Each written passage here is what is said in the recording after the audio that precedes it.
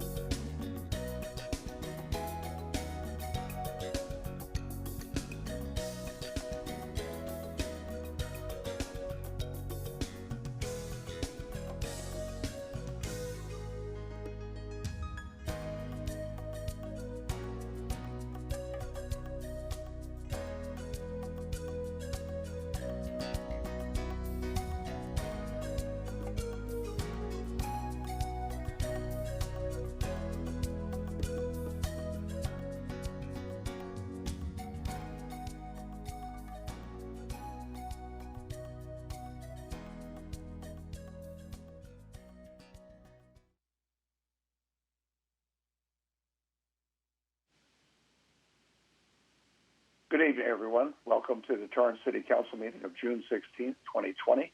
We have been in an executive session. Mr. Jackson, is there anything to report? Mayor, this is Leroy Jackson. Nothing to report. Thank you. Good evening, everyone. Tonight, the City Council and I continue with our 12th web-based telemeeting. We appreciate your patience during these unprecedented times. Our city staff and our city cable team continue to improve how we can carry on the business of our city while allowing residents and community members to participate in the process during the safe-at-home orders. The council and I have tested and trained in advance to make these meetings as functional as possible. I'm very proud of our team for coordinating these successful meetings. In fact, many cities and agencies have been looking to our team for some guidance. We are exploring ways to allow citizens to meet and discuss the issues affecting our community face-to-face so that when the time arrives, we are prepared to begin city council meetings with our new normal. Your participation remains important. Thank you to those who have submitted emails by this afternoon's deadline at 4 p.m. They've all been forwarded to the council as supplemental material and will be entered into the official public record.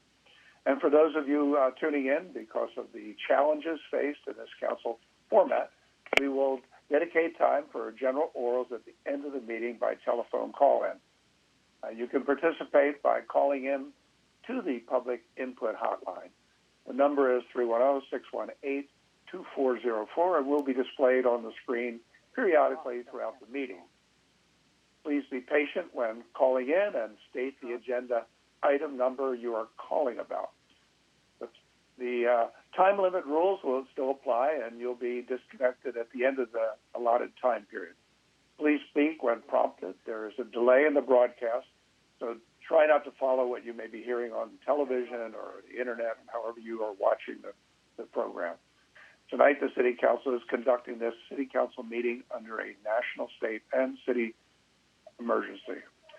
Our council meeting will be conducted in a video telephonic conference. The council members will interact through a conference interface. This procedure is in conformance with the Governor of California's Executive Order N2920, which suspended provisions of the Brown Act relating to meetings by teleconference or other electronic means. The executive order requires that members of the public are allowed to observe and address the meeting with telephonically or otherwise electronically. Again, during the live broadcast, the public can call in or participate by telephone. Specifically, again, that's 310-618-2404. A lot of people have been calling in. We're getting a lot more telephone calls for agenda items, and we have to modify the time allotted for every one of them because it's really become a little bit unfair where some people can call in 3, 4, 5, 6, even 7 times, and other members of our community can't get in one time. So what I'm looking to do is bring in the County of Los Angeles methodology for taking comments from the public, and we'll be bringing that forward for next week. It's at the beginning of the meeting, so we'll have oral comments at the beginning of the meeting, but and it'll be a little bit longer than usual, the 30 minutes. In fact, it allots for 60 minutes of comment, but that's on every item on the agenda so that people can get heard in a fair manner. So we look forward to that. City Clerk, have the emails received before 4 p.m. today been processed as supplemental material and provided to the City Council? Yes, Your Honor, they have. Thank you. The flag salute tonight will be led by Councilmember Goodrich, followed by an invocation by Councilmember Griffiths. Councilmember Goodrich. Thank you, Mayor. If you would face the flag, and I'll begin, and members of the public can continue after that. I pledge allegiance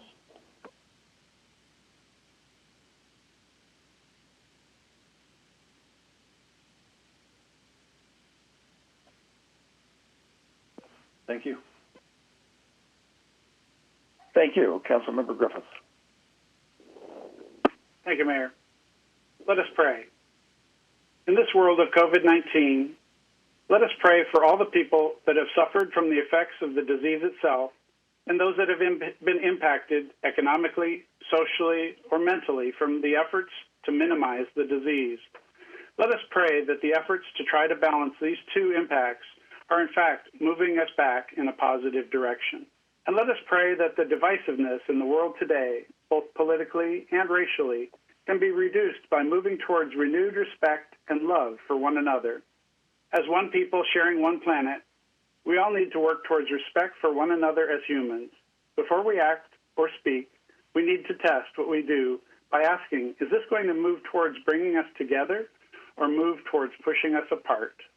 Let us pray that in conjunction with finding increased respect for one another, that we find ways to be kinder to each other rather than hurtful. This is a great time to be reminded of the golden rule. Treat others the way you want others to treat you. If everyone can remind themselves of the principles of respect and kindness to all, then we will find ourselves in a better world. Amen. Thank you, sir. We'll take a report of the city clerk on the posting of the agenda. Your Honor, this agenda was posted on Thursday, June 11th. Thank you. I'll take a motion to waive further reading of resolutions and ordinances after number and title.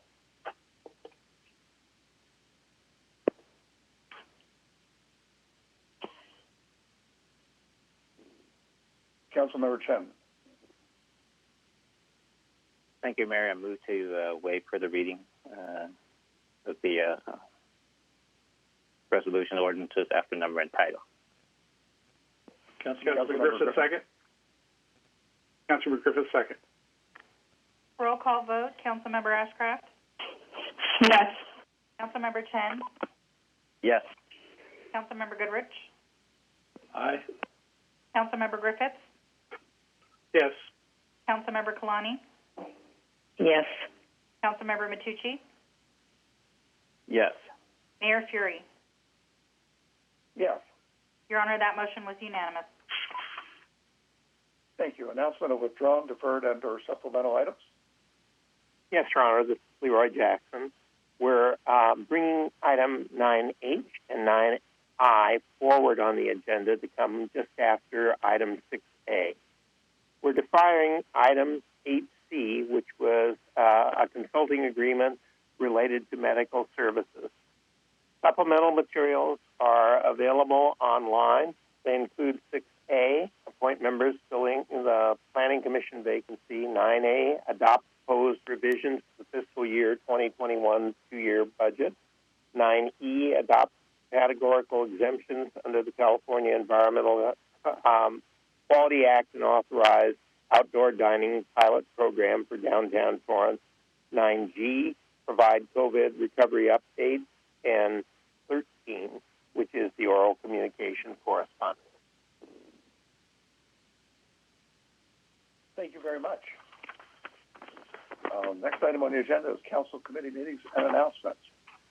I'd like to adjourn tonight's council meeting in memory of Joel Amatsu, a Torrance native and valued member of the city family.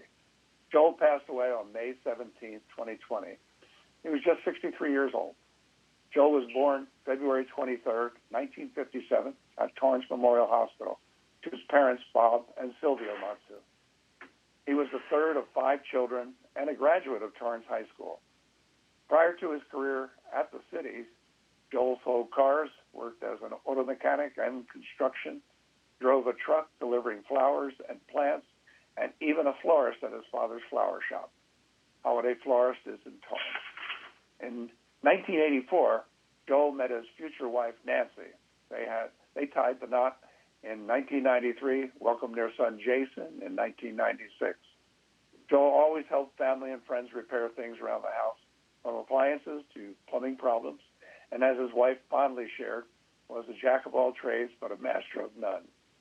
For 16 and a half years, Joel was a maintenance worker in the Public Works Department, Streetscape Division. He was an integral part of the team that worked to beautify the landscape of city's public right-of-way areas.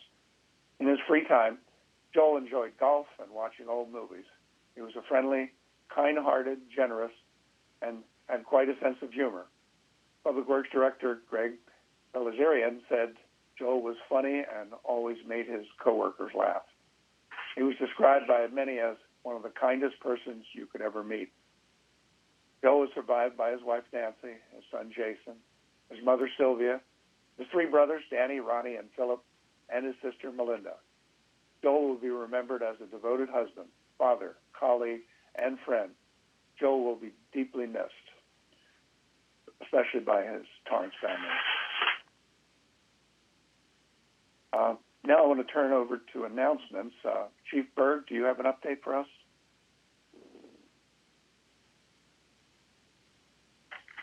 Yes, in regard to the hate speech investigation, sir? Yes, sir. Yes, ma'am. So in regard to that, we held a press conference last Friday. We have identified the person responsible for all three, and that is a person named Ms. Lena Hernandez. We have contacted all the victims, provided investigation, and we have submitted it to the city prosecutor's office for consideration for filing.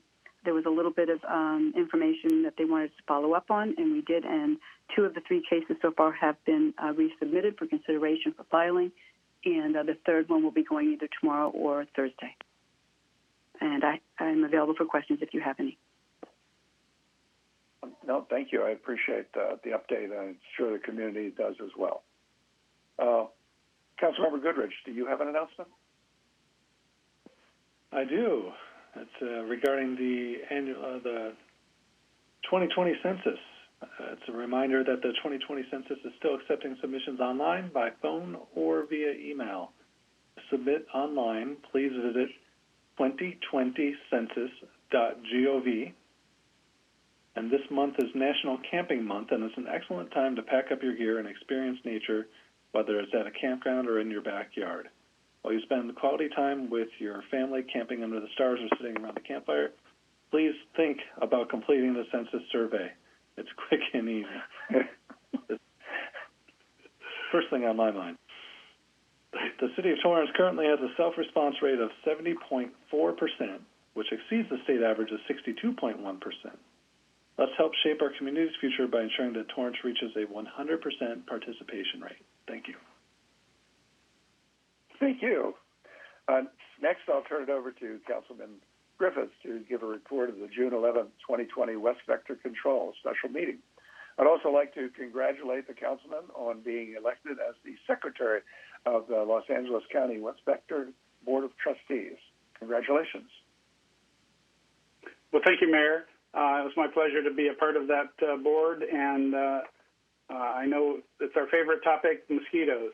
Good evening, everybody. The Los Angeles County West Vector Board of Trustees held a virtual special meeting on June 11th, which was replacing the canceled May 14th meeting, which was canceled due to the COVID-19 issues and other public health restrictions.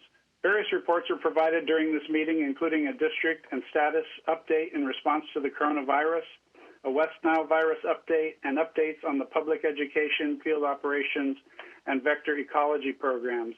And I'm happy to report that in the state of California so far this year in 2020, there have been no human cases of West Nile virus so far this year. Unfortunately, mosquito season is approaching rapidly, and I also want to give a pat on the back to the LA West Vector group. Their district is the only district in the 4 districts in LA County that has continually been treating mosquito infestations throughout this COVID-19 lockdown period.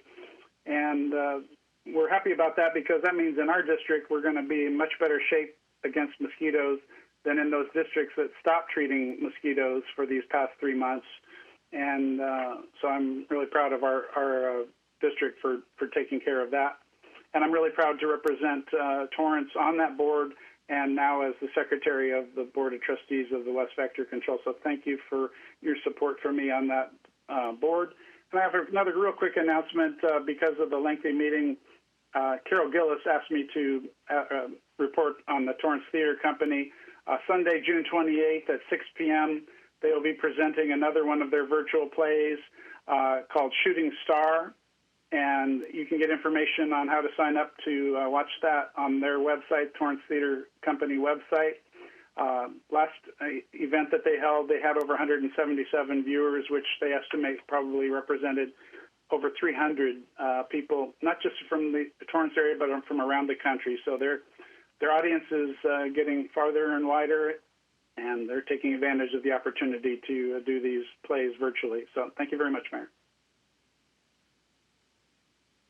Thank you. Torrance Theater Company is doing a great job keeping our citizens and others entertained during this period of time when you can't get to the theater, but they're bringing the theater into our homes, and we really, they're doing a great job. I stayed home Sunday and watched that one as well as the previous one, and we'll be tuning in the next time. I'm sure it's a great family thing to do, to watch it, because it's family entertainment. Well, that brings us now to community matters. Item 6. Item 6A is the City Clerk's recommendation that the City Council appoint members to the Planning Commission. Applicants were instructed to call the public comment hotline at 310-618-2404. Applicants, if you've not already done so, I'd ask you to please call the public comment hotline now. You'll be each given up to 3 minutes to introduce yourselves from the City Clerk. You don't have to take all 3 minutes, but you're certainly welcome to. And to my City Clerk. Thank you, Your Honor. City Clerk Rebecca Poirier. It's my recommendation that the City Council review applications and appoint a member to fill a vacancy on the Planning Commission from a list of qualified applicants and consider reappointment of an eligible current commissioner. I will administer the oath of office at a future date. It's to note, Public Order 2020-4 suspended all public and closed hearings due to COVID-19 pandemic, and public commission meetings were canceled. On June 2nd, 2020, your honorable body amended Public Order 2020-4 with Public Order 2020-10, adopted by Resolution Number 2020-39, reinstating public and closed hearings and stating the Planning Mission could meet for all business related to the Commission. It should be noted that they will be meeting via teleconference or some other electronic means. Commission appointments were extended indefinitely. However, it has become necessary to fill a vacancy on the Planning Commission to ensure a quorum. Sarah DeAnjou is termed out and does not wish to extend her term of office. Robert Rudolph is eligible to apply for a second term. All current eligible certified individuals were notified of the vacancies by both email and a letter sent through U.S. mail. Public notices were posted on the city notice boards, the city's website, and in the Daily Breeze. The following qualified applicants have submitted applications, and this office has verified that all meet the criteria of being electors in the City of Torrance and have completed and are current on the required Torrance Commission certification training. Jonathan Kaji, Mario Obejas, Elizabeth Pino, Ron Riggs, Robert Rudolph, Hannah Sasaki, Earl Ung, and Tony Ye. And I'm available for questions, Your Honor. Thank you. I have no questions for it. Do have any of the applicants have called in? Hi, Mayor. This is Katie Wand. Yes, the applicants have called in, and when you're ready, I can unmute them in alphabetical order. Okay, I think we're ready. Okay. Applicant Jonathan Kaji, you are now unmuted. Can you please begin speaking? Thank you. Good evening. This is Jonathan Kaji. As the economy slowly recovers, I believe that the city will need to be prepared to accommodate new development and renovation. New investment may take the form of home improvements, manufacturing expansion, or new housing developments that will all help to create new jobs and add to the tax base of the city of Torrance. The general plan provides a roadmap for the Commission, balancing growth while enhancing the quality of life for Torrance residents and visitors remains a guiding principle. Managing expectations through continuous interaction with Torrance residents and businesses has always been a hallmark of the Planning Commission. As a commissioner, I would bring my 40 years of real estate and redevelopment experience to the position. I've been active in the redevelopment of the Little Tokyo Arts District area of downtown Los Angeles, and involved in historic renovation, the founding of the Japanese American National Museum, and transforming the ethnic enclave with thriving business and tourist centers. My own firm has been an active corporate citizen of Torrance since 1990, where we successfully renovated commercial retail properties in North Torrance, taking an environmentally contaminated former gas station corner and creating new retail space. We sold our portfolio in 2017. If selected, I would look forward to working collaboratively with the other planning commissioners, city staff, and the city council in improving the quality of life for the city of Torrance. Thank you for your time. Thank you, Mr. Kaji.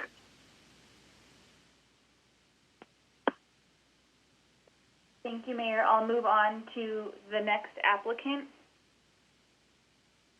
Mayor, if we can have everybody mute because there's a lot of noise.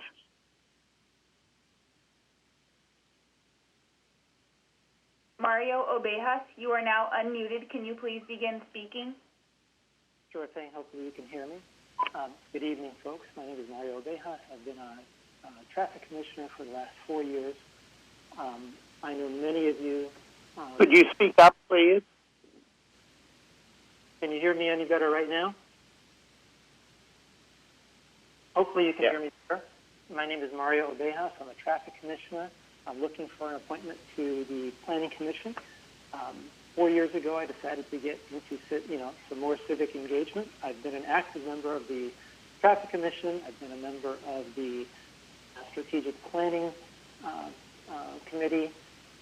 I'm very involved in land use issues. I would say that I'm experienced with the way the commission works in Torrance. I'm also specifically experienced with the Hillside Overlay District. Have gone through that personally myself.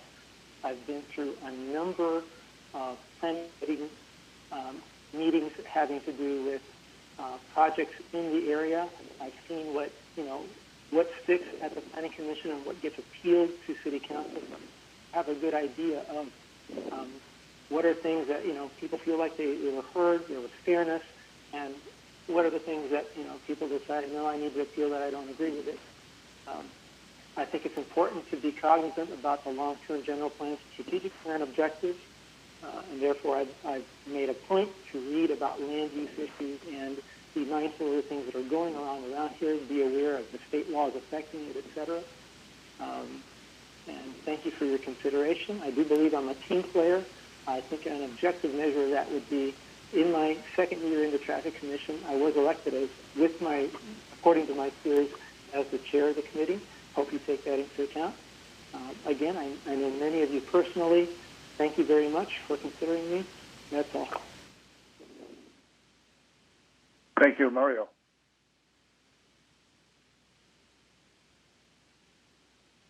Thank you, Mayor. I will move on to the next applicant. Elizabeth Pino, you are now unmuted. Can you please begin speaking? Good evening, Mayor and City Council, and thank you for the opportunity to say a few words tonight.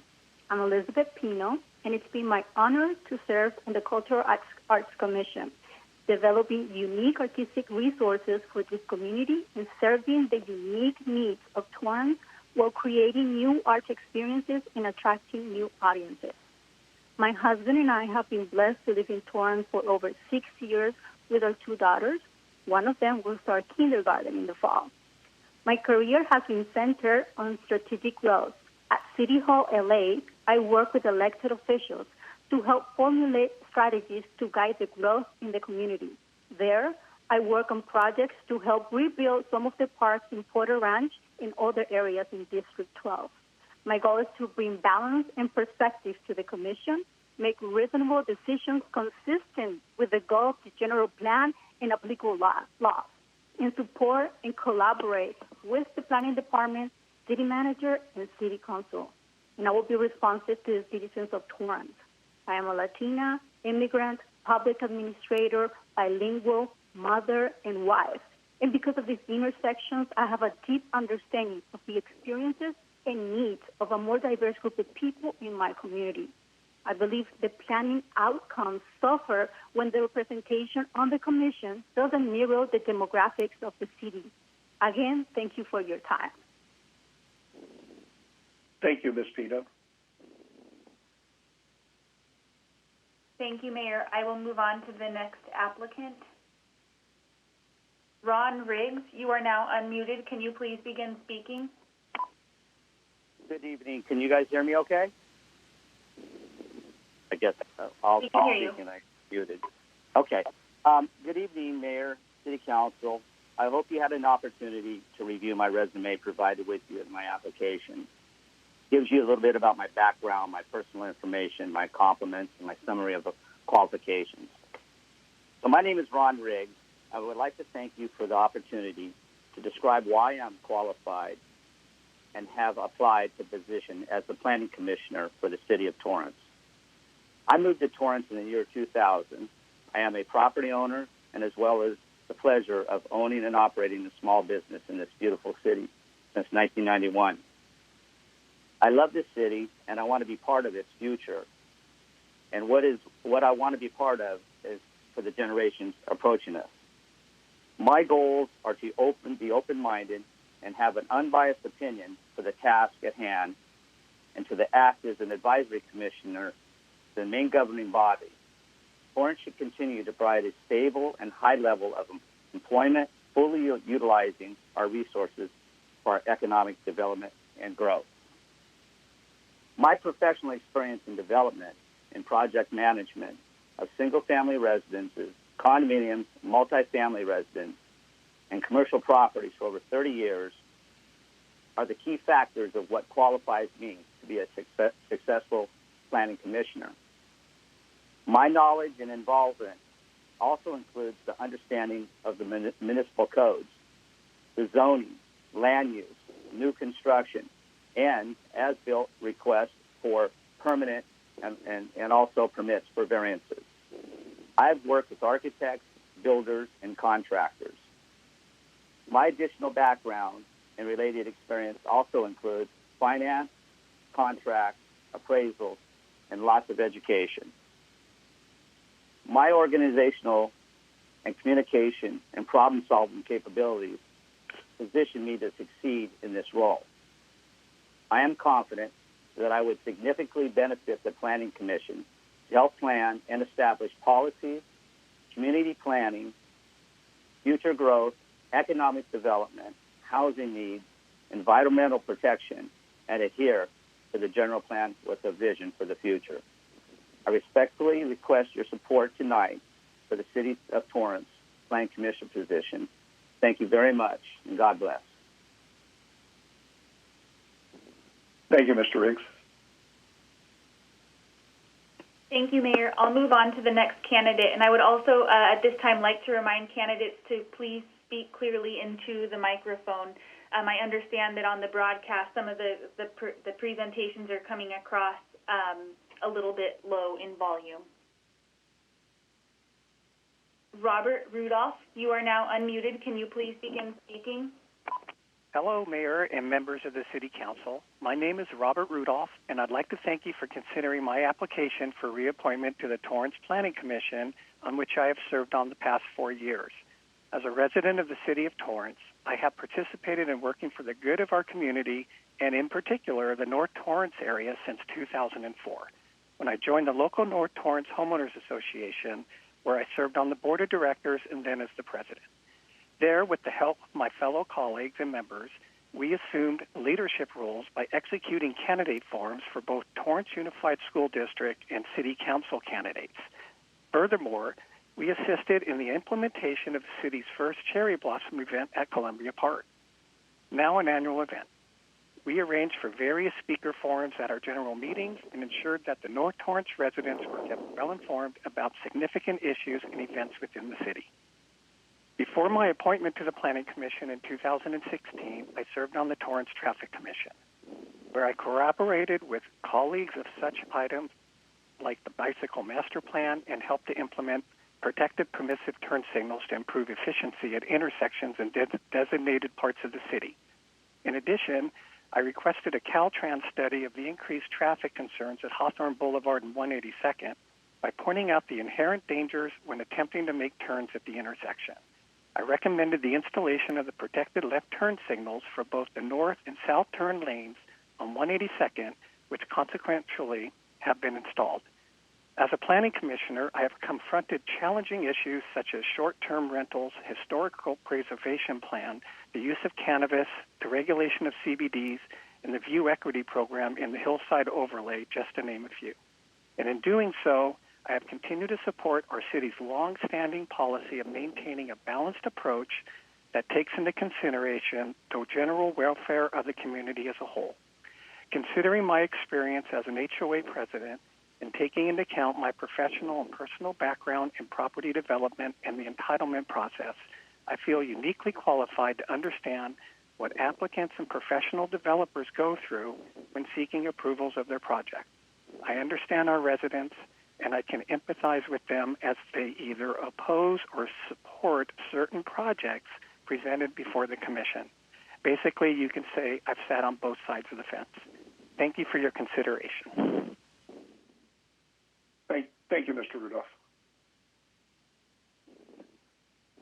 Thank you, Mayor. I'll move on to the next applicant.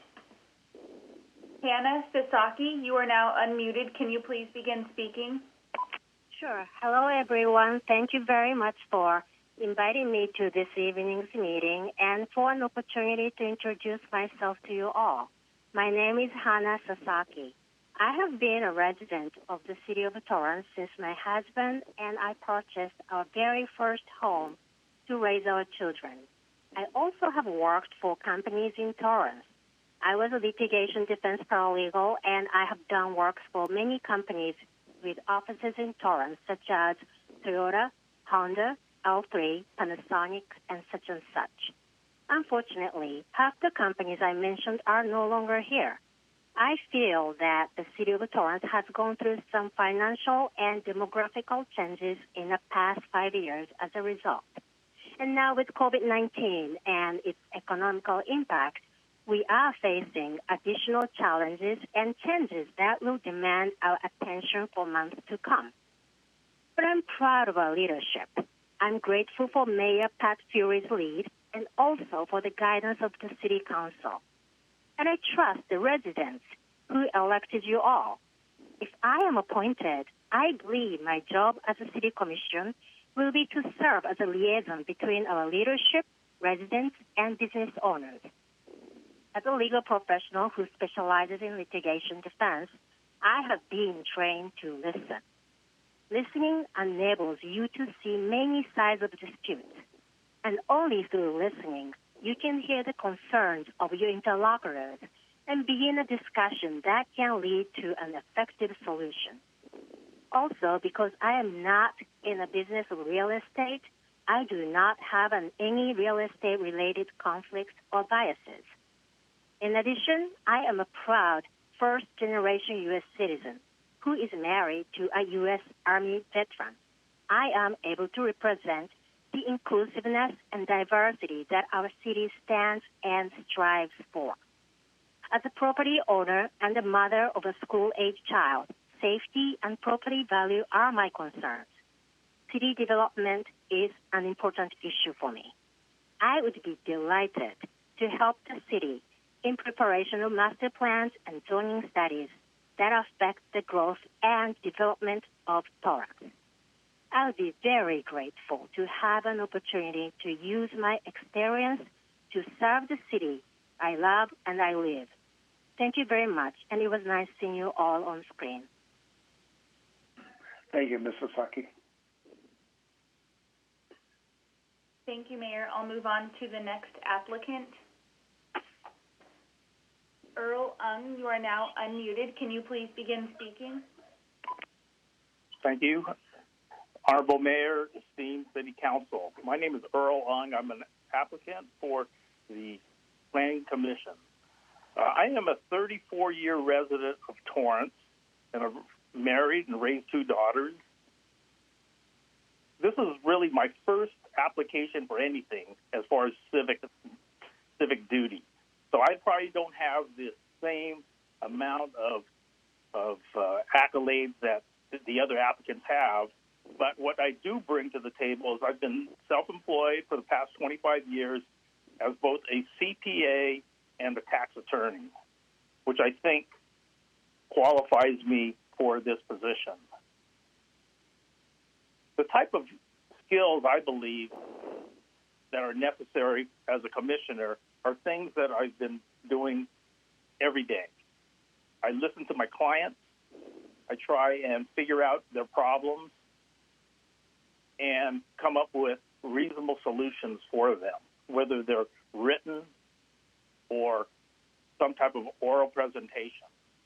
I think that in doing so highly qualifies me for the skills that are necessary for this position. As far as I've not done any civic duty, so I don't have any preconceived notions or anything that's regarded to real estate or anything else. And I believe that also qualifies me for this position. I think, for the most part, I just started getting involved with this because I started getting involved with the city council election, and then I saw that I could no longer sit on the sidelines and let other people do things that I should be responsible for. So, in conclusion, I would just like to have your support in your appointment. Thank you. Thank you, Mr. Young. Thank you, Mayor. I'll move on to the final applicant. Tony Ye, you are now unmuted. Can you please begin speaking? Good evening, Mayor Fury and honorable council members. My name is Tony Ye. I'm a currently library commissioner, served since last September. I have been a real estate broker since 2010. I started in residential sector and have transitioned to commercial real estate in the last couple of years. I have also worked for the City of Los Angeles Harbor Department at the Port of Los Angeles for the past 3 years as a real estate officer. As a real estate officer, I work with the public sector, city and state and federal agencies, and numerous private companies such as oil pipeline, railroad company, goods bookman, as well as private mom and pop shops to establish new business, new leases, and termination. I have experience in right-of-way, easement, CEQA, and also CDP stands for Coastal Development Plan, and also Conditional Use Permit, CUP. We have 4 generations that live in the city of Torrance. I'm a father of 2 kids, and I've been here 30 years. I think I'm the key for the bridge for residents and business entities, both current and future. The important aspect of the commissioner include listening, understanding, and properly addressing concerns of all parties, identifying all common goals and implement pathways how generic public, private business, and government sections can work together with an ultimate win-win situation for all. Because I've been in both sides, I know how difficult it is and how hard the city commissioner can be. So I'm trying to be as unbiased as possible, as neutral as possible, yet seeking out the solution for both private and government entities. So thank you for your time. I appreciate it. Thank you, Mr. Ye. And thank you to absolutely everybody who's applied for this commission seats. There's only 2 available today, so there's 8 applicants, and so 6 people will not be appointed to the Planning Commission. But we have a number of people who are already serving on commissions, and to those who are not, if you don't get chosen tonight, I really highly encourage you to apply when we go through the actual commission process. Tonight was kind of unusual, but it's important that we have the Planning Commission at full strength because there's a number of items that will be coming before them in a short period of time. So now what we'll do now is we'll take nominations. We'll take them in declining order of seniority, and then after we have closed the nominations, then we will take a vote. And I will be nominating our current Planning Commissioner, Mr. Robert Rudolph. And then I'll ask Mr. Goodrich, do you have any nominees? Yes, thank you, Mayor. Long list of qualified candidates here. Difficult decision tonight. I'd like to nominate Elizabeth Pino.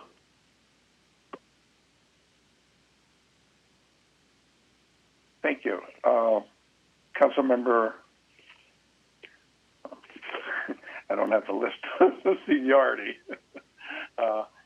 Councilmember Griffiths, thank you. Thank you, Mayor. As you said, we do have some great candidates for our Planning Commission, which is such an important commission for us. And I support the nomination that you had given because of his experience on the Planning Commission. But I'd like to add to that list Mr. Mario Obejas.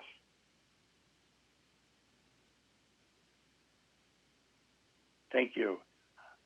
Next, as I look at it, is Councilmember Chen. Thank you, Mayor.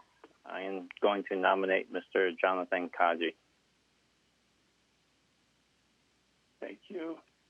Next will be Councilmember Matucci. I'll nominate Mr. Ron Riggs. And next will be Councilwoman Kalani.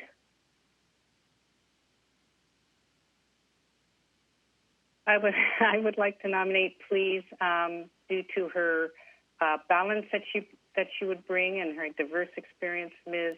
Sasaki.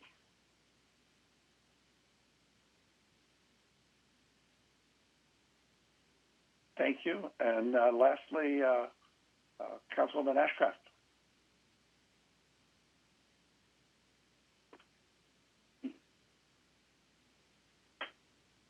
I'm sorry, I just hung up on myself. Can you hear me?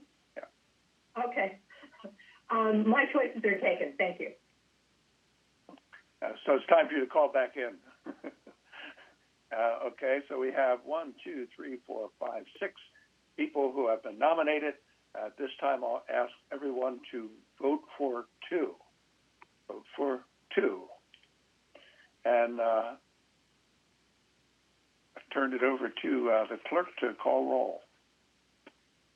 Councilmember Goodrich, you have something? I thought I had a suggestion, but it may not work. No, we got to do it this way. Ms. Poirier? Yes. Councilwoman Ashcraft?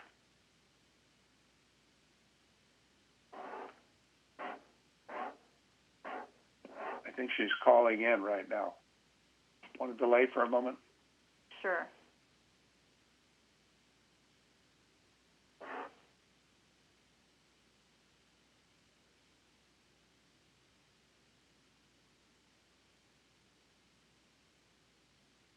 Councilwoman Ashcraft, you ready? I am. Thank you. Okay. Vote for 2. Okay. Obejas and Pino. Councilmember Chen? Mr. Kaji and Mr. Riggs. Councilmember Goodrich? Robert Rudolph and Elizabeth Pino. Councilmember Griffiths?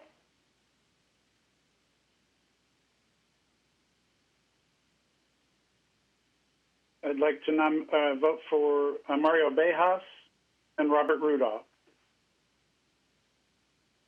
Councilmember Kalani?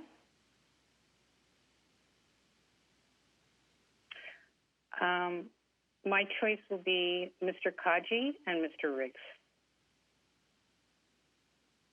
Councilmember Matucci? Mr. Kaji and Mr. Riggs. Mayor Fury? Ms. Pino and Mr. Rudolph. Your Honor, we have a 4-way tie, so we'll need to do another vote. Okay.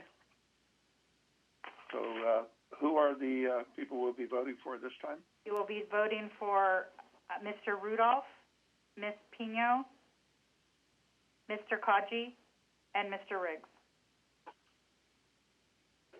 Okay. And you have a different order that you're taking the votes on? Yes, Your Honor. Thank One you. moment.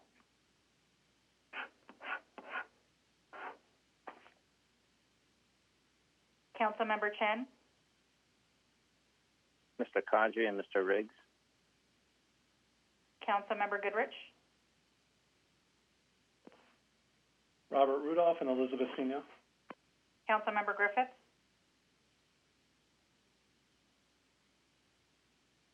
Robert Rudolph and Elizabeth Pino. Councilmember Kalani, Kaji and Riggs. Councilmember Matucci, Haji and Riggs. Mayor Fury, Pino and Rudolph. Councilmember Ashcraft, Pino and Rudolph. Your Honor, the two appointees are Mr. Rudolph and Ms. Pino. Okay. Well, thank you. As I said before, all the applicants, I want to thank you for applying. Obviously, the qualifications each one of you brought to the table made this a very difficult and close vote, as I tabulated. But there are other positions that will be available in the future.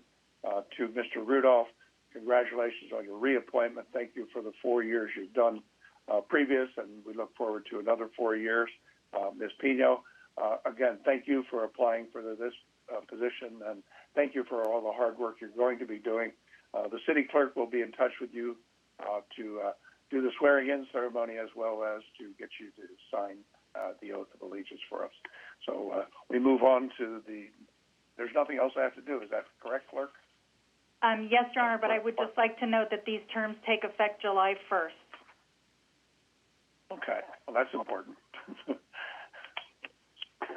Thank you. The next item on the agenda, as we mentioned at the outset, will be taken out of order. We'll be doing 9H.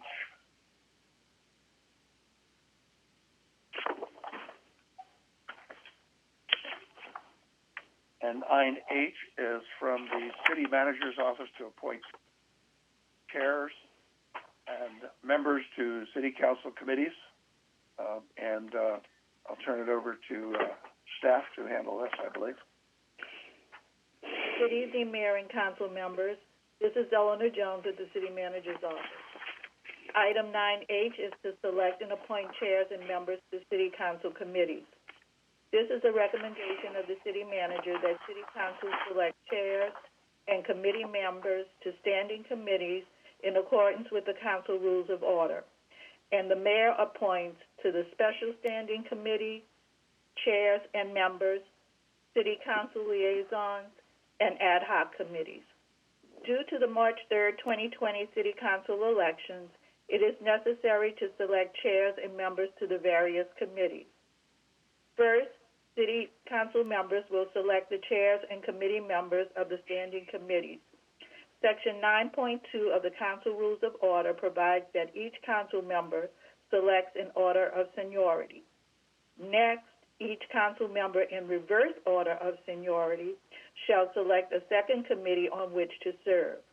Finally, each council member in order of seniority shall select the third committee on which to serve. So let's get started with the current seniority on the council, excluding the mayor. At this time, the council may begin the process of choosing chairs and members of the council standing committee. And we will start with the highest or the senior council member or the one with the most seniority, and that's Council Member Goodrich. Thank you. Finance and Governmental Ops, please. Okay. Council Member Griffiths.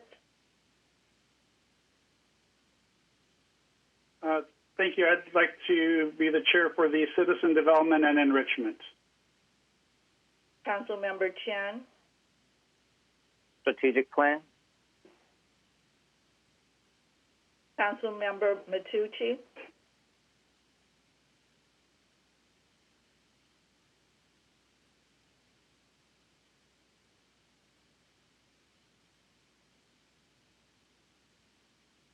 Council Member Matucci. Yes, I'm sorry. Stick to transportation, yeah? Transportation? Yes, ma'am. Thank you. Councilmember Kalani? Employee relations and public safety, please. You're welcome. And Councilmember Ashcraft? Looks like I'm community planning and design. Great. Okay, now we're going to go in reverse order, starting with Councilmember Ashcraft. Which committee would you like to be a member of? Employee relations and public safety. Councilwoman Kalani? Citizen development and enrichment, please. Thank you. Councilman Matucci?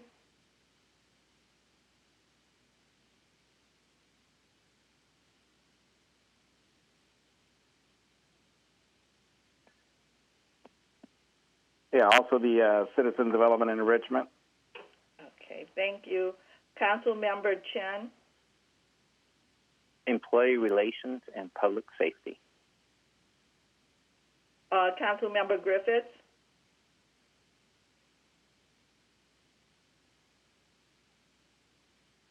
Community planning and design. And Councilman Goodrich? Community planning and design. Okay, we're going back to seniority. Councilman Goodrich?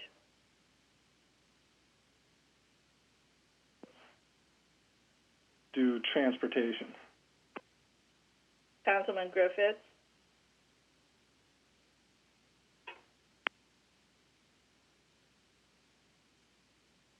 Finance and government operations. Councilman Chen? Finance and government operations.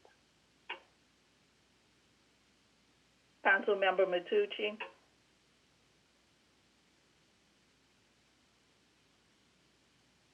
Is the strategic plan still available? I lost count on that. Yes, it is.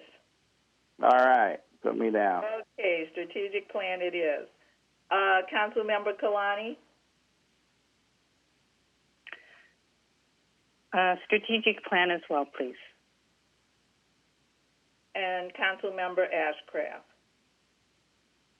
I think I have it right. Am I on finance and government? No, transportation is the only one now. Okay, I missed one. Thanks. On transportation, thank you. You're welcome.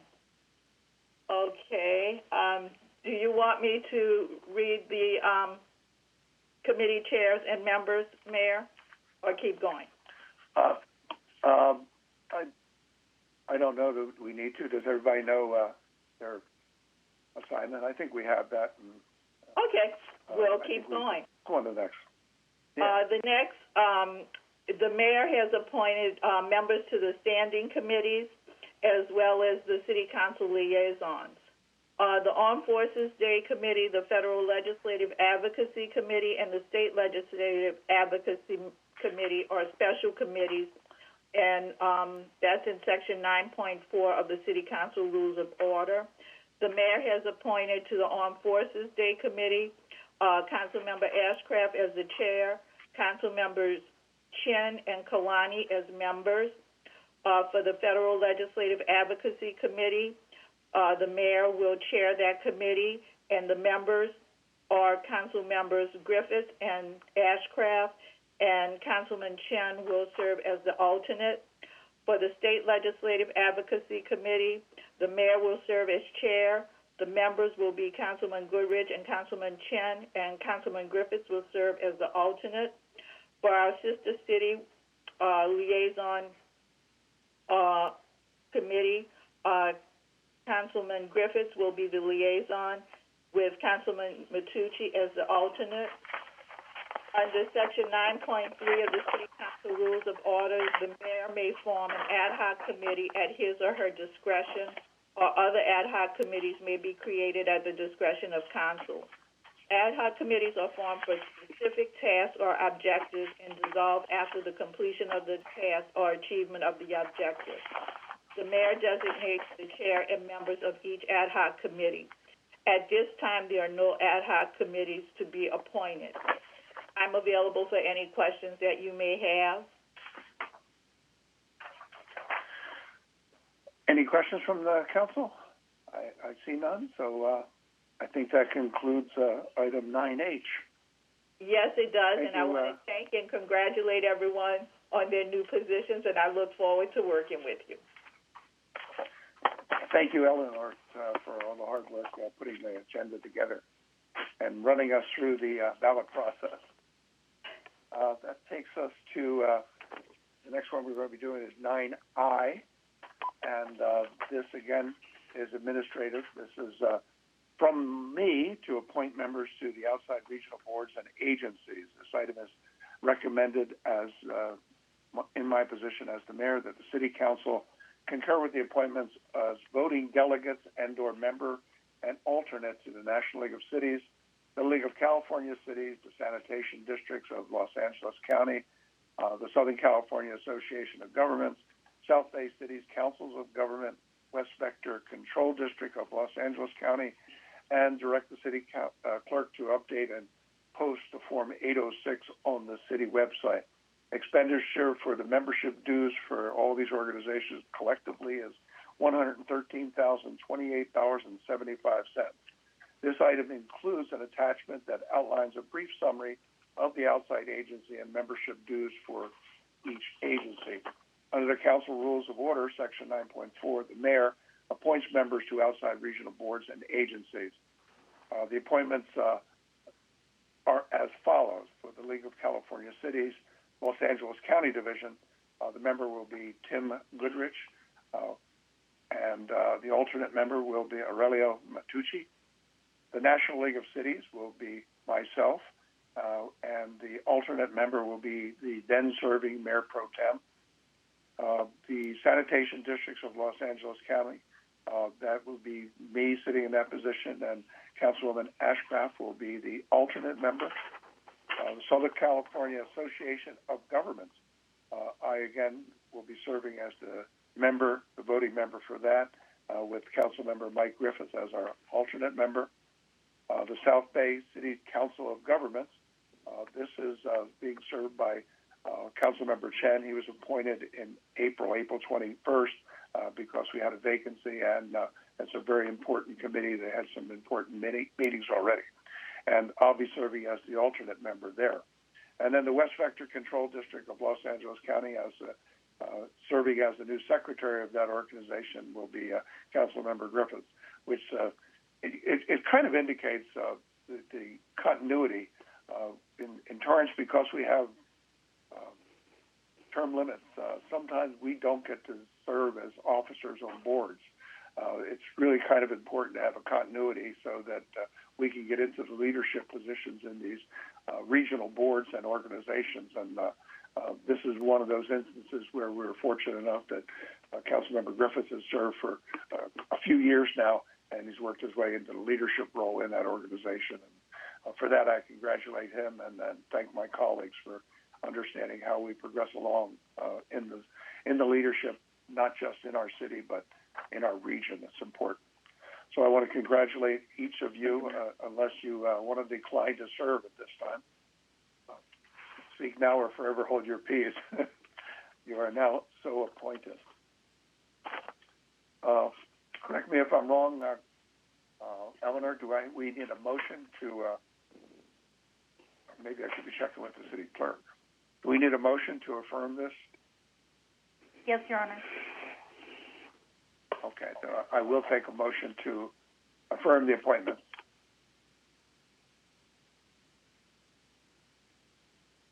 Councilmember Chen. Mayor, I move to concur with recommendations of the mayor and the city council for the appointments you have made. Councilmember Gitter seconds. Roll call vote. Councilmember Ashcraft? Yes. Councilmember Chen? Yes. Councilmember Goodrich? Aye. Councilmember Griffith? Yes. Councilmember Kalani?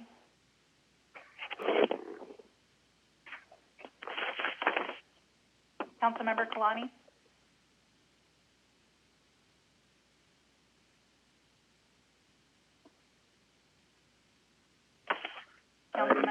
Connie, I think she can't hear. I can hear now, and that is yes. Thank you. Thank you. Thank you, Councilmember. It's a miracle. Councilmember Matucci? Yes. Mayor Fury? Yes. Your Honor, that motion carried unanimously. Okay. We're now moving on to item 8A, the consent calendar. If any members of the public want to speak on items 8A through 8C, 8C is actually pulled, so it's 8A or 8B. Please call the public comment hotline now at 310-618-2404. City Council Rules of Order, Section 64E, provides that speakers can only speak once per agenda item. Any speaker that attempts to speak a second time on that agenda item will be disconnected. Do any of the council members wish to pull any items listed under the consent calendar? Councilmember Griffith. 8B, please. B? 8B. B, as in boy, correct. Got it. Any others? Seeing none. Anybody from anybody who called into the call center? Mayor, there's no one on the line for item 8A or 8B. Okay. So we'll take, why don't we just do 8B and then we'll do them collectively. Council member, 8B, you have... Yes, thank you, Mayor. I'm in support of the recommendation of the Community Services Director. I just wanted to make the comment that this lease has expired 6 months ago, and I would hope that our city could find a better way to keep track of these important leases so that they're renewed in a prompt manner and not after the fact. Thank you. Anybody else? Seeing none, now I think we take a collective consent calendar vote. Councilmember Griffith, would you make that motion? Sure, I'll make that motion to approve the consent calendar items 8A through 8C. Councilmember Chen has a second. Councilman, Yes. he was deferred. So it's 8A and 8B. Sorry. I'm sorry, I missed that. 8A and 8B. And I second 8A and 8 Baker. Roll call vote. Councilmember Ashcraft? I abstained from 8A because I was not involved. 8B, yes. Councilmember Chen? Yes. Councilmember Goodrich? Aye. Councilmember Griffith? Yes. Councilmember Kalani? Yes. Councilmember Matucci? Yes. Mayor Fury? Yes. Your Honor, that motion carries unanimously for item 8B, and it's 6-1 with Ashcraft as abstaining. I'm sorry, 6-0 with Ashcraft abstaining. I knew what you were saying. Thank you. We move on to item 9, administrative matters. If any members of the public want to speak on items 9A through 9I, actually we've done I, please call the public comment hotline now at 310-618-2404.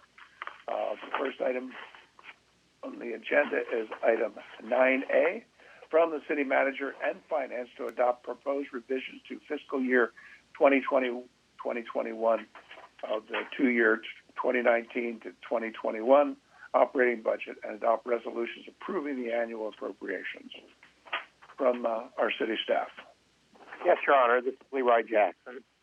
Good evening. And again, this is a very unusual process that we're going through. Normally, a second year of a 2-year budget requires some modifications and changes, but because of the impact of the virus and the stay-at-home order, we've had a substantial change in our projected revenues. The revisions, therefore, brought forward to you is, at this point in time, to rebalance the 2020-21 operating budget. Last week, I presented my proposed revisions of the $21.8 million to rebalance the upcoming budget that begins July 1st. The item before you tonight includes additional supplemental materials provided and made available to the public. My proposed revisions, as presented, recommended a phased approach, which included budget mitigations of $8 million, pension obligation bonds, franchise fees, and recreation fees. Department reductions, including public safety, of $6.2 million. I'm recommending to temporarily defer formal action at this time, return at the first quarter on the submissions from fire and police. This will require additional analysis to be completed, as well as allow time to meet with the police and fire labor groups to consider any deferment or restructuring of negotiated wage packages. In order to balance the budget, we'll continue to freeze vacancies throughout the city departments, which will save between $4.6 to $6.1 million. It's also important to reiterate that the proposed revisions do not eliminate crossing guards, animal control, in-car or body-worn cameras, coyote management, Torrance, Cultural Art Foundation, Armed Forces Day Parade, or the Rose Float.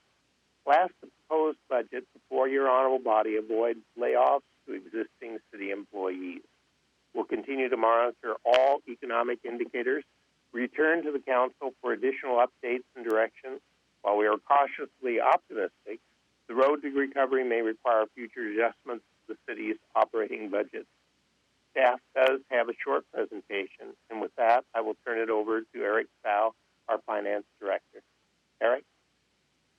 Thank you, Mr. Jackson. I do have a short presentation.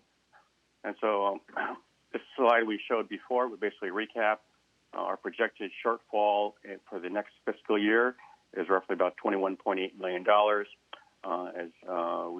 The first phase is using some mitigation factors, which is the pension obligation bonds, franchise fees, waste hauler fees, and some recreation fees, roughly $8 million. The remaining amount is in department reductions of roughly $6.1 million, and then we, depending on how we do on with the labor groups, deferring raises for police and fire, and then relying on freezing the current vacancies that we have in the city. So roughly that adds up to about 7.6 for that. So basically we then reach another a balanced budget starting July 1. Next slide. As Mr. Jackson said, basically it's in a phased approach. We think phase one, which begins in July 1 of the new fiscal year, we think we can realize roughly about $14.3 million in that first phase. That first phase is probably the first quarter, so it goes from July, August, and September of the next fiscal year. So we think that we can get most of the department reductions in place, roughly in the non-safety areas, about $5.6 million.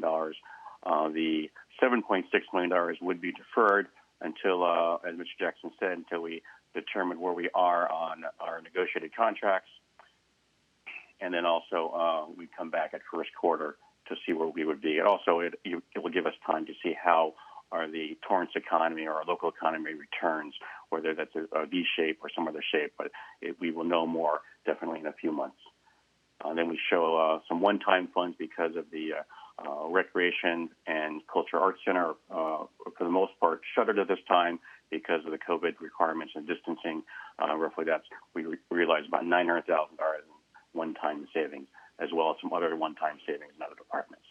Phase two, basically beginning July 1 to the end of the fiscal year, we think we can realize about $8 million, and the bulk of that is in the issuance of pension obligation bonds of roughly $6 million, and then franchise fees of 1.2. And then phase three is beyond the 21-22 fiscal year, and it's a relatively small amount, of roughly $600,000. Next slide. At the first budget workshop last Tuesday, Council did request several follow-up items. They've been provided in the packet and also provided to the public. And for future, and these items are for future discussion, and we would have to return for council approval, and that would include moving the animal control from its current location and police to a different department, community services, the CIT consolidation with General Services and Finance, and then the fire department's voluntary donation for ambulance transport. Those will all come back at a future date. Next slide, please.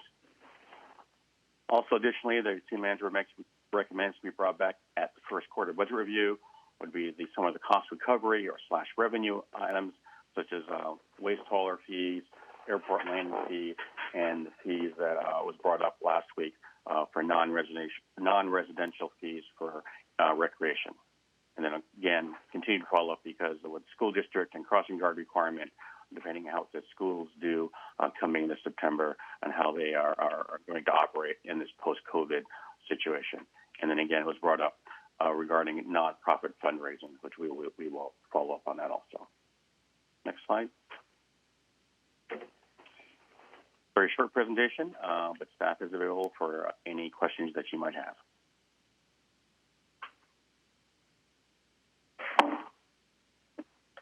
Thank you for the presentation. And we did mention in there that it'll be coming back on the first quarter review. And would that be going through the Budget and Finance Committee initially before it comes to the full council, or are we going to go directly to the council?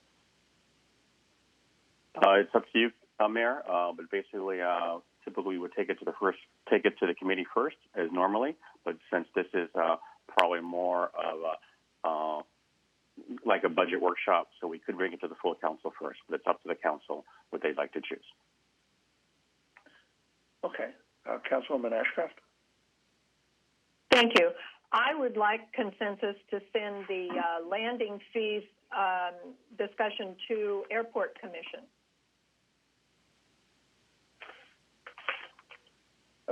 And as I look at my council colleagues, I see 1, 2, 3, 4, 5, 6. I think we have consensus to do that. I think it's appropriate, and that's one of the things that staff mentioned in our agenda item is that it should be vetted out through there because the stakeholders at the airport are fully invested, and I think our airport commissioners are fully aware of the situation. So thank you for that, Councilwoman Ashcraft. Councilmember Chen. Thank you, Mayor. And this is for staff. In the presentation here, maybe it was buried in there. Was there a recommendation addressing the questions on library staffing, I believe, or opening on Sundays? Was that in this package somewhere too? We recommended certain actions with regards to the library of reduction of services, yes. Okay, so that is in this reduction. Okay, thank you. Councilmember Griffith. Yes, thank you, Mayor. I wanted to continue a little bit of my discussion that I brought up last week about the consolidation of CIT. And I did read the the city manager's memo that he presented in this week's agenda item in regards to his reasoning about the consolidation that was proposed in this agenda. But I, again, want to lean on my experience in this industry to say that burying the IT functions under other departments in the city is a step backwards for our city. It moves the important role that IT has to a secondary position in our city, and I think that IT should be a lead department based on the importance that IT and communications has within all areas of our city and our interaction with the public. And so I am opposed to the idea of having that go. Can whoever's doing the papers please stop the papers, because it's very irritating. I believe that you need to mute your. Thank you. Okay. And so I am very against the idea of this going to finance. That is I hate to say it, it's an archaic model to move IT under finance because of the old days. Yes, IT was primarily to support financial software, but in today's world, IT does so much more than just financial applications. And the other concern I have is, finance's position typically tends to be where can we cut dollars from our budget, and in my opinion, a well-rounded and leading IT department is not a place where you want to initially look for cuts to the budget. As a matter of fact, I think if we're going to be a leading city in the South Bay, we should have top-notch IT. And my preference, if I had to choose for myself, would be that we have a standalone IT department like most other cities do, led by a dynamic and forward-looking IT director. And then my second choice would be to continue to keep it together, but under general services, because most of the IT function is really providing services to every department within the city, almost as a commodity. Your phones, your networks, your communications, those are all basic things, PCs, all of that is basic infrastructure that almost everyone in the whole city needs and uses, and it should be treated as a commodity, in my opinion, more like the services that general services can provide. But that would be my second choice. So I wanted to put that on the table for any discussion from my colleagues, or at least to have it on the record. Thank you. Thank you. Councilmember Chen? Thank you, Mayor. I just want to also concur with the thoughts that Councilman Griffith shared. I came to that conclusion after I thought through the entire package, that my preference would be the staff seriously consider IT as a standalone department, but really looking at the division of what I believe one of the critical areas of risk for our city, if not for our nation, is with some expertise in the area of proactive cybersecurity mitigation as opposed to reactive, because I believe that's one of the highest risk of our entire nation, if not the world right now. We need folks in there with get some expertise in that and know what the latest technology is, and maybe reverse phishing, and really look at what do we do to get ahead of it, so that whatever happens to us on March 1 will not happen, or and we're getting all the entities, whether it's Homeland Security, FBI, and getting the latest tools, or maybe a regional look at it, so that we have some good tools. And then my second thought was the staff to look at, if that cannot be done, well, we don't have to write staffing for now, is I would prefer to move the entire IT under general services, but not for long term. The vision could bring it back someday. My thoughts. Thank you.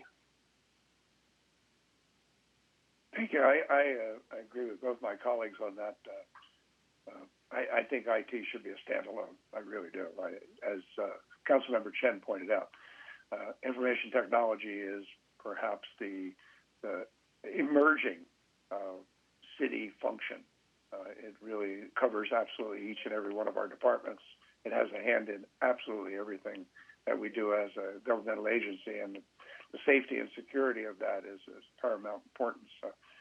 But my question is then to our city staff is, how do we do that, and where do we make an adjustment someplace else? Mayor, we had not addressed it directly tonight. It was one of those projects that was down the road.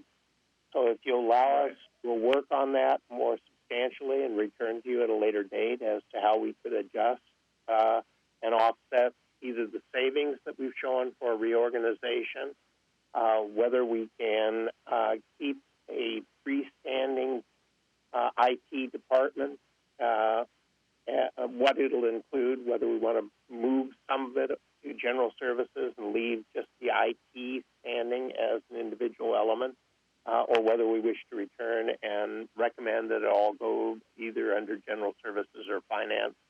But I don't think you have to make that decision tonight. We've heard your input to it. We're in the process.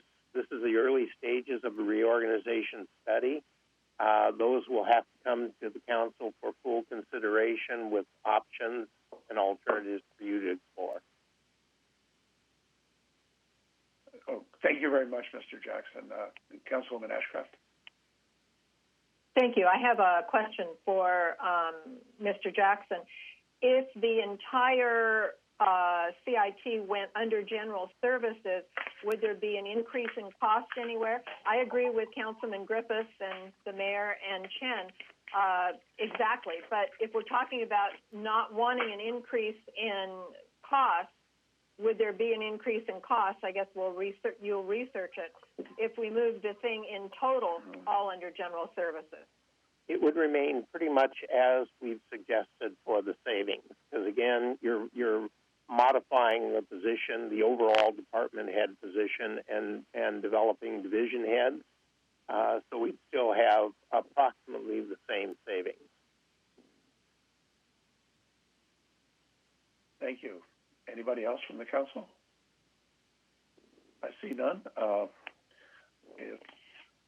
If there's any members of the public who would like to speak under item 9A, we can briefly pause to allow viewers to call in to the public comment hotline at 310-618-2404. So we'll give it a minute or so, and then we'll collect the numbers and figure out how much time will be designated for each and every one.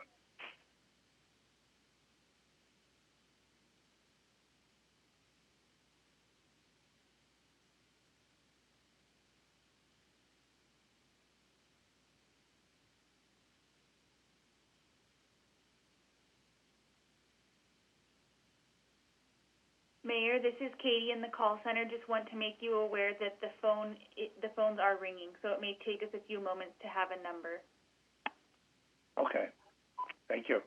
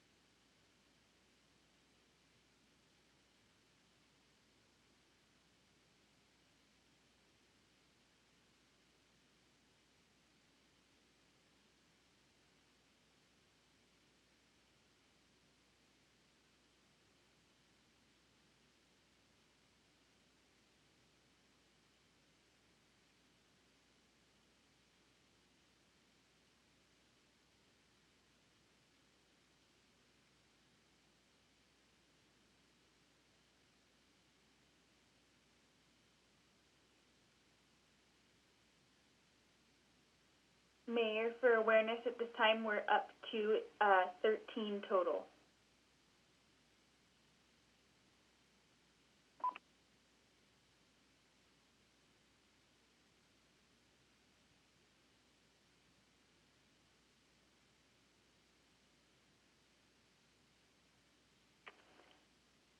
Mayor, it appears that the 13 callers appear to be the total number at this time. Thank you. Okay, well, let's take those callers, and they'll each get 2 minutes.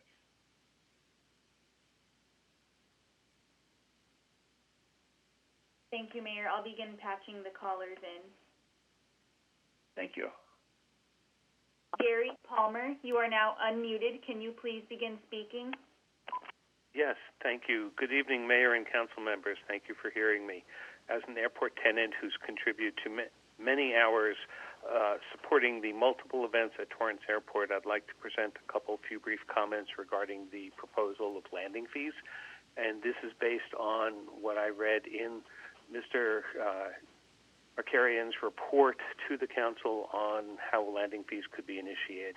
First, I'd like to state that I believe that the landing fees as proposed completely are unfair because they're not including all aircraft. They specifically state fixed wing, which excludes all helicopters.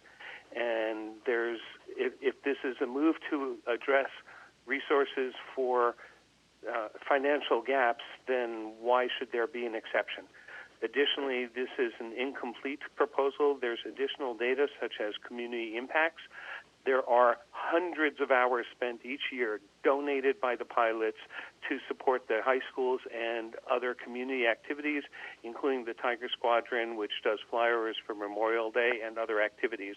A lot of the time and a lot of the efforts are donated or deeply reduced in costs.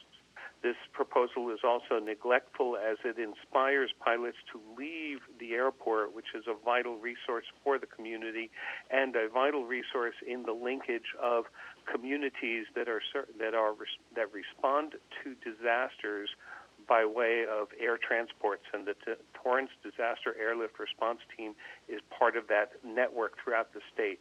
It's also an excessive report. If you look at the fees for Santa Monica, $12 to $15 is more than Santa Monica charges, and Santa Monica is trying to get rid of every pilot. Catalina charges fees, but that's because they're privately owned, and those fees are used to help cover all of the maintenance costs of Catalina. And this is a shortfall. Mayor, that caller was disconnected because his 2 minutes were up. I'll move on to the next caller. Thank you. Mervyn, you are now unmuted. Can you please begin speaking? Yes, my name is Mervyn Gustafson. I used to be a tenant at one of the hangars on the field, and I now am a tenant at Compton. We come in and fly in for Young Eagle events now, and we're kind of worried about what that'll do to us. Also, if we have nothing at Torrance to allow for restaurants like Catalina does and Fullerton does, they do have restaurants, so there's nothing basically at Torrance for the pub come and visit, such as Zamperini display, and I believe that's it. There's nothing for a person to come and enjoy the airport. Thanks for listening to me. I appreciate it very much. Thank you, sir. I'm finished. I'll move on to the next caller, Mayor. Jessica Ferguson, you are now unmuted. Can you please begin speaking? Hi. You guys made it clear last week with your remarks that you honestly don't care what we're going to say about Black Lives Matter, but I'm going to continue to call in every week until you make a change. We're asking for two simple things. One, defund the police and redirect the money into community organizations I'm sorry, that are going ma'am, to act. this is not relevant to this. It is 100% relevant. It is People's not relevant lives to this are agenda relevant. item. Yes. Calling center, you can call. Thank you. Thank you, Mayor. I'll move on to the next caller. Please. Anthony Churg, you are now unmuted. Can you please begin speaking? Yes, I'm Anthony Churg, and I'm urging you to defer the 3% negotiated wage increase for police and fire that you passed this year, and that was to cost $12 million over 4 years. And I'm not entirely clear what the negotiations with the labor groups are, but I think it's very clear that Torrance is in serious financial jeopardy, and that the mitigations of amount to $3 million short in balancing the budget, and this is really essential. And in my opinion, the delay of these raises should be permanent, and whatever legal constraints there are regarding the council's previous decision to give the raise have to be carefully revisited. I don't think that we can expect the magical improvement in the economy, and that continued largesse with the police and fire departments comes at a tremendous social cost.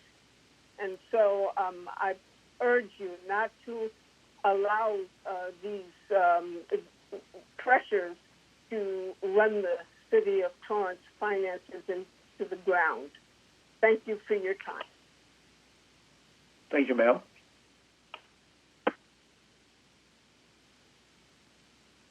Thank you, Mayor. I'll move on to the next caller. Wayne, you are now unmuted. Can you please begin speaking? My name is Wayne Todden. I'm co-CEO of Sling Pilot Academy. We're a flight school providing training in modern, quiet, fuel-efficient aircraft that use unleaded gas purchased in the city of Torrance. I'm a Torrance resident. We give back to the community heavily by providing free science, technology, engineering, and math events for Torrance schools, free girls in aviation events, free women in aviation events, free intro flights for Torrance children, free use of our full-motion sim for Torrance youth. We're absolutely against landing fees for the following reasons. The report makes it seem like landing fees are routine. In fact, there are over 800 airports, glider ports, and heliports in California, and only one public airport charges a landing fee to light general aviation aircraft. At Santa Monica, they charge $12.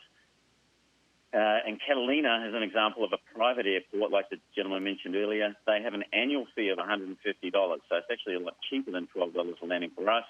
As a flight school, we do thousands of operations a month, and it is absolutely not realistic for us to pay on a per-operation basis. We would simply have to move to another location.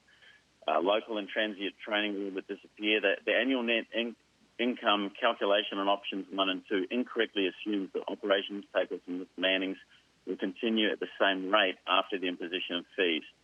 This will absolutely not be the case. The vast majority of traffic at Torrance is flight training traffic from Torrance and other airports. We estimate at least 80%. Flight schools do not perform operations at airports with fees. We simply can't afford to. For example, we and other schools will not use Santa Monica at $12 an operation. In the report, it shows a net of $15.80 per operation, meaning that the retail cost will be more. At this price, we and other schools would simply not use Torrance Airport. So operations will go down by 80% or more. All that traffic will be lost. So the projected income of $386,000 would be more like 20% of that, $77,000. Mayor, that caller was disconnected because his 2 minutes were up. I'll move on to the next caller. Thank you. Bruce, you are now unmuted. Can you please begin speaking? Good evening, Honorable Mayor and City Council members. Bruce Lagatree, thank you for the opportunity of speaking to the airport landing fee piece of the financial report. Like Gary and Wayne and others before me, I also oppose the imposition of landing fees in addition to the fees we pay for hangars and the fees we pay for inspections and other incidental costs associated with my use of Torrance Airport. I'm happily a hangar tenant there, have been for a couple of years, and really enjoy working with the staff. If there is an imposition of landing fees that we must bear, I would urge you to consider, and the Airport Commission, as Councilmember Ashcraft recommended, consider allocating the expenditure of the fees in conjunction with the airport instead of just lumping them into the general budget. I'm in favor of a balanced budget as much as the next person. I just think that if you're borrowing from Peter, you ought to pay back to Peter. That's all I have to say on that. Thank you for your time. Over. Thank you, sir. 10-4. I'll move on to the next caller, Mayor. Matt, you are now unmuted. Can you please begin speaking? Good evening. My name is Matt Lignaitsky, co-CEO of Sling Pilot Academy and operator of Torrance Airport aviation businesses for over 15 years. I'm calling to voice my strong opposition to the suggestion of landing fees at Torrance Airport. Sling Pilot Academy operates quiet, fuel-efficient aircraft that run on unleaded gasoline purchased in the city of Torrance. We work closely with Torrance City to ensure our operation is neighborly to other city residents, and we contribute to the Torrance city economy. As my business partner Wayne Todden just said, we give back wherever we can. Besides the point made by Wayne, I'd like to make the following points to point out how misguided and contrary to city-stated intentions the imposition of landing fees are. 1, landing fees proposed are completely unrealistic. A net of approximately $15 per landing shown in the communication with the city implies a gross retail cost of well above $15 per landing.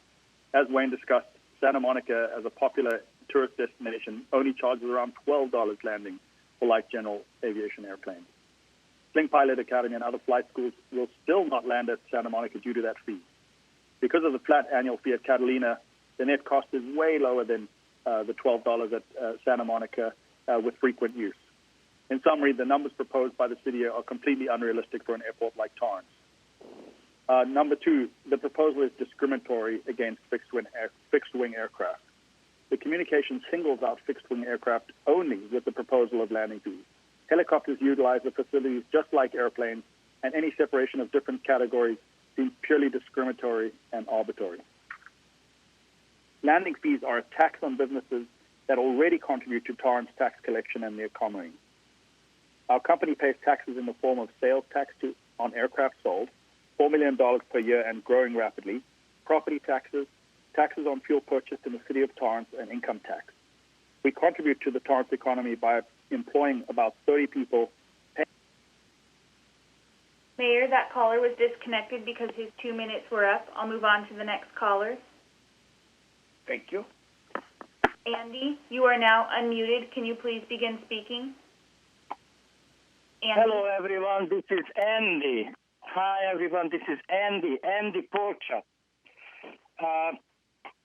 I'm going to talk about 9A, and it's going to include not just the airport, because I don't know why these people think that this is a meeting about the airport commission, and these old people, they can afford the airplane, but they cannot afford $12 fee. Oh, dig a hole and jump in it. Anyway, I feel very sorry for you. You're facing this big trouble because all these cuts are not going to be enough in the future.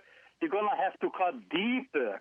And you say you have $20 or $25 million shortfall, and you are trying to deal with $30 million here.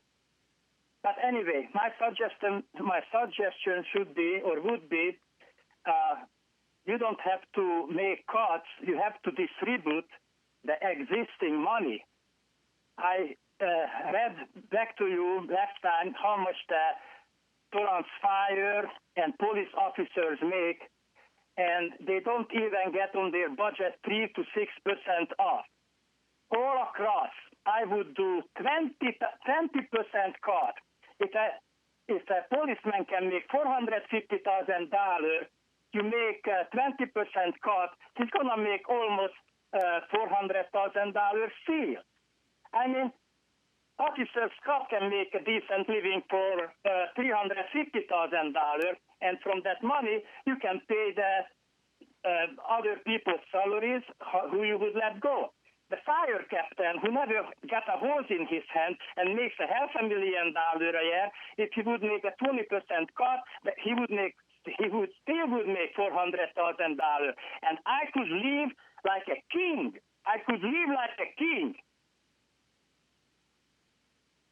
Mayor, that caller was disconnected because his 2 minutes were up. I'll move on to the next caller. Thank you. Adrian, you are now unmuted. Can you please begin speaking? Yes, good evening. This is in regards to landing fees. I strongly believe landing fees kill the aviation industry. Landing fees unfairly make the cost of training new pilots and maintaining pilot currency prohibitively expensive. As a student pilot, I had over 700 landings before completing my pilot's license. At $15 per landing, this would be $10,500 in additional cost to training a single student. Like anything, training creates proficiency. Driving up costs will decrease training activity, resulting in less safety. Having a well-trained pilot is in the best interest of all of society. Most advanced pilots, which are instrument rated, are required to perform instrument approaches to maintain legal currency. Torrance Airport is an excellent airport for this training, as it is one of the few airports with instrument approaches, and it's not terribly busy. Other nearby airports lack necessary equipment for this activity. Again, having a well-trained pilot is in everyone's best interest. Torrance Airport is wonderful. The city should promote and celebrate the spirit of aviation and not hinder the airport's use through fees, which drive down availability to a select few with deep pockets. Torrance Airport has 2 aircraft manufacturers, Robinson Helicopter, Sling Aircraft. It has companies like MGL Avionics. There's so many things at this airport, and the city should be celebrating them. I would like to remind this council that pre-COVID-19, there was a drastic pilot shortage. In large part, this was driven by the high cost of training. Landing fees only increase these costs. I strongly oppose the landing fee and request it be removed from consideration.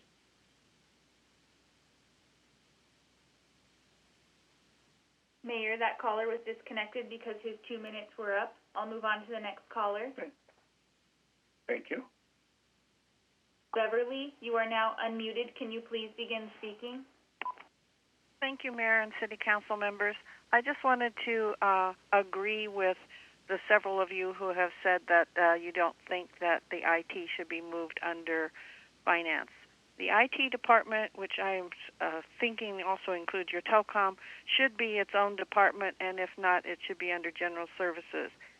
IT and your communication systems are, utmost in your company. I mean, in the city or in a company, if you don't have people that are dedicated to that and really focused on that, a lot of things can go wrong. So I would concur with you guys, and I hope you really look into that. The other thing I just wanted to bring up is I know that a lot of other cities, including Carson, require licenses for cats. Our city only allows you to requires you to license your dog. If you're looking for some revenue, there's a ton of cats in Torrance. Perhaps you should look into licensing fees for cats, because cats also carry diseases, and actually they carry more diseases than dogs do. And since they're allowed to roam free, the chances of someone getting those are a lot greater. So that's just my thought. Thank you. Thank you.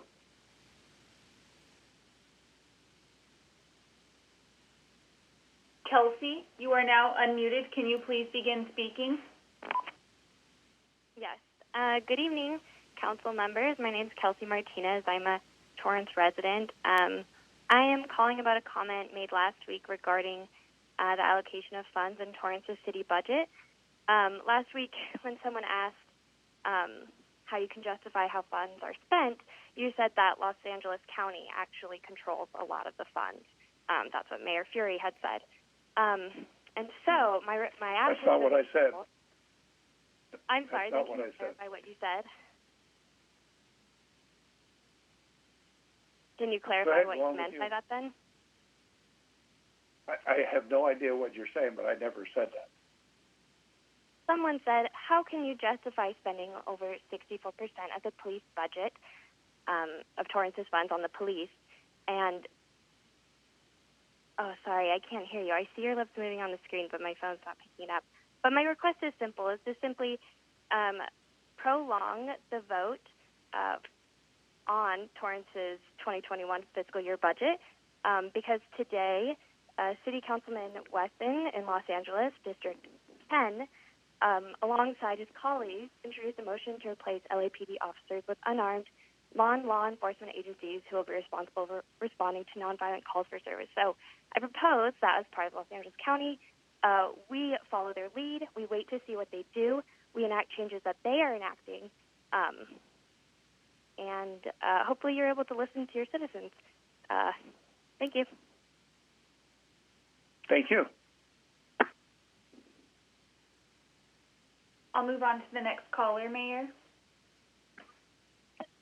Anna, you are now unmuted. Can you please begin speaking?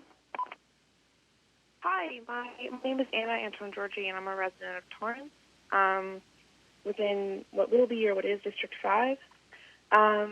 I do support the beliefs of the previous caller. I'd like to recommend that the budget adjustments that are currently being made because of the COVID deficits include a reallocation of police budget funds into community resources.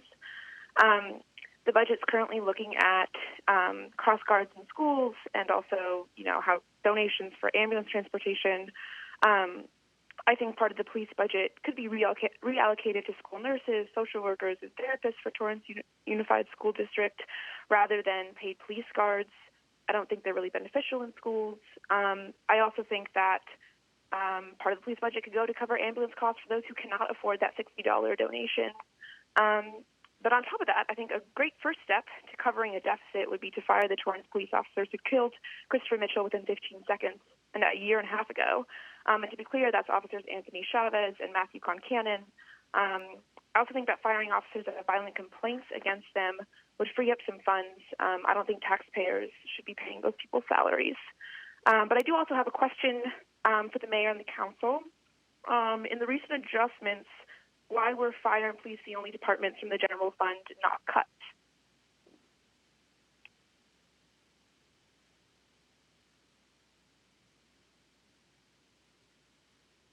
I really just want to know.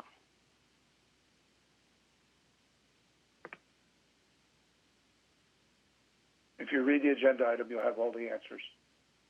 Thank you.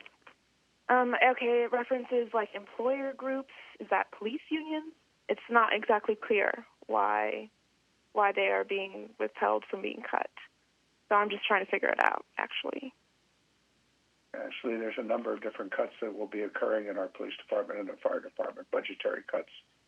So you have to read the whole thing and not just some blog site or something somebody told you.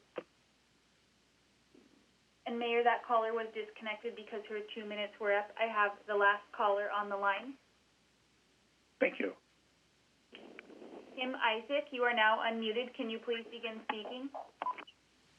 Yes, I would like to speak about the death of Christopher DeAndre Mitchell, and I would like to demand that the officers... Okay, this is not relevant to the discussion that we're talking to. Call center, you can cut this off. Mayor, that caller was disconnected, and I have no other callers on the line for this item. Thank you. Okay, the public comment portion of this item is now over. We'll now take a motion to approve or just turn the discussion from the council as we move along tonight. Does the council wish to get back up there? Sorry, Mayor. We're bringing you back. Not a problem. This goes back in the beginning, so here we are. Here we go. All right.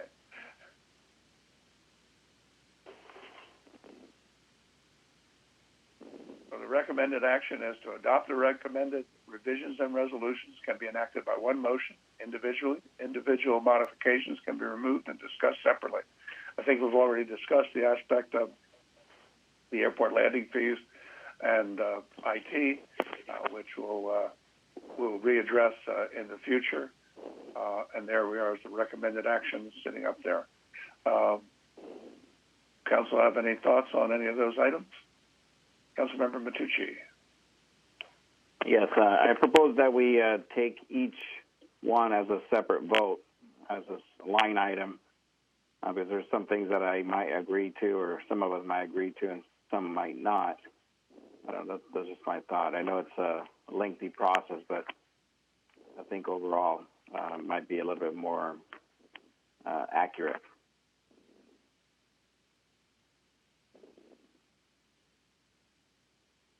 Councilwoman Ashcraft?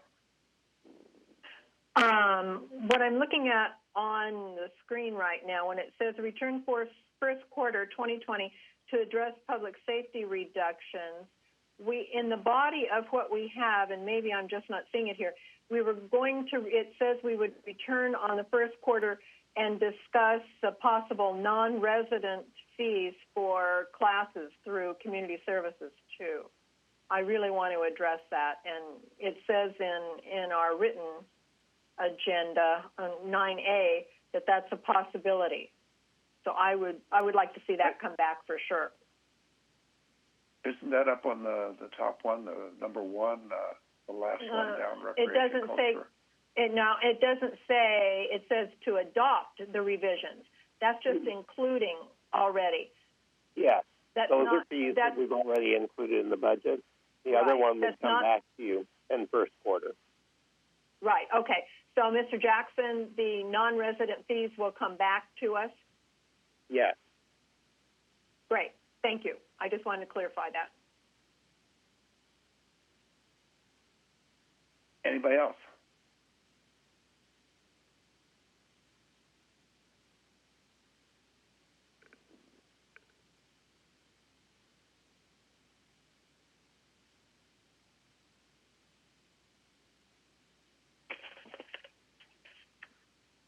there's no further, let's do a motion and move this thing along. Councilwoman Kalani?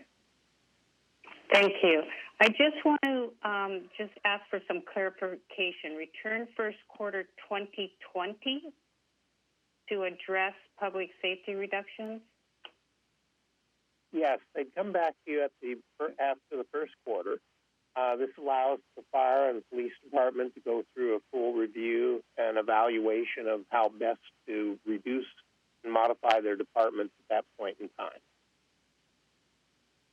We'd hope that there'd be fiscal year end for salaries. Okay.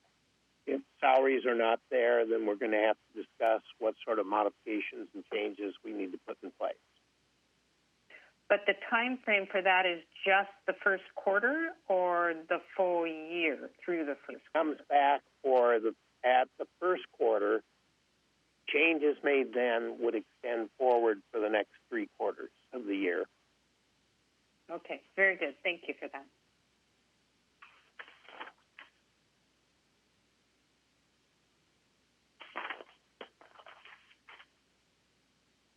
Mayor, may we move through the numbers? Well, I have a question now from Councilmember Griffiths, I believe. That wasn't a question. I was actually going to go ahead and make a motion that we concur with the recommendations of the city manager, along with the other recommendations that were discussed here tonight, and move forward. Thank you. Do we have a second? I would second. That's Councilwoman Ashcraft. Thank you. We have a motion and a second. Concur with the staff recommendation. Roll call vote. Councilmember Ashcraft? Yes. Councilmember Chen? Yes. Councilmember Goodrich? Aye. Councilmember Griffiths? Yes. Councilmember Kalani? Yes. Councilmember Matucci? A reluctant yes. Mayor Fury?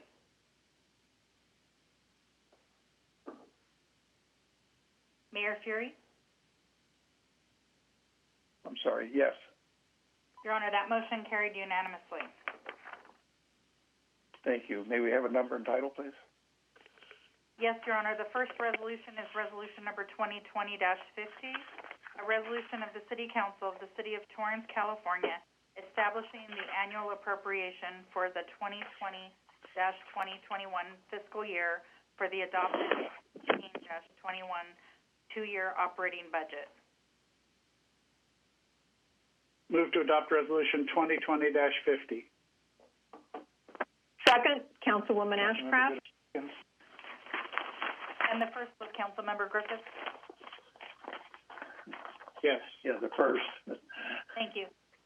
Roll call vote. Councilmember Ashcraft? Yes. Councilmember Chen? Yes. Councilmember Goodrich? Aye. Councilmember Griffiths? Yes. Councilmember Kalani? Yes. Councilmember Matucci? Yes. Mayor Fury? Yes. That motion carried unanimously. Thank you. We are now going to be moving on to Your item Honor, 9B. would you like the second number and title? My bad, yes, please. This is resolution number 2020-51, a resolution of the City Council of the City of Torrance, California, establishing the annual appropriation for the second year 2020-21 of the city's 2019-2024 capital budget. Councilman Griffiths move to adopt resolution 2020-51. Councilwoman Ashcraft, second. Roll call vote. Councilmember Ashcraft? Yes. Councilmember Chen? Yes. Councilmember Goodrich? Aye. Councilmember Griffiths? Yes. Councilmember Kalani? Yes. Councilmember Matucci? Yes. Mayor Fury? Yes. Your Honor, that motion carried unanimously. Thank you. Thank you. Now we're going to move over to item 9B as in Bravo. If there are any members of the public who would like to speak on under item 9B, please call the public comment hotline now at 2404. Item 9B is from the City Manager's Office to discuss and determine City Council dark night. From City staff? Good evening, Honorable Mayor and Council. This is Connor Shortland from the City Manager's Office. It is the recommendation of the City Manager that the City Council declare the following Tuesdays as City Council dark nights from July 1st through December 31st, 2020. These dates are August 4th, September 8th, September 29th, November 3rd, November 24th, and December 29th. September and December 29th fall on the 5th Tuesday of the month. September 8th is the Tuesday following the Labor Day holiday. Traditionally, these City Council meetings are not held on these days. In addition, August 4th is scheduled for National Night Out, and November 3rd is the United States presidential election. Finally, November 24th is the Tuesday prior to the Thanksgiving holiday, which your honorable body previously requested to be considered as a dark night. At this time, staff asks that the City Council discuss and provide direction on council meeting dark nights. Staff is available for questions. Thank you. Thank you, Connor. I see one question from Councilmember Goodrich. Thanks, Mayor. Actually, a recommendation. Councilmember Griffith. Actually, a recommendation that we also include December 22nd. It's typically slow during the holidays, and I don't know many people that want to attend a council meeting 3 days before Christmas. I know each year, in years past, we've had a meeting or two close to Christmas. We've had complaints from the public about it. Yeah, nobody wants to have a hearing that night, do they? How's the council feel about December 22nd? I see 3. I see 4. I see 5. I see 7. December 22nd will be added on to there, Connor. Any other discussion? I see none. Oh, Councilmember Griffith? Yeah, I definitely concurred with the December 22nd. The other one that was on my radar was November 17th, which is the day before the National League of Cities Conference in Tampa. And I know typically most of our council attends that, and I'm not sure if that's something that we want to consider at this time or maybe consider at a future date based on whether or not that event even will be held under the circumstances of this time. But I wanted to throw that out there for either now discussion or sometime before that date to discuss as a possible dark night. I think your idea about waiting to see what happens. I don't know if anybody's going any place this year, right? Hopefully things will open up, but my gosh. But you're right. I mean, that's generally what we do is we take that Tuesday off so that we can have travel days to get there. Let's bring it back and see how it goes, I think, on that. Anything else from the council? How about from the call center? Do we have anybody called in on 9B, Bravo? Yes, Mayor. It appears that we have one caller on the line for item 9B. Okay, 3 minutes for one caller. Andy, you are now unmuted. Can you please begin speaking? Hello, this is Andy Porkchop. I'm so happy the mayor gave me my 3 minutes this time because nobody bothered to call in but Andy. I'm a little bit disappointed with this dark nights. I don't call it BS, but I just don't understand. If you are a public servant, you must enjoy to be there. You must enjoy talking to the public. And look at you, all your dark nights. Is there any light nights left? Looks to me that is like every week is a dark night. If you are a public servant, please come in and listen to the people and the problems. We have tons of major problems. Did you guys heard about COVID? Did you guys heard about we are in a crisis? Did you guys hear about we need to solve problems? Are you guys deaf? Are you guys blind? You cannot read the papers. You don't listen to TV and radio. This is the time when we, the public, need you. We need you, dudes. Wake up. Oh, you don't have time to fly.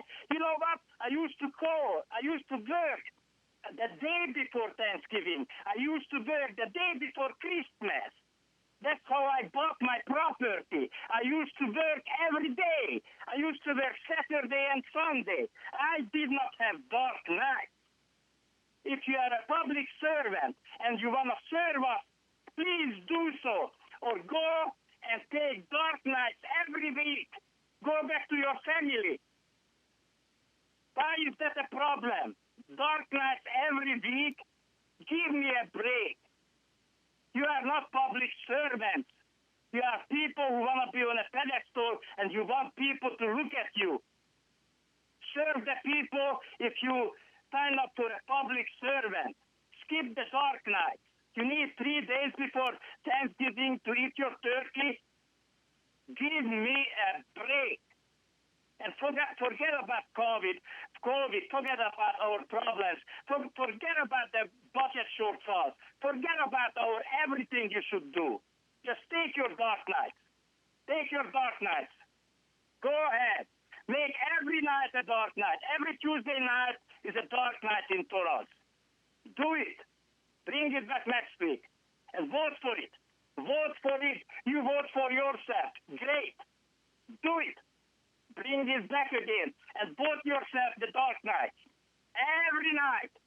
Every night should be dark because you are sitting in the dark at daytime. You don't see our problems. You don't care about our problems. You just want to be a dark night. Mayor, that caller was disconnected because his 3 minutes were up, and I don't have anyone else on the line for item 9B. Thank you. I think we got the tone that he doesn't want us to take a dark night. Since there's no further callers, public comment portion of this item is now over. I'll take a motion to approve the council dark nights.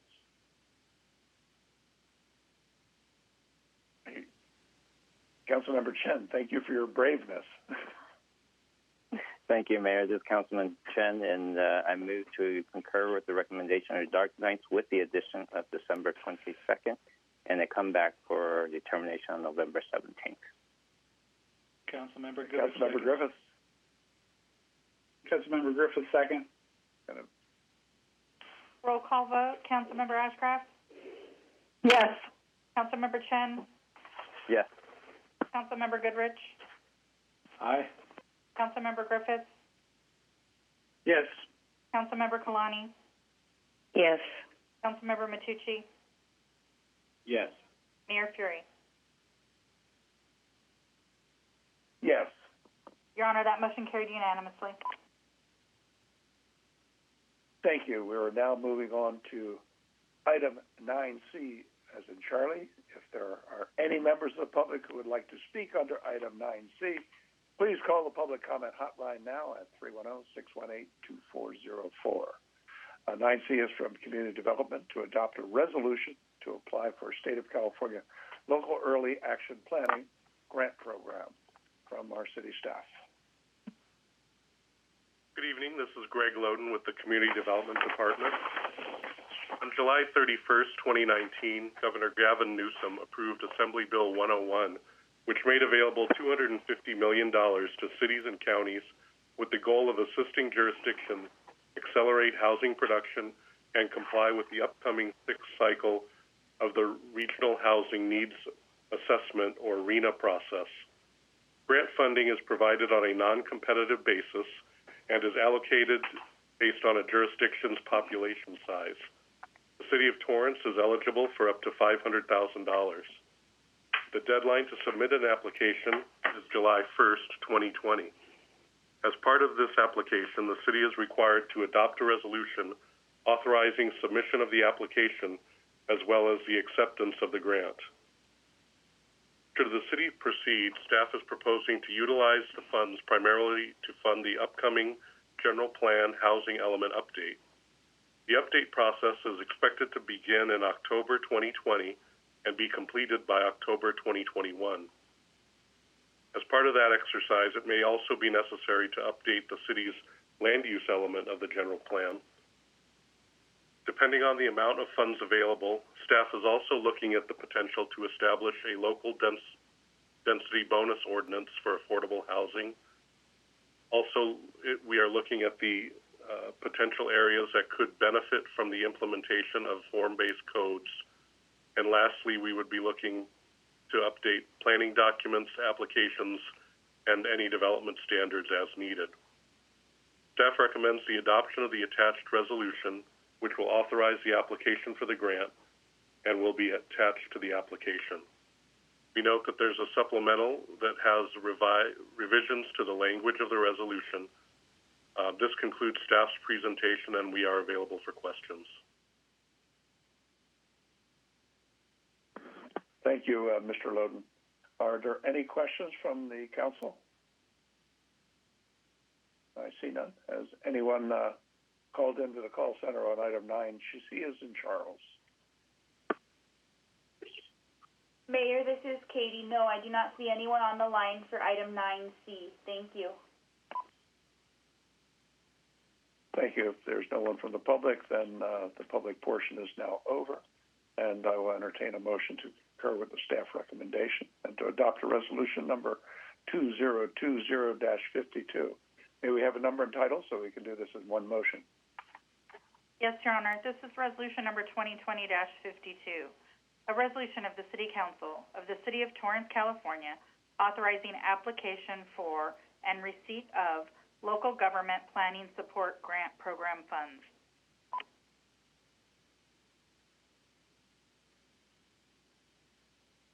We have a motion.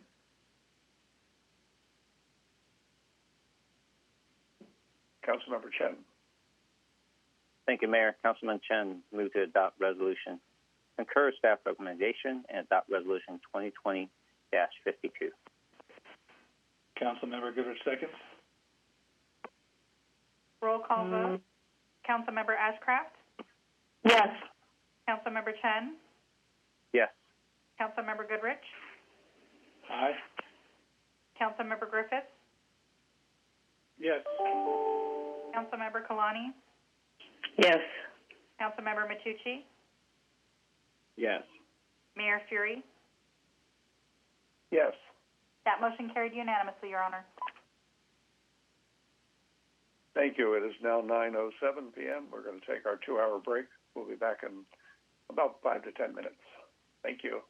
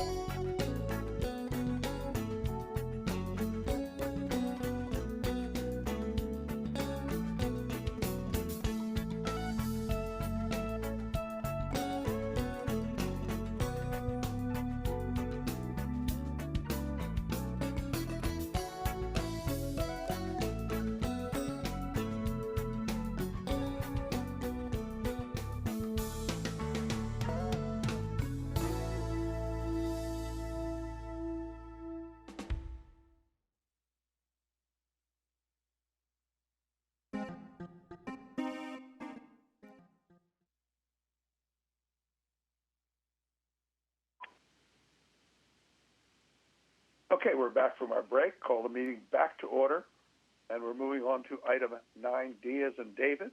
If there are members of the public who would like to speak under item 9D, please call the public comment hotline now at 310-618-2404.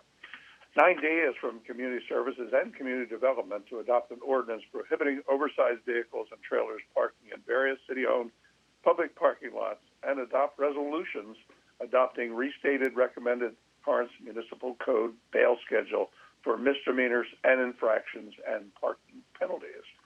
From City Staff. Good evening, Your Honorable Mayor and members of the City Council. My name is John Jones, Community Services Director. The item before you this evening is a joint item with a recommendation from the Community Services Director and the Community Development Director that the City Council adopt an ordinance prohibiting the parking of oversized vehicles and trailers in park parking lots, airport, city-owned public parking lots, and the Civic Center, and adopt a resolution repealing resolution number 2019-94 and adopt a restated recommended Torrance Municipal Code schedule for misdemeanors and infractions, and adopt a resolution repealing resolution number 2016-33 and adopt a restated recommended Torrance Municipal Code bail schedule for parking penalties assessed for parking violations within the City of Torrance, and approve an ordinance summary for publication. This action is being brought forth to your honorable body as staff have found that the current parking regulations are inadequate to address the problem of parking oversized vehicles and trailers in city parking lots, as they create visual obstacles and reduce the lines of sight for driveways and parking lots, which in turn reduces parking lot safety for motorists, pedestrians, bicyclists utilizing the parking facilities. Over the past several years, residents and staff have shared numerous concerns with the influx of oversized trailers and vehicles parking in the city parking lots throughout the day. This increase in oversized vehicles and trailers have created a number of issues and concerns. These issues range from these vehicles creating visual obstacles that create safety for maneuvering to concerning regarding illegal dumping of sewage tanks that creates hazardous and annoying odors within these parking lots. Staff have also identified that the gathering of oversized vehicles within the city parking lots impacts the public's use and enjoyment of natural resources and recreational opportunities and create unsafe conditions for users of our park facilities. The concentration of these large vehicles unreasonably interferes with the scenic and natural character of the park, city facilities, and amenities. In addition, staff has reached out to our local youth sporting organizations and found that the number of oversized vehicles are also causing them concerns for the safety of their youth participants while they are using park facilities. In an effort to ensure public safety within our city parking lots, it is necessary to adopt an ordinance to prohibit parking of oversized vehicles and trailers in the park parking lots, airport, city-owned public parking lots, and the Civic Center. The ordinance amends the Torrance Municipal Code 61.12.020 and 61.12.140. Signage will be placed in all city parking lots to prohibit parking of oversized vehicles and trailers. As this ordinance will be in effect within all city parking lots, staff have provided a map of all city-owned parking lots as Attachment A. A resolution is needed to repeal Resolution number 2019-94 and adopt a restated recommended Torrance Municipal Code bail schedule for misdemeanors and infractions, as sections of the Torrance Municipal Code regarding parking were inadvertently duplicated in the bail schedule for misdemeanors and infractions. Finally, a resolution is needed to repeal Resolution number 2016-33 and adopt a restated recommended Torrance Municipal Code bail schedule for parking penalties, assessed for parking violations to include the Torrance Municipal Code section 61.12.140. This concludes staff's presentation, and staff are available to answer any questions your honorable body may have. Thank you. Thank you, Mr. Jones. A very concise statement of the item. We have a question from Councilmember Matucci. Thank you, Mayor. I have a question about page 11, the business licenses. It says here, conducting concession sales without a license, conducting a business without a license.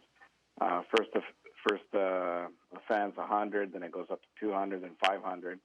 Now, is that $100 on top of the actual license that they have to pay, or they just get a bail and they just kind of continue doing business and see if they get caught again? Councilman, this portion of the attachment for all the fees and penalties has to be readdressed. All the information has to be readdressed within this. The only area this item is covering is for the oversized vehicle fee or penalty. So Okay. Yeah. So it really isn't pertinent. But it's part of the same resolution, though, right? The resolution has to readopt the entire schedule of bail and penalties. Correct. It's within the very bottom where it talks about the oversized vehicles. Correct. Yeah, but we're readopting the resolution as a whole. Therefore, anything in that resolution is part of discussion, I would imagine. That's correct. You're right. I just may not have the answer to that question for you. Oh, okay. No, I just wanted to clarify that if it's included in the resolution and we're voting on it, I would imagine we can discuss it. Okay. If I could, this is Patrick Sullivan, the city attorney. Mr. Jones is correct. We do have to readopt the whole thing. This is the standard that the courts look at when someone gets a citation. So if someone gets cited for doing business without a license, and then obviously usually if in the court, as part of the prosecution, if it actually gets to this level, we require proof that the person has got the business license before they come through and get their ticket dealt with. I got you. Okay. So there's maybe for clarification. As far as now, we've never had an ordinance for parking on city parking lots before, right? This is our first time that we've actually clarified this? Correct. For oversized vehicle, this is Patrick Sullivan again. For oversized vehicle, yes, we did not. We only dealt with street parking before. We did have in the parking lots just a generic no parking between 10 p.m. and 6 a.m., but we did not specifically address the parking of oversized vehicles and trailers. Okay. That clarifies it. Thank you so much. Thank you, Mayor. Councilwoman Ashcroft. Thank you. Am I missing somewhere? Is there a definition as to what an oversized vehicle is? Yes, it's actually in a different section. All we were doing was modifying the sections here. I could pull it up real quick if you'd like me to read it. No, that's okay as long as it's part of this, so that we have a definition. As long as it says somewhere else and then it's included in this, and we don't have to define it here. I'm fine with it. Yeah, no, this is just where the new section's being added to add the parks and the civic center towards the end of this section. Thank you. Thank you. Councilmember Griffith.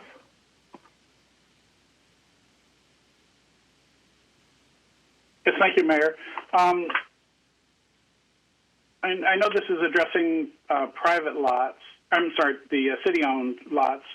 Is there anything that we can do about private parking lots, like at various stores and other companies that have large parking lots that I've sometimes seen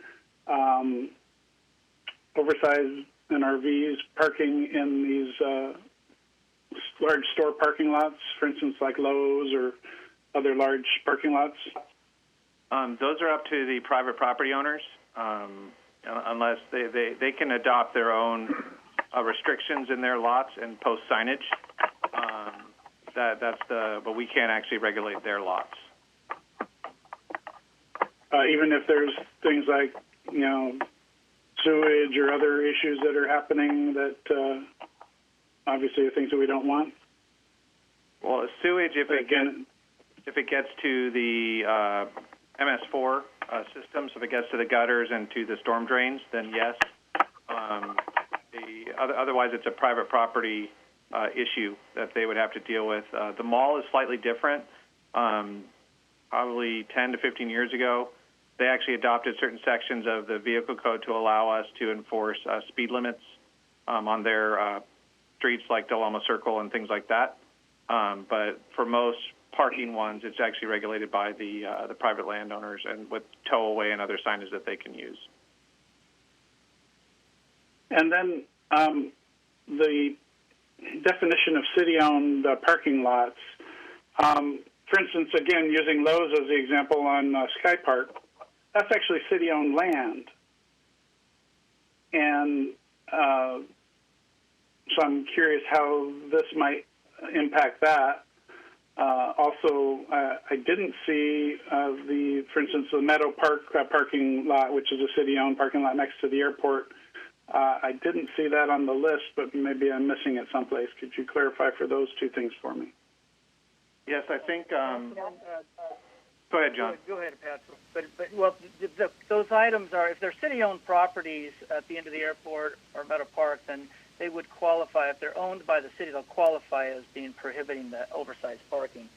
There's a map also as attachment A, and I don't know how, it's pretty tough to tell, but they're outlined. All the parking lots are outlined in red. That identifies the parking lots that are owned by the city. It would be nice if we had an attachment that had color. We do not. I thought you did. And so I can't really see what the parking lots are very well identified on this map that we're provided. I wish I had known there was a color version someplace. But I don't see any indication at the Meadow Park. I don't see any indication.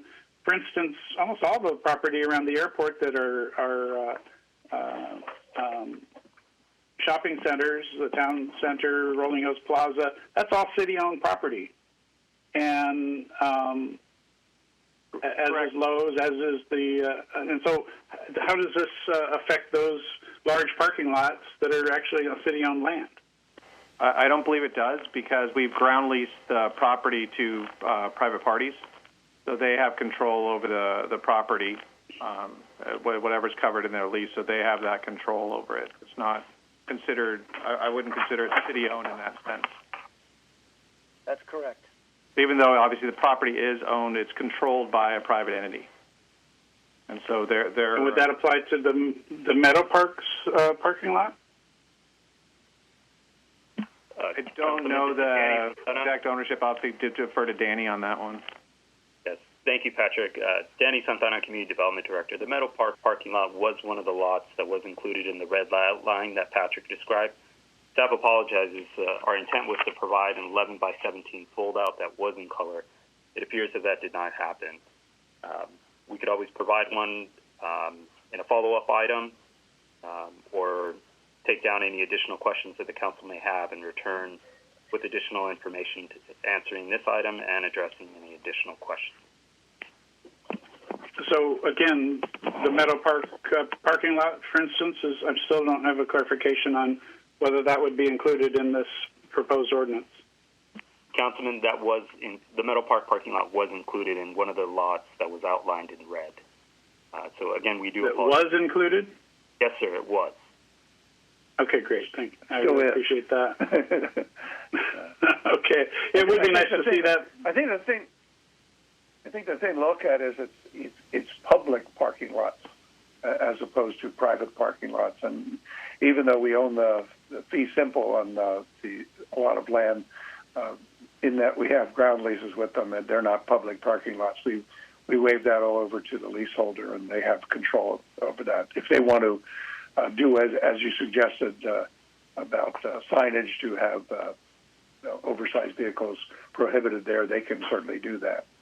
In fact, we've had to encourage a couple of landowners, specifically on Hawthorne Boulevard, that there was a group of heavy size equipment that was parking there. They were using almost like a warehouse, and then finally we had to have them sign it and with the admonition that vehicles would be towed, and then they were towed. But this is our effort in public parking lots. Great, thank you. And then my last question is while we have these resolutions open for discussion on this item, is it possible to make any other changes to these resolutions? If the council would like to do so, they could, since it's adopting and restating the items.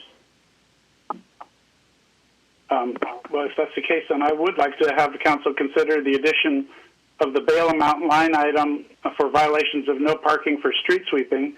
Currently, violations of the no parking for street sweeping are covered under the catch-all stating that the bail shall be $43 within 21 days and $78 in excess of 21 days for violations that do not have a specific bail schedule, like no parking for street sweeping. I would propose that we add this provision specifically into the bail schedule at the fee of $25 within 21 days and $60 in excess of 21 days. And the reason I request this is that I would like to de-incentivize the enforcement of ticketing for street sweeping violations, as I would prefer to see the efforts of our parking enforcement on more damaging types of offenses such as handicap parking violations, 2-hour violations, permit parking violations, and oversized vehicle violations, etc. I strongly believe that most residents will continue to move their cars for street sweeping even with the reduced fine. We don't need to overly punish our residents who, in most cases, violate unintentionally due to forgetfulness or other less nefarious reasons. If the city determines that an area or street is having a street sweeping problem because cars aren't moving, then we can increase the enforcement of the street sweeping violations in those areas as needed, just as we do increased enforcement for speeding or other offenses when it has been reported that there is a problem at a particular location. So I'd like to have council consider that addition to this bail schedule.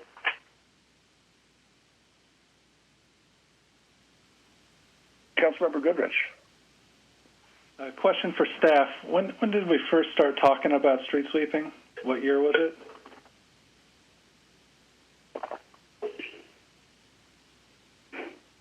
This is the city attorney. I don't recall. It was a while back, maybe 2012, maybe earlier. I don't know the exact date. I'd have to pull it up off the agendas. Okay. I'd be opposed to any changes to street sweeping. That's not the main point of this tonight. We've been talking about this for 8 years, more than my entire time on the council. And I commend Councilmember Griffiths for his passion on the subject, but this has been discussed ad infinitum, and I want to focus on moving the city forward, not fighting these same old arguments over and over and over again.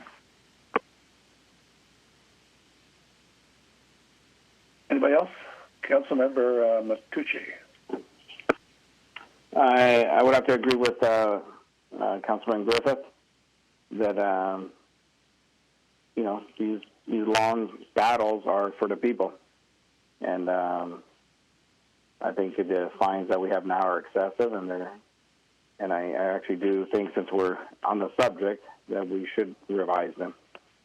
So I don't know if we can do that tonight. I'm in favor of reducing them to $25, as Councilman Griffith stated. Thank you. Thank you. Anybody else? Well, now it's time to, if there's nobody else up here, then I have to go over to the call center. Are there any members of the public who wish to speak? Yes, Mayor. There are 6 callers on the line for this item. Okay, they'll each get 2 minutes. Great. I'll begin patching the callers in. Kelly, you are now unmuted. Can you please begin speaking? Hi, can you guys hear me? We can hear you. Hello? Okay, great. I've set a timer for 2 minutes to make sure I don't go over. I want to be respectful of everyone's time. So I am a teacher, and I have to say that I agree with the request made earlier to postpone the 2021 budget vote. There's absolutely no reason for resource officers to be in our schools. They do not make schools safer and disproportionately target black and brown students. Ma'am, I definitely think that California should be leading the way. And this agenda item, call center. Thank you. Yes, Mayor, I muted the caller. Thank you. Calls have to be relevant to the agenda matter that we were talking about. This is item 9D as in David, speaking about parking and ordinances in city parks and other parks, other parking lots. Thank you, Mayor. I'll move on to the next caller. Andy, you are now unmuted. Can you please begin speaking? Hi, this is Andy Torrance again. I'm sorry I got a little excited of my previous call. Thank you for the only 2 minutes. I'm talking about 9D. Looks to me this ordinance is again for more prohibition, more fees, and more against the homeless people whose maybe this gonna be the last resort to live in a enclosed area except on the grounds or in a tent. I used to be a homeless. I used to live in my van for 4 years. I never pee on the street. I never poo on the street. I never empty my sewage on the street.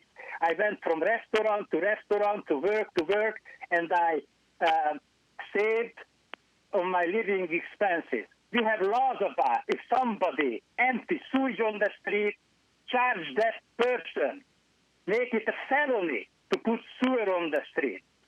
Anyway, it's all looks like what you want to do, chase the homeless people farther and farther, but guess what? More homeless people going to come, and if they're not going to be in the motorhomes or the little van or cars, they're going to be there on the street defecating. They're going to discharge right on the street.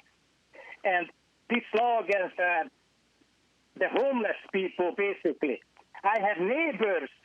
I sent you videos who parks on oversized vehicles on the street. You should enforce the existing laws. You should find people who doesn't pay attention to the laws, who nobody cares what they do. They do freely whatever they want to do, and if you call the police, they have used their discretion. I send you another video tomorrow. None of you watched it because I had only 3 views. Mayor, that caller was disconnected because his 2 minutes were up. I'll move on to the next caller. Thank you. David Epperly, you are now unmuted. Can you please begin speaking? Hi, everyone. In line with Councilman Griffiths and Masucci, I would like to suggest that the first offenses for all of these items be, it'd be great to go through them line by line, but just off the top, I guess I would suggest that each one of the first offenses be cut in half. And that will provide a sufficient warning for second and third offenses. I kind of thought about maybe even the second offense maybe being cut in half as well, year period. But in any case, that's a strong recommendation, is that all of the first offenses be cut in half. If you can't do it on a line-by-line item, maybe sewage things are more egregious. But I don't have time to go through all the common sense kinds of things. So just a 50% cut on the first offenses across the board. Can't do something more sensible. And also concern about completely eliminating large, oversized vehicles. There are people who travel in RVs to come to California and they go visit a park. And I don't know exactly how that affects them. And also people who may park at the airport in an RV or something and go fly someplace and then come back. So there are a few legitimate uses, and it's city property. It's owned by the city. The people of the city pay for it. So I certainly do want to agree that discouraging inappropriate use is important, but we also probably don't want discourage appropriate use. We also don't want to have hearing inappropriate. Mayor, that caller was disconnected because his 2 minutes were up. I'll move on to the next caller. Thank you. Mary Ann, you are now unmuted. Can you please begin speaking? Hi. So I'm just really overwhelmed at how this is really targeting folks who are suffering from COVID and houselessness and things that are impacting them in ways that are not in their control.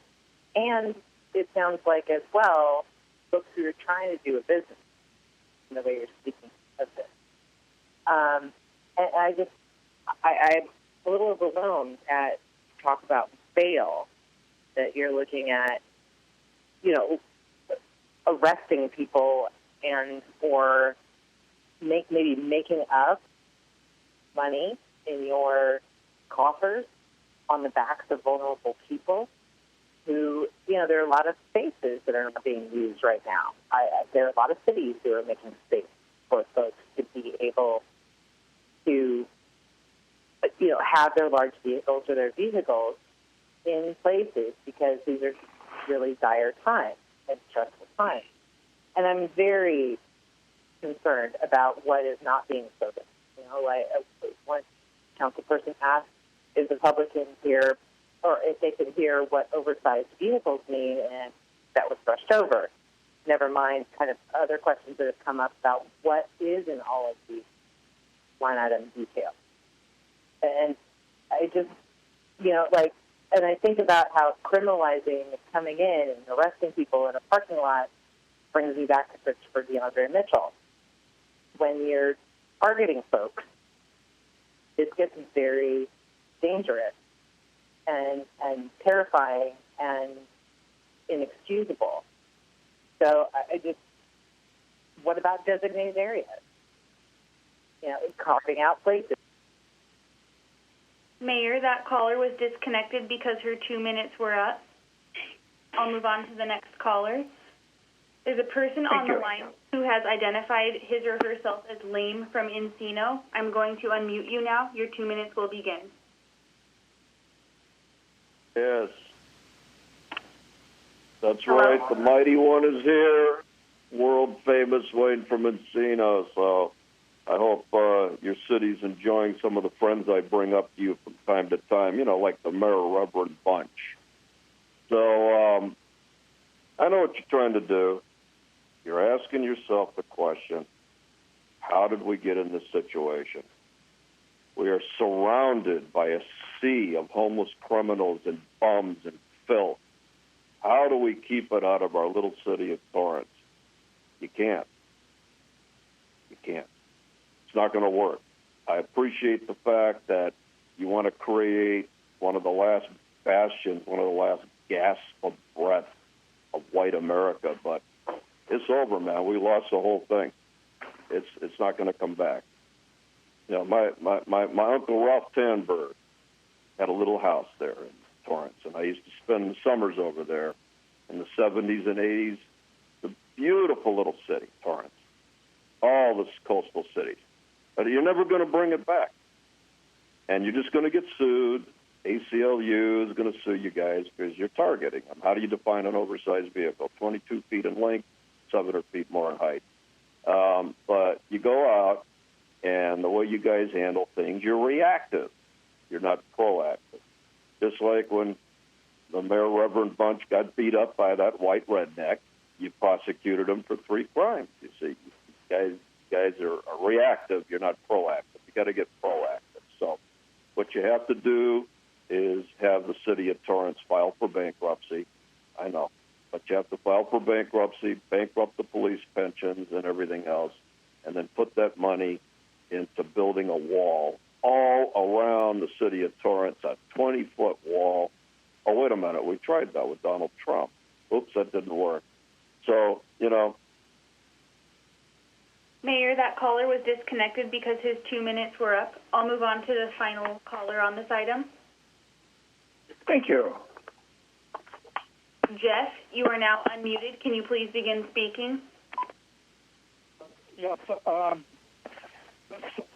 the oversized vehicles, I think you should really call it what its true intention is, and it's the anti-homeless ordinance.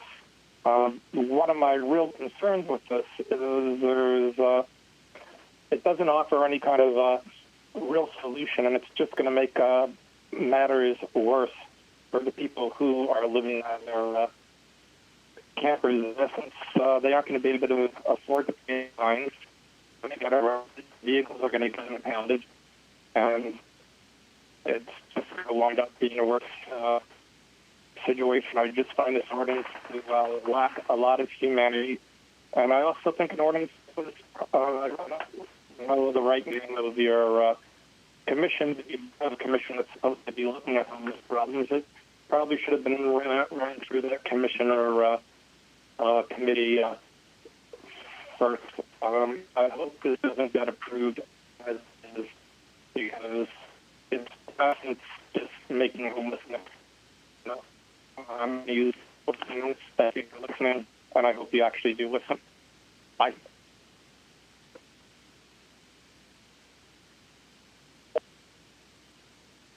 Mayor, I believe that caller disconnected himself, and there is no one else on the line at this time for this item. Thank you. Okay, then the public comment portion of this item is over now. We have some discussion. Is there further discussion, or is there a motion to be made?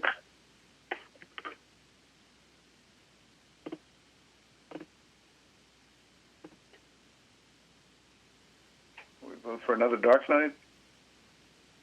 Councilmember Griffith. Councilmember Griffith. Thank you, Mayor. I'll go ahead and make a motion to concur with the staff's recommendation on items 1, 2, 3, and 4 in the recommendation on our item, as well as add the inclusion of the bail item for no parking for street sweeping, as I discussed earlier in my comments. I'll second that. Councilman Matucci.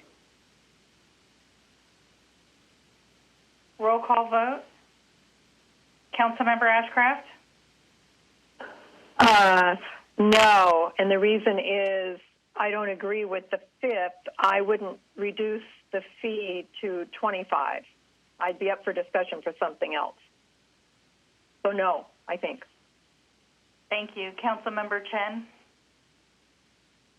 No. Councilmember Goodrich? No. Councilmember Griffith? Yes. Councilmember Kalani? No.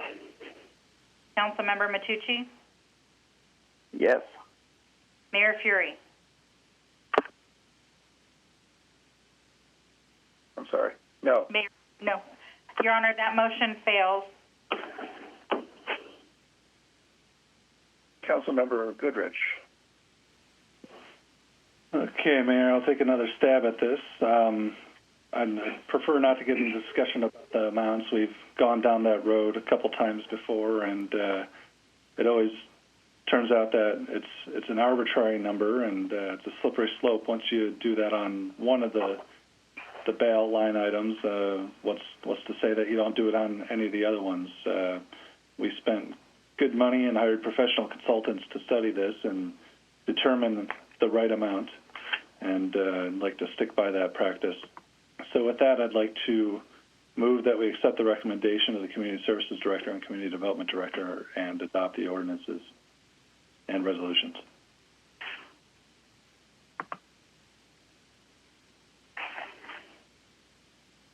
Councilwoman Kalani? Councilmember Kalani, second.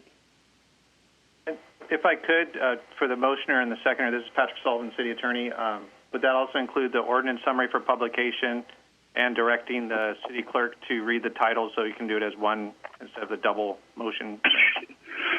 That would be fantastic. Yes. That's what I thought he said. That's what I thought she said. Does Councilwoman Kalani agree? Yes. Thank you. Should we have the number and titles now before we vote on them? Yes, Your Honor. The first is Thank ordinance. You're welcome. The first is ordinance number 3871, an ordinance of the City Council of the City of Torrance, California, amending sections 61.12.020 and 61.2.140 of the Torrance Municipal Code prohibiting parking of oversized vehicles and trailers in parking lots at city parks, airports, civic center, and all other city-owned parking lots. The first resolution is resolution number 2020-53, a resolution of the City Council of the City of Torrance, California, repealing resolution number 2019-94 and adopting a restated recommended municipal code bail schedule for misdemeanor and infractions.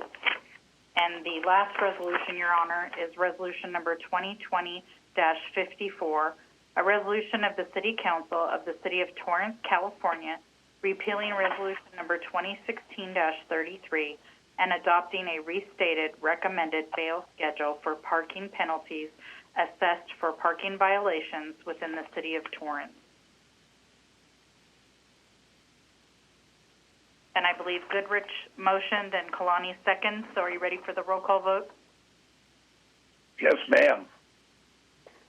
Councilmember Ashcraft? Yes. Councilmember Chen? Yes. Councilmember Goodrich? Aye. Councilmember Griffith? Yes. Councilmember Kalani? Yes. Councilmember Matisse? Yes. Mayor Fury? Yes. Your Honor, that motion carried unanimously. Thank you. We're now moving on to item 9E as in Edward. If there are any members of the public who wish to speak under item 9E, please call the public comment hotline now, 310-618-2404. 9E is from Community Development to adopt a categorical exemption under California Environmental Quality Act and authorize outdoor dining pilot program for downtown Torrance. From city staff. Good evening. I'm Greg Loden with the Community Development Department. Tonight, the Community Development Department is seeking approval to allow the creation of an outdoor dining pilot program for downtown Torrance. In March, the Los Angeles County Health Department limited restaurants to offering takeout food service due to measures instituted to curb the spread of COVID-19. Recently, the Health Department relaxed these regulations and is allowing on-site dining with restrictions. These restrictions include a 60% reduction in indoor dining capacity and the need to provide 6 feet of separation between groups of patrons dining on site. Next slide, please. In the city of Torrance, we have facilitated restaurants expanding outdoors on private property through the use of our parking lot event permit. This has allowed restaurants with sufficient area on site to establish dining areas with barriers in place to protect customers from vehicles.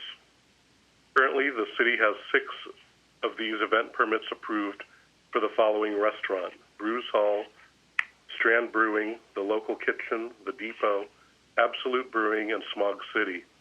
There are also 2 additional applications currently under review for Betalino Kitchen and Shen Sungumi. The application fee is being covered by the city's COVID-19 Business Assistance Program. This program has worked well for the businesses with adjacent space on private property. However, restaurants in a more urban environment have less opportunity to make use of this type of approach. Next slide, please. As such, a number of cities have looked into a variety of ways to allow restaurants to expand into the city right-of-way to allow additional outdoor dining space. This includes sidewalk dining, as well as the creation of parklets, which are patios that replace parking stalls while allowing the street to remain open to traffic. Cities have also looked at street closures in areas where there is a greater concentration of restaurants. Next slide, please. This slide highlights downtown Torrance. This area represents the commercial core of the downtown area. A large concentration of independently owned restaurants, retailers, and professional services are located in the area. There are also a number of homes in and immediately adjacent to the area. These characteristics make it an attractive candidate for an outdoor dining program. In the following series of slides, the outdoor pilot program will be discussed. Next slide, please. As noted previously, the downtown Torrance area is home to a number of restaurants. There are 7 restaurants located along Sartori and El Prado. There are also a significant number of additional food services operations nearby. Next slide, please. This concentration of uses led staff to identify the proposed pedestrian zone highlighted in the striped pattern. This pedestrian zone extends along Sartori Avenue from Post to Marcelina. It also extends to El Prado from the plaza area to the alley just west of Sartori. Next slide, please. A series of removable bollards currently exist at Sartori and El Prado and in the alley at the plaza to protect that area for special events. These bollard locations are shown in teal. Under the proposed program, staff is proposing to locate concrete barriers on Sartori at Post and Marcelina and to place a movable barrier at El Prado at the locations shown in purple. The movable barrier will allow for access by public safety personnel should it be required. These closures were developed in coordination with the city's police and fire departments. Next slide, please. This graphic shows the location of city-owned public parking facilities in the downtown. Approximately 150 parking spaces are located in these lots and are in close proximity to the proposed pedestrian zone. Staff does note that the Sartori Avenue access to the underground parking lot at the plaza will be restricted, with all access occurring from Cabrillo. Next slide, please. Staff has sought to minimize impacts to vehicular circulation in the area around the pedestrian zone and has sought to keep alleys available for deliveries, as well as access to private parking areas and residential developments. Vehicular circulation is highlighted with green arrows on this map. Next slide, please. The intent of the pilot program is to assist local businesses rebound from the restrictions imposed earlier this year, and the city is looking to do this by activating the street in a pedestrian-friendly and safe manner, and to offset the loss of internal dining capacity due to health, order, and social distancing requirements. The city is looking to identify means for retail and service providers in the area to also be included into the program. And the city is looking to provide communal seating to allow restaurants that are not located in the pedestrian area participate through takeout meals that can be brought into the pedestrian zone. Next slide, please. The proposed pilot program would run from July through September, commencing on the weekend of July 10th. The street closure would begin at 3 p.m. each Friday and would run until the reopening occurred early Monday mornings. Dining would be allowed with final seating at 10 p.m. on Friday and Saturday and at 8 p.m. on Sunday. Next slide, please. While each restaurant will be responsible for their own seating area with daily setup and breakdown, food service, compliance with ADA requirements, cleaning and trash collection, the program is being supported by a number of departments, including Public Works, who would facilitate the street closure, Economic Development, who is looking at city insurance and security, as well as funding the pilot program, General Services, who would be responsible for community dining tables, and Cable Community Relations, who would be looking at marketing the event and providing business profiles. Next slide, please. Staff conducted outreach to the businesses in downtown Torrance leading up to this meeting tonight. On June 4th, we held a preliminary Zoom meeting with pilot area restaurants, as well as the Street Fair Antiques. And then on June 10th, we held a virtual Downtown Business Association meeting with approximately 20 downtown business participants. Next slide, please.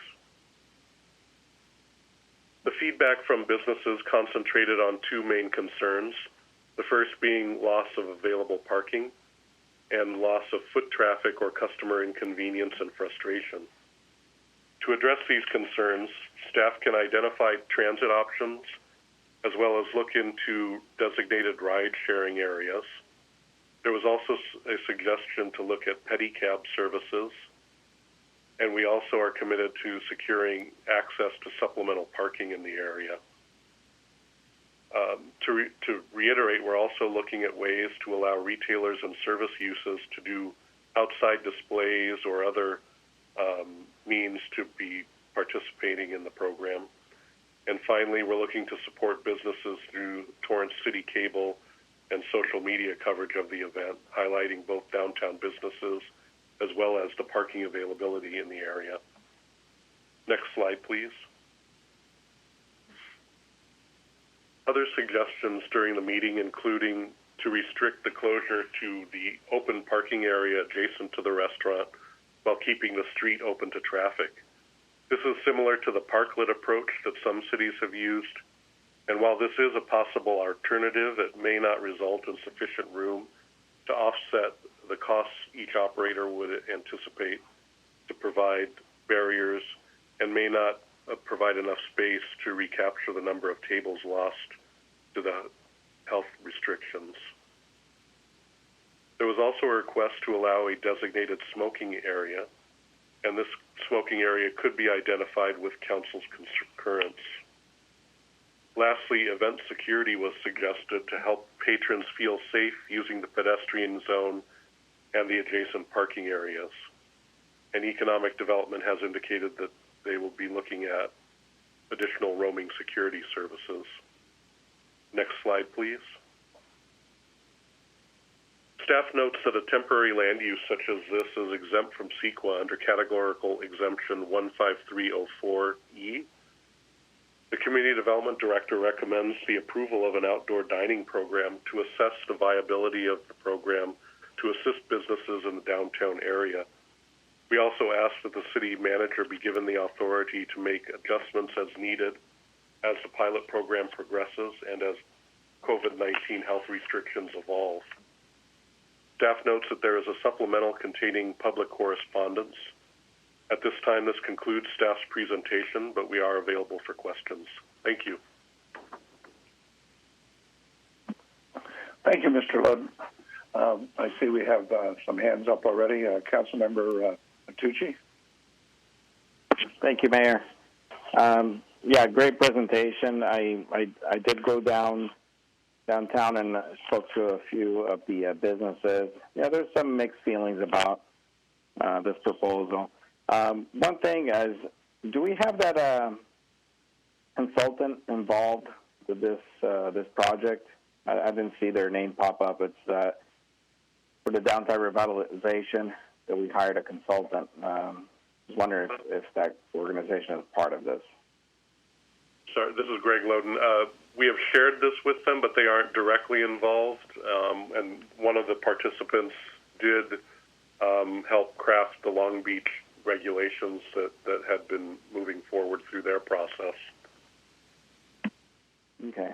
I mean, pedestrian areas, they do work. They're attractive, but they only really work when you have parking available close by. I think we're taking out this many parking spaces in an area that doesn't really have that many parking spaces to begin with might create a problem, a couple blocks down into the residential neighborhoods. I would like for us to explore keeping that consultant involved because, this could be part of a long-term plan for that area. I love outdoor dining. That's a great concept.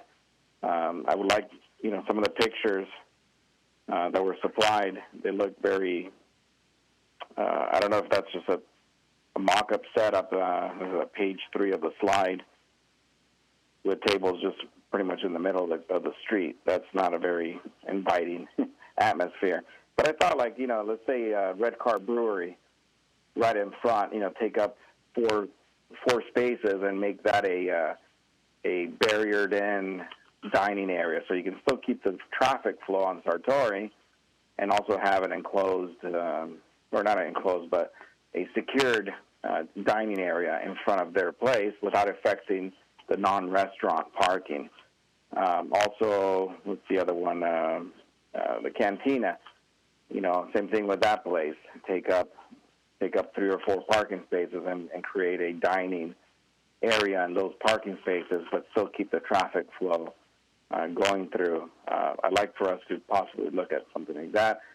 But since we do have a consultant, I would like for them to be part of that discussion, especially if we're going to be spending money and resources I would like to have professionals look into this if possible. That's all I got. Thank you, Mayor. Thank you. Councilwoman Ashcraft. Thank you. Couple of things. I think it sounds fun. We've been talking over and over again how to increase people going down to our old neighborhood down there, and I think it's great for a pilot program. We're looking at about 3 months worth, if that, to see how it goes, to see if we can bring people down. They get used to coming down. I think it sounds fun and great. And the parking situation, I think it'll work out with the areas we're looking at, maybe the pedicabs and parking underneath and the parking we have. It'll be a fluid situation because people will be parking, eating, and leaving. It'll also give the opportunity for maybe some shops that aren't used right now to maybe open up and do some boutique shops that might want to open up, and that will give people more incentive to come down. I'm wondering, Mr. Logan, has there been a discussion at all about outside heaters? Because as wonderful as it is here, it gets kind of cool at night. And is that a possibility if restaurants want to use it? Do they need a specific permit to do that? Councilwoman, this is Danny Santana, Community Development Director. We have discussed other incidentals, including heating, lighting, additional lighting, potential for speakers to have sort of communal sound or music being portrayed across the area.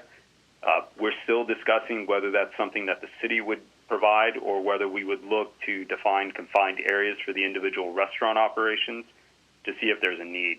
Our hope to start this during the month of July so that we can assess it based on the nicer weather we should have in that month, and then see what needs evolve as we progress into August and September when it typically does get cooler in the evening hours. Okay, I think it sounds fun. Thank you for all the work. I appreciate it. Thank you. Councilwoman Kalani, and then followed by Councilmember Goodrich, then Councilmember Griffith. Thank you so much, Mayor. And I like the word Councilmember Ashcraft said of it being fun. It sounds like a very novel idea. I really like the idea of the pedicabs, you called them. That sounds really fun. Is it possible that we could consider incorporating a requirement of a directory on each table, something that would let people know while they're sitting waiting for their food that just a short walk down, there's a great little shop that they could stop by and see. Something to keep them there and get people walking to see all the stores and businesses that are actually there. Councilwoman, Can I comment on that real quick? This is Greg Lutton. I think somebody was answering. There's an existing downtown map that we can business directory that exists for the area, and we have been looking at other ways to include marketing for other neighboring downtown businesses in the pedestrian zone. So that is definitely something we're planning to implement. Well, I would, as I said, I'd love to see it like on the table so people have something to do that while they're waiting, to really encourage them to stay and shop and spend time. Thank you. What did I say was next? Could I add further comment? Griffith? I think that was. Well, I just wanted to add a comment to Kalani real quick. And thank you for making that suggestion. I just want to commend Danny Santana and our community development staff for coming up with this idea. You know, we need to think outside the box, and oftentimes government is very reactive and not willing to do some cautious experimentation, and I'd really like to see more of this outside-the-box thinking for our city. I've got high hopes for this and other things that come along, anything we can do to make Old Torrance more attractive. Thank you. Thank you. Councilmember Griffith? Thank you, Mayor. I wanted to just touch on something that Councilwoman Kalani mentioned about the maps. The Downtown Business Association, as Mr. Loden mentioned, they've already developed a map for all the downtown businesses that they hand out at various events, and I'd certainly like to have the Downtown Business Association be more involved in obviously marketing that. So I'd like to make sure that the Downtown Business Association is heavily involved in this, as it sounds like they have been for at least one meeting. So that map already exists, and I think it'd be an easy thing to incorporate, and I agree that we want to use every opportunity to market all of our businesses downtown, not just the ones that are necessarily in this particular zone. As far as this proposal in general, I really like the creativity of the idea. The intention is really great. I am concerned for two things. One is that there's actually more businesses that are non-restaurants in this area than our restaurants. And the significant loss of parking for this area that's already fairly parking starved is a big concern. But I am very willing to let this try as a pilot to see how it works, and hopefully if there are disastrous results that we adjust quickly. But if things go well and everybody seems to be enjoying it and they see some benefits to doing this, I'd love to see something like this blossom if we can work out all these issues. I had some more specific questions. Many of these restaurants are able to serve alcohol. Would alcohol be allowed to be served in this outdoor area? Councilman Greg Loden, the ABC has relaxed service requirements for restaurants, and they are allowing service on the outdoor patios that have been developed. We would be incorporating conditions that individual restaurants would be required to comply with any ABC requirements that exist, but they would be available to serve alcohol upon their approval. And then the issue, thank you. The issue of emergency vehicles, I know you said that the one barrier on El Prado would be a movable barrier, but if all of Sartoria is full of tables and displays and other things, how can an emergency vehicle be able to travel the street? Is there any provision for that? Councilman, this is Danny Santana, Community Development Director. We would be looking at identifying a formal seating plan. We didn't want to invest staff time in that effort until we had this conversation with council so we could define the parameters and then identify the best way to create a layout of tables and events, business displays, and run that by our public safety departments to make sure that they felt comfortable with the circulation. Usually they prefer barriers that are movable on all ends, but considering this is proposed in a limited time frame, both in months and on weekends, and it incorporates the ability for them to circulate through El Prado with that movable barrier and around the alleys out towards Torrance Boulevard. They were comfortable at least giving it a run with that effort. Well, great. I'm in support of the pilot to see how this takes off, and I'm anxious to see how this will help our downtown businesses and restaurants. Thank you. Councilmember Chen, it's your turn. Thank you, Mayor.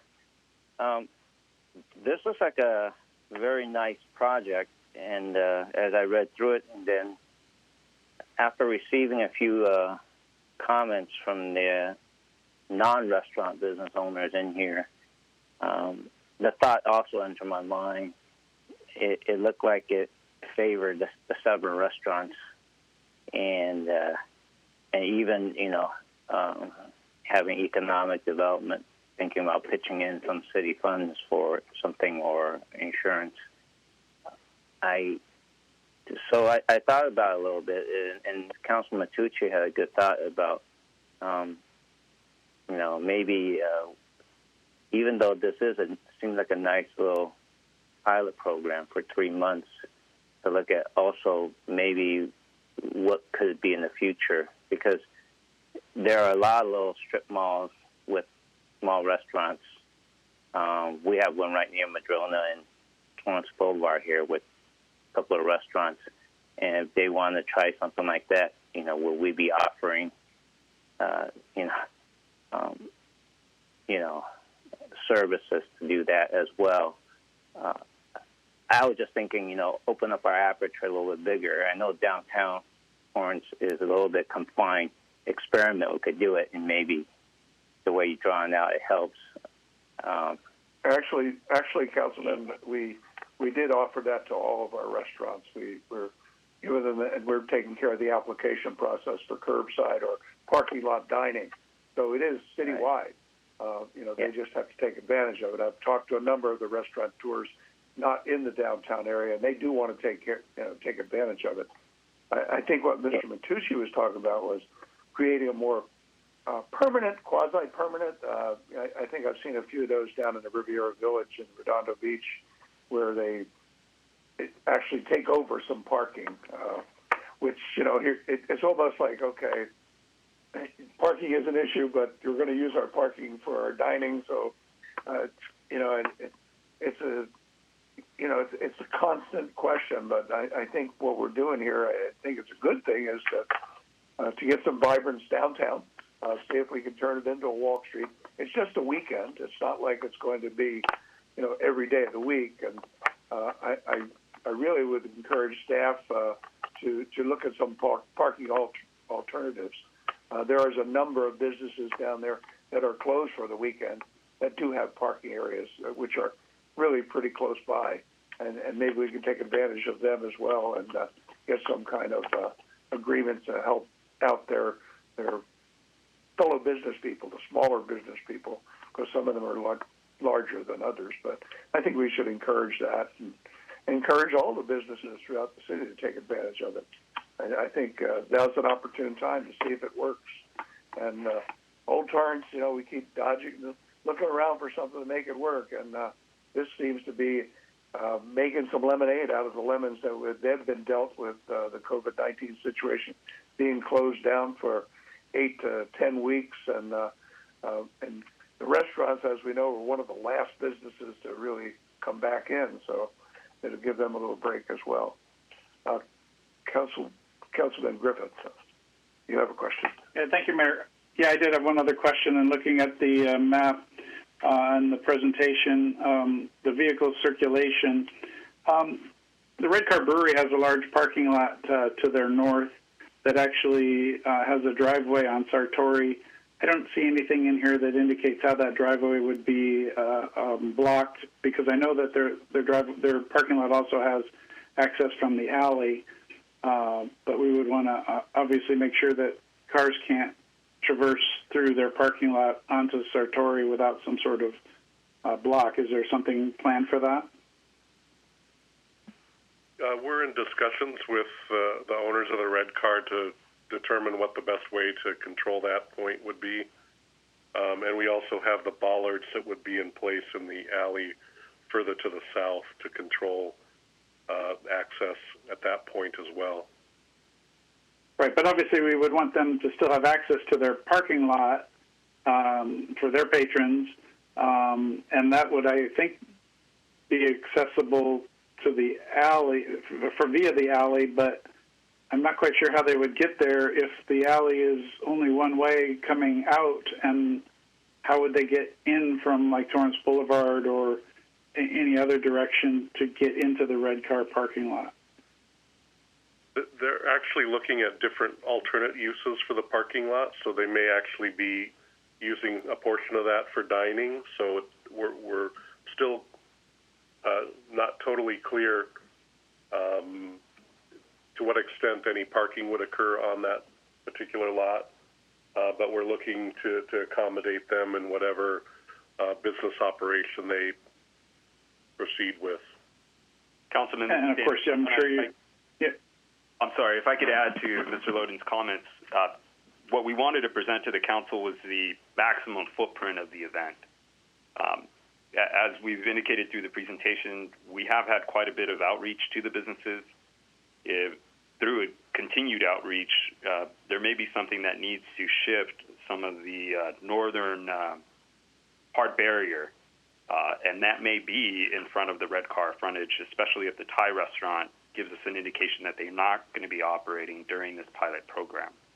So our intent is to show the maximum footprint, but there can also nothing here is set in stone. And that's part of the reason why the second half of the recommendation is to authorize the city manager to allow staff that we've been working with throughout the city departments to be able to adjust the footprint in order to make sure that we can identify parking should we not be able to secure additional leases.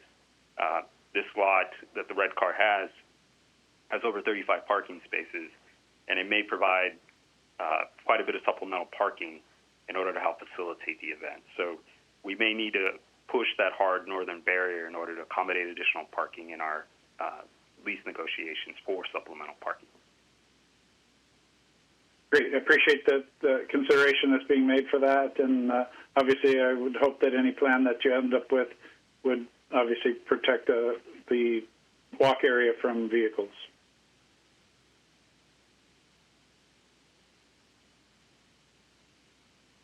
That's all. Thank you. Anybody else? Anybody else have any questions? Councilmember Goodrich. Just one more thought for staff here. Knowing that we're doing this experiment in trying times due to the virus situation, if it fails, is staff going to consider this in the future when things get more back to normal? In other words, we're not just going to dismiss this out of hand if it doesn't work because of I think we should take into account extenuating circumstances and analyze that and consider that.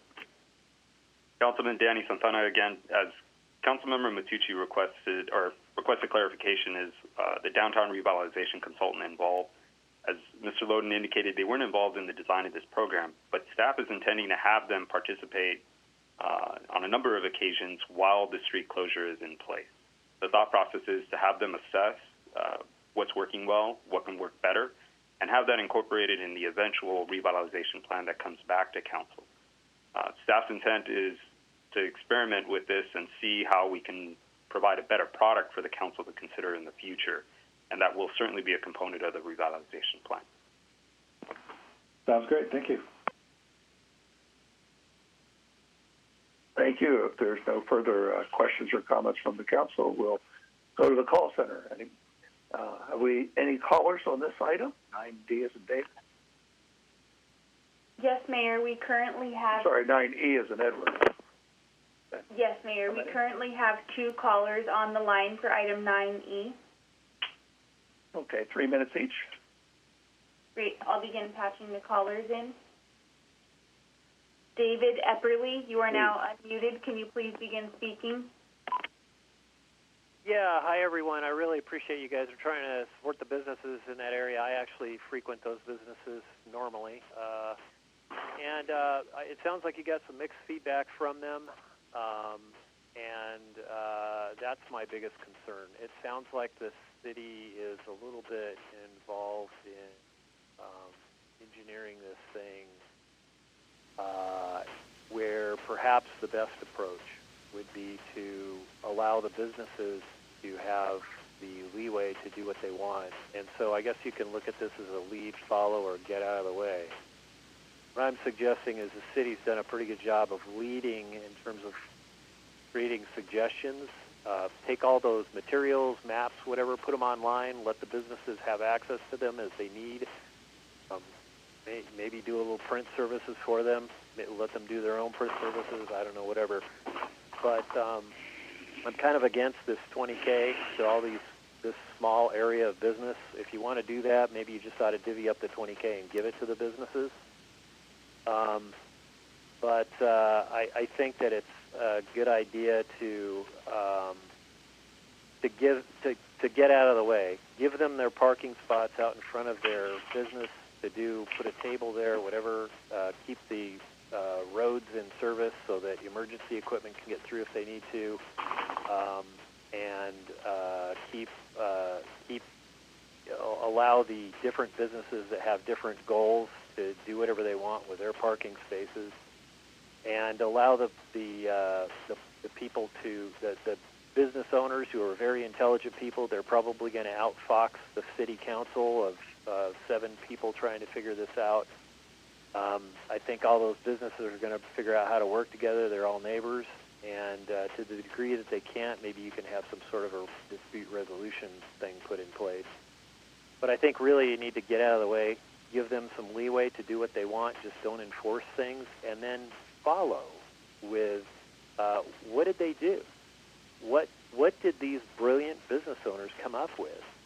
And then use that to go forward. That's probably going to be better than what you get from any consultant. Maybe the consultant's going to help with some of that. But I think following the business owners is going to be the best bet for you. And, you know, you've already led. You've done some things. I think it's time to get out of the way and then follow. That's my opinion. Thanks a bunch, guys. And I wish you. Thank you. I wish you guys would have cut those offenses in half, but oh well, I missed that one.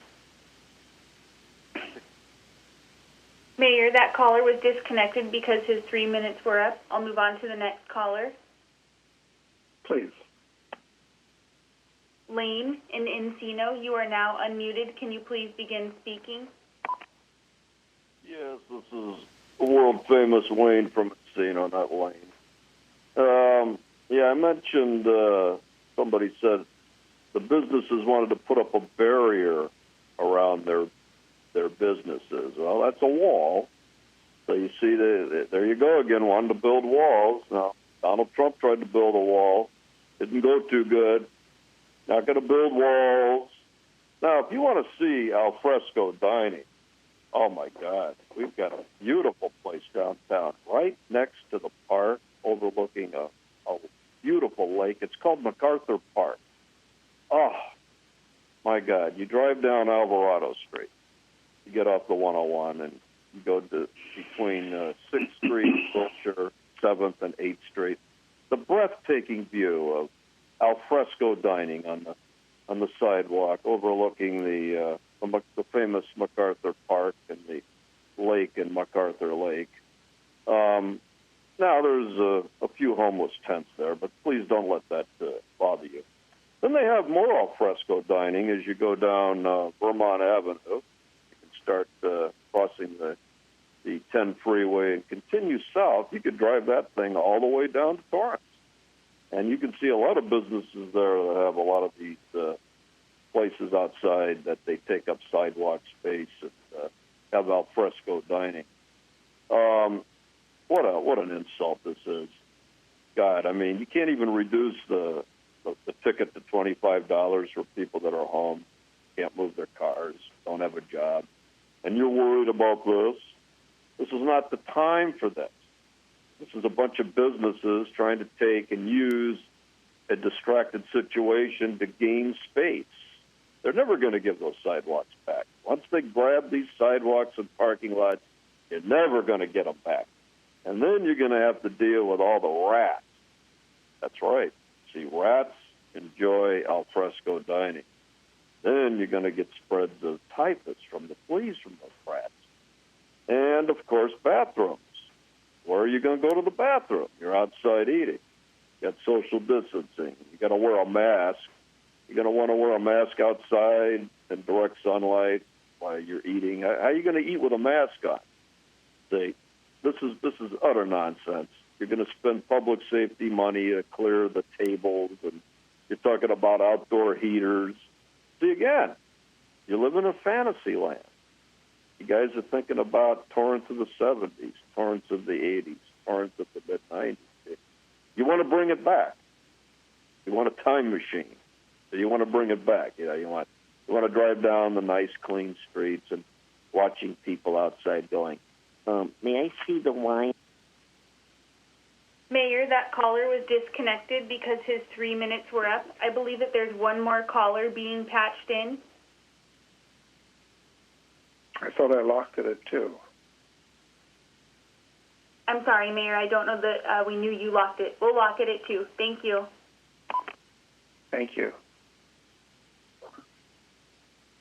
The public comment portion of this item is now over. If there's no more further conversation, I'll take a motion to adopt a categorical exemption and authorize the outdoor dining pilot program. Councilmember Goodrich. Yes, Mayor. I move to approve the recommendation of the Community Development Director. and Councilwoman Kalani. Councilwoman Kalani, second. Roll call Thank vote. Councilmember Ashcraft? Yes. Councilmember Chen? Yes. Councilmember Goodrich? Aye. Councilmember Griffith? Yes. Councilmember Kalani? Yes. Councilmember Matucci? Yes. Mayor Fury? Yes. Your Honor, that motion carried unanimously. Thank you. We're now moving on to item 9F as in Frank. If there are any members of the public who wish to speak under item 9F, please call the public comment hotline now at 310-618-2404. Item 9F is from General Services and Transit to approve a third amendment to contract services agreement for graffiti removal services and bus stop maintenance from city staff. Good evening, Honorable Mayor and Council. Nina Schroeder, General Services Senior Business Manager. With the impact COVID-19 has had on city finances, Graffiti Protective Coatings demonstrates their commitment to the residents of Torrance by agreeing to a one-time discount of $100,000 for graffiti removal services with no reductions to service levels or staffing. The one-time discount comes from Graffiti Protective Coatings' operating budget as they value the city as a client and want to continue serving the community during these unprecedented times of economic hardship. With council approval, the annual cost of graffiti removal services will be reduced from $383,280 to $283,280 for the fiscal year ending June 30, 2021, and the contract for the bus stop maintenance in the amount of $94,640 will be extended to June 30, 2021. With that, staff is available to answer any questions.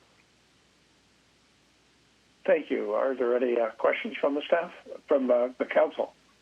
Councilmember Griffith. Yes, thank you, Mayor, and thank you, staff, for the presentation. I first want to just thank the Graffiti Protective Coatings Company for the phenomenal service that they provided our city.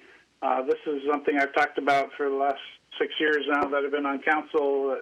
The service that they provide is top-notch. It really does make our city stand out in a positive way compared to our neighboring cities because of the good work that they do. So I'm thrilled to support them for continuing, and I'm even more thrilled that they're offering us a $100,000 discount. And I'm just curious, has the city budget taken that discount into consideration? And because I imagine the original budget included it at the higher amount. Anybody from staff? General Services reached out to Graffiti Protective Coatings to look for a discount to reduce impact to the general fund during these unprecedented times of economic hardship. There will be no reduction of costs to the bus stop maintenance contract, as the bus stop maintenance contract does not utilize general funds. The city explored other options for discount. No, the question was.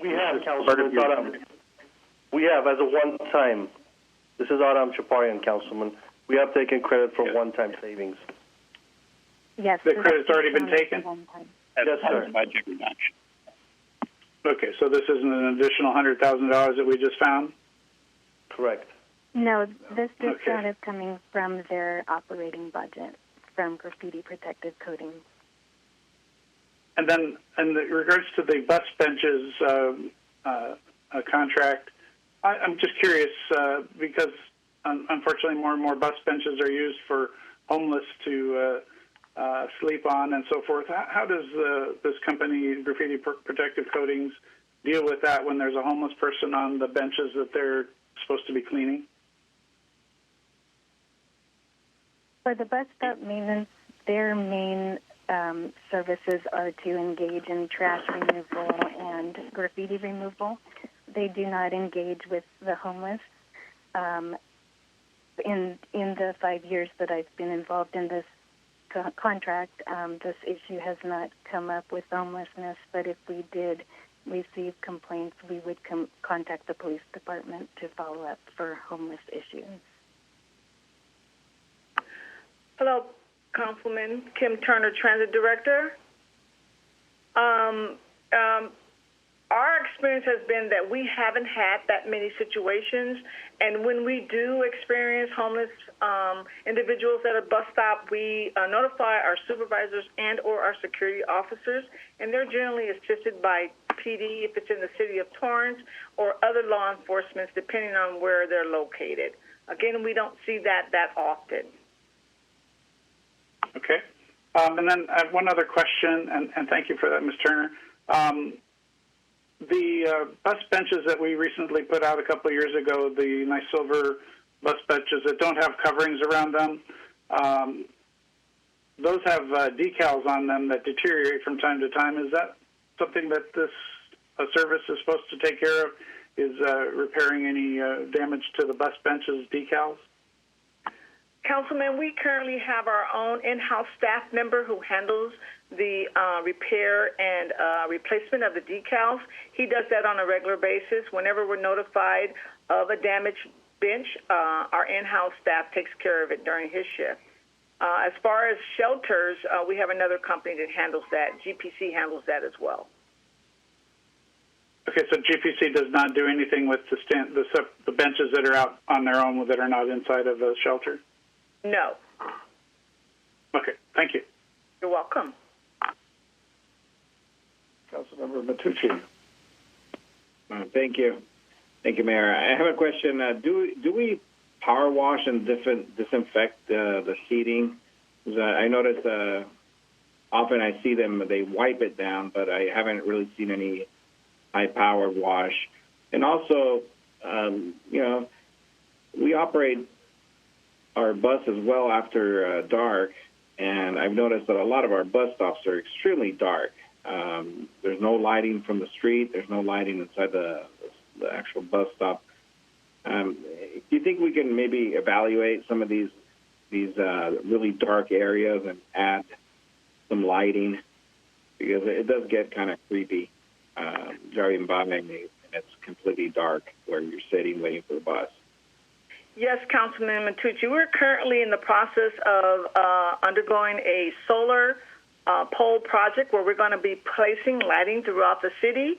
In addition to that, we do have the pressure washing takes place with GPC and or our staff whenever necessary. So we are taking care of the bus shelters by cleaning them on a schedule. And again, we are aware that there are some dark areas within the city, and we will be placing poles there soon. Okay, so the pressure washing, it's not done on a regular basis, just as needed?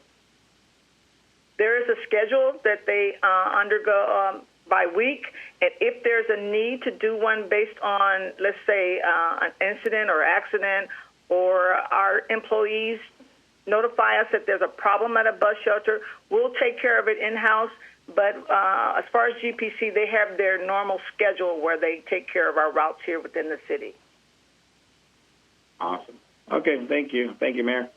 You're welcome. Thank you.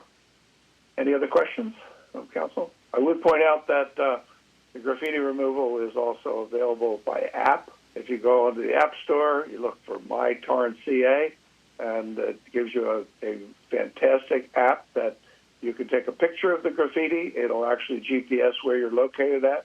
It'll take your email, and you take a picture of it, send it in, and miraculously, the next day, you'll get a picture of the before and after from the graffiti removal people. And I use it consistently whenever I see graffiti, and I'm sure my colleagues do as well. And hopefully the public does, because you got to see something, say something, make it easier to do it, and keep the quality of life in our community that much nicer. Any other questions from the council or comments? And we'll go to the call center. Anybody on the call center has called in on item 9F? Yes, Mayor. We have 3 callers on the line. Okay, 3 minutes each. Are we locking it in at the 3 callers, Mayor, just for confirmation? Yes. I'm sorry. Yes. I'll begin patching the callers in. you are now unmuted. Can you please begin speaking? Hi, yes.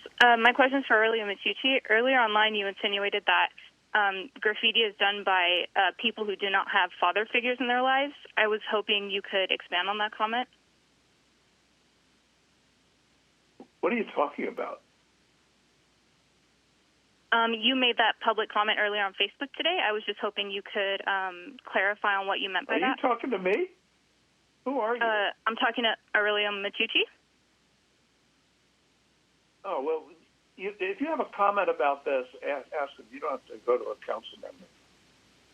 Well, I was just, okay. I was. Would you like me to move to the next caller, Mayor? Yeah, yes, would you please?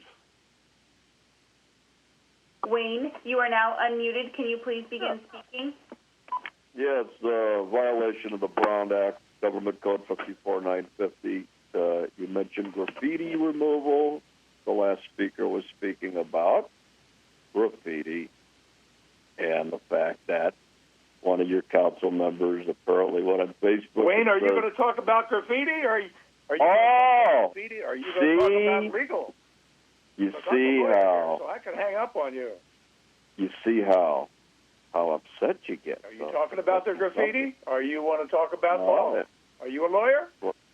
We're talking about. Well, you know, I studied in the law library a couple of years.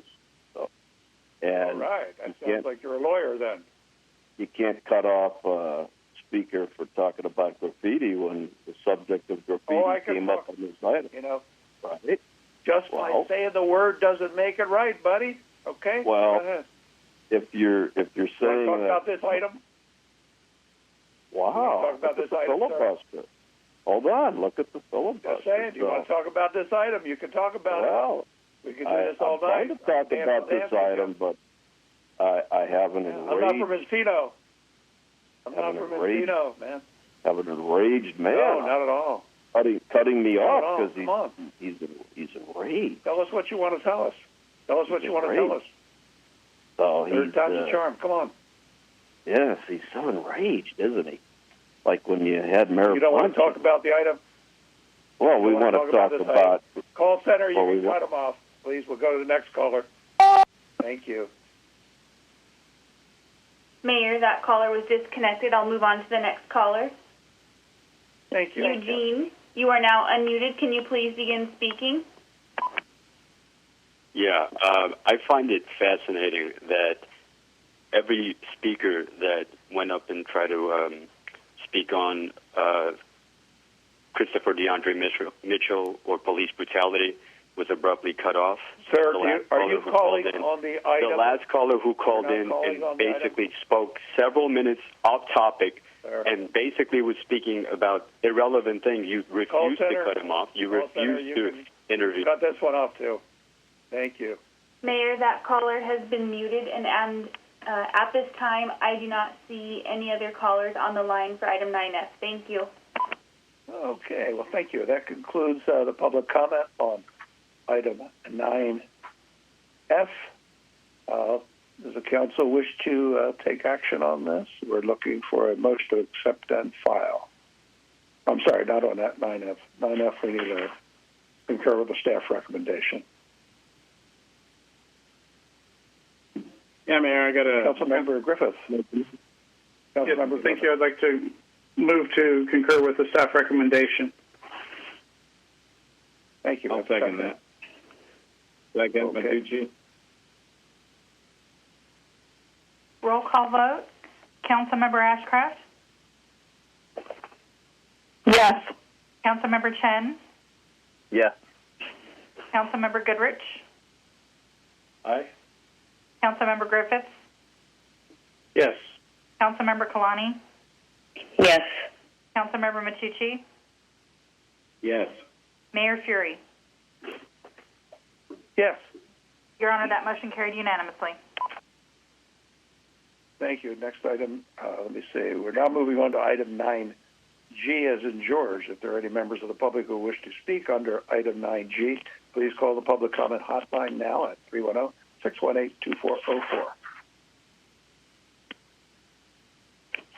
Item 9G is from the city manager to provide COVID-19 recovery update and discuss and consider options for responding to orders from the County of Los Angeles and the State of California regarding COVID-19. From the city manager's office. Yes, Your Honor. This is Leroy Jackson. Per the request of council, we bring this back to you each week during the emergency for an opportunity to provide you with an update on COVID-19 recovery efforts and to allow the city council to discuss and consider taking whatever action seems appropriate for responding to the orders from the County of Los Angeles and the State of California regarding COVID-19. Since last Tuesday's meeting, the Los Angeles County Department of Health modified the Safer at Home order effective Friday, June 12th, to allow for the reopening of additional sectors and help move the County of Los Angeles to Stage 3 of the California Pandemic Resilience Roadmap. The modified health officer order allows for the following sectors to reopen once they implement the required protocols for infection control and distancing. Gyms and fitness facilities, pro-league arenas without live audiences, day camps, museums, galleries, zoos, and aquariums, campgrounds, RV parks, and outdoor recreation, music, film, and television productions, hotel or leisure travel. Additional reopenings are expected on June 19th, which includes nail stations, tattoo shops, massage parlors with county approval.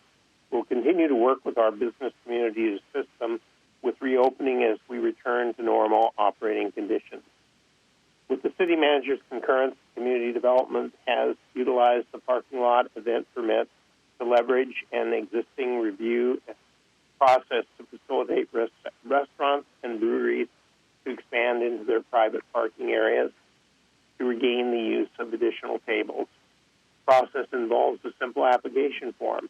It's available on www.torranceca.government/home/show documents !ID equals 41273. It's an easy one to remember.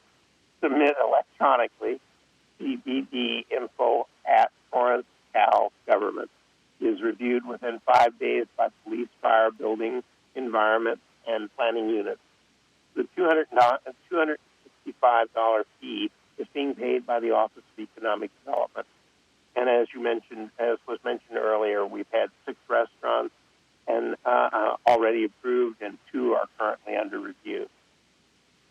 City staff have reached out to Torrance businesses and shared with them the latest guidelines, which have been posted on the city business resource website, www.cityoftorrance.com/reopen. Torrance alerts and social media posts have been sharing our business resource information with the business community. Questions can be directed to the Office of Economic Development either via email at economicdevelopment@torrance-cal.gov or via phone at 310-618-5807. City of Torrance will continue to monitor all federal, state, county guidelines and share information with our business community. The City Economic Development team will host webinars to assist various business sectors with developing their reopening plans, and again, can be reached by phone or mail. We've had questions with regards to Little League. We're still working with the county to get guidelines for that. We've had questions raised as to our exercise equipment in parks and the play area within parks, and we're continuing to explore and work with the county to see as to how we can reopen those facilities in the near future as well. With that, then, the fire chief, the EOC director, and myself are available for questions. Thank you. Are there any questions from the council? Councilmember Griffiths. Thank you, Mayor. Thank you, Leroy, for your updates on all the issues related to COVID-19, and it's been obviously a monstrous task to get things opened back up little by little. But one of the areas that I think is still remaining as a big hurt is our youth sport activities. Our kids have been out of school for the last 3 months with very little activity available to them in their lives. Really, those are the people that need to be getting out and running around and doing stuff. Plus, they're from everything I hear, they're some of the least susceptible to the disease. And I know the sports is a challenge because every sport's got different challenges and issues. And I realize the decision isn't 100% up to us, but I'd sure like to see us make some cases for some of our different sports that might easily be able to accommodate social distancing and so forth, if nothing else, to be able to practice. And I think that Little League social distancing should be a relatively easy thing to accommodate. There's other programs out there as well. I know lacrosse is another one where the kids don't get too physical at all, especially when they're practicing, and it's a very controlled environment. And I've actually seen some very specific plans to be able to conduct those types of sports in a safe manner. And I just obviously would like to see if there's anything that we can do to help move them along. And I realize that a lot of it's out of our control. But if you have any words of wisdom on that, I'd sure appreciate it, as do all the people that are anxious to participate again. If John Jones is out there, he may be able to update you on that. John? Yes, I'm here, Leroy. Councilman, we are on a constant connection with LA County Parks and Recreation Department, who's also under the same guise as all of us since we fall under the LA County Public Health Department's orders.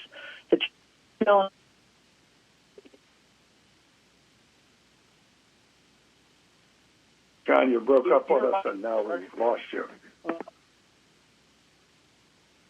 Really bad connection.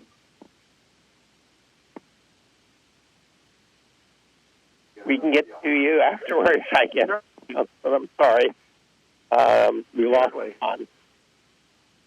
Yeah, we did. We can come back to you and give you more details on that. I know he's following up with the county park and recreation folks who are deeply involved with the county health people to find guidelines and directions that we can follow in the near future. We're trying to explore as many options as we can. Again, almost if you have a plan, you can show them the plan. Maybe we can press the matter further. Thank you, In fact, Leroy. today, Is that better? Yeah, you're much better now, John. Go ahead. Sorry. I was just saying, Leroy kind of captured it. We are working with them. We have been trying to stress different points along the lines of youth baseball, especially, as well as lacrosse. The challenges that they're having, too, is all youth sports kind of fall under the same focus area of mass gatherings and how do they not have equipment that are being touched by multiple people and the cleaning practices. So we have already got all our youth organizations providing us soccer, lacrosse, baseball, the reopening plans. We are poised and ready. We just have to have the county public health kind of release us on that opportunity.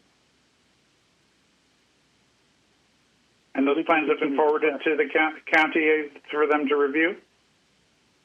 It's not about that. They're not going to ask for that particular information. They're basically wanting to open this up for all entities. So they don't need that kind of detail, Councilman. They just need to know that we're ready. They have to get clearances from the state and so forth. So it isn't as easy as the county.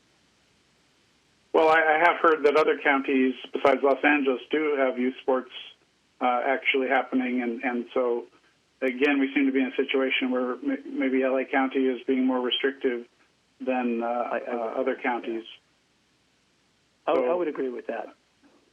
Okay. Well, thank you for that. I will continue pressing. LA County Recreation and Parks are the ones that are really trying to lean into the county public health to get things opened up because they're also in the same situation as us. So I'll put a few more calls out tomorrow and see if there's anything we can do to help knock this loose. I've been pressing in the last 3 weeks, but we haven't got any action yet. Let me know if I can do anything to help. Thank you. Mm-hmm. Thank you, Mayor. Okay, anything else from council? Any further questions or comments? If not, we can take it to the call center. Anyone called in for this item on the agenda? Hi, Mayor. At this time, it looks like we have 3 callers on the line for item 9G. Okay, 3 callers or 3 minutes each. Thank you. Okay. Wayne, you are now unmuted. Can you please begin speaking? Oh, yes, and we just hope that we don't have to get that enraged individual again. So, you guys are so worried. You're not worried about public health. You're only worried about the Benjamin.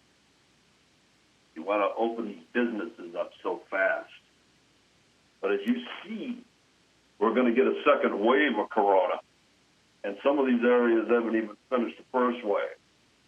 So you're going to open all this stuff up, and a couple of months later, you're going to have to close it back down again. Now, the reason you want to open it up is because you're not taking in sales tax revenues. You're not taking in occupancy taxes and all the other stuff to fund all your little campaign donations. Your nonprofits you funnel money through, like police, LAPPL, like that kind of stuff. So we got to keep it shut down until there is a treatment and a cure for this thing. This is not some kind of regular virus. This thing was created in a lab in China. And so it is resistant to all forms of treatment because it was made that way. It attacks the autoimmune system.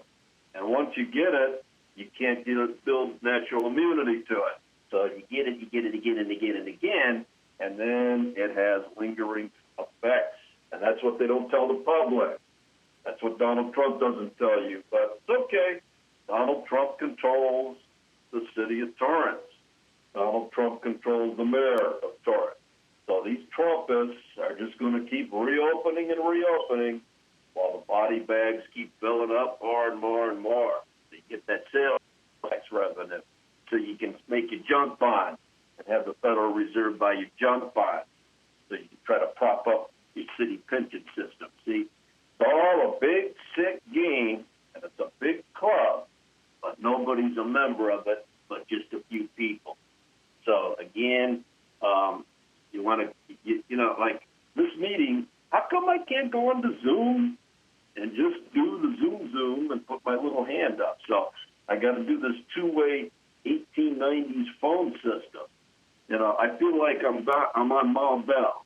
Reach out and touch someone. See, so again, you can try to do what you're doing, but when you're going to shut it back down again, remember, Wayne from Encino told you why.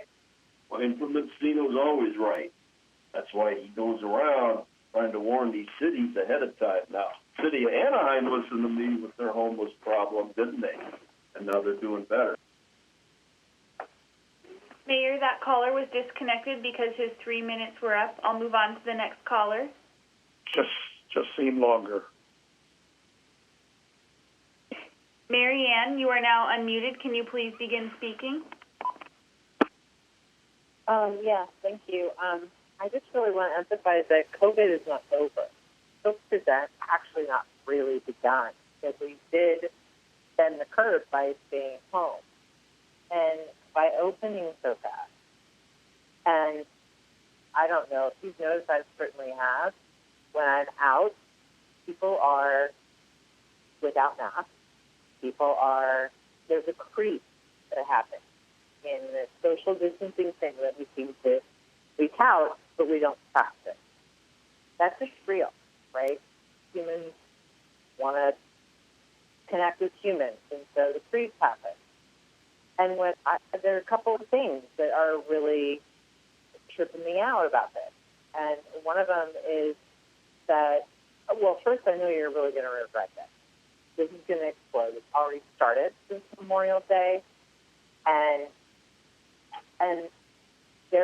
you're going to be opening up these spaces for field hospitals. and this is a form of violent capitalism. This is what we do. We actually are able to reimagine capitalism, the way we work, in a way that meets people's needs and goes slower and doesn't like focus on like extravagance and pleasure and gluttony that yes we miss because we're Americans and that's what we do, which is gross, but it is what it is. And so this is a violent form of capitalism that you're sacrificing lives over, and it's going to be a lot. You're going to really regret this. It just, and booze, that's fun. Like the fun thing is freaking me out. That we're serving booze, and this is fun, and this sounds fun. So we serve booze, and people are sitting on workers more because they've been drinking. I just lose my peace. This is so, it's going to be on your soul.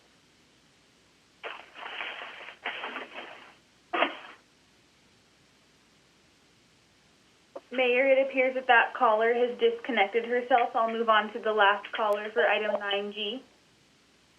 Thank you. Keith, you are now unmuted. Can you please begin speaking?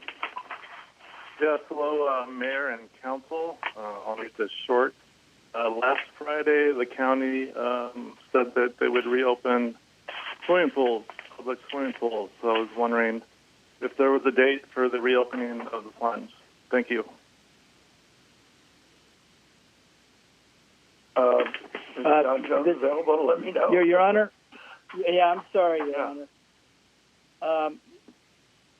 Staff has been working on a plan to reopen the plunge on a limited basis, focusing mainly on lap swimming that can be controlled by appointments only.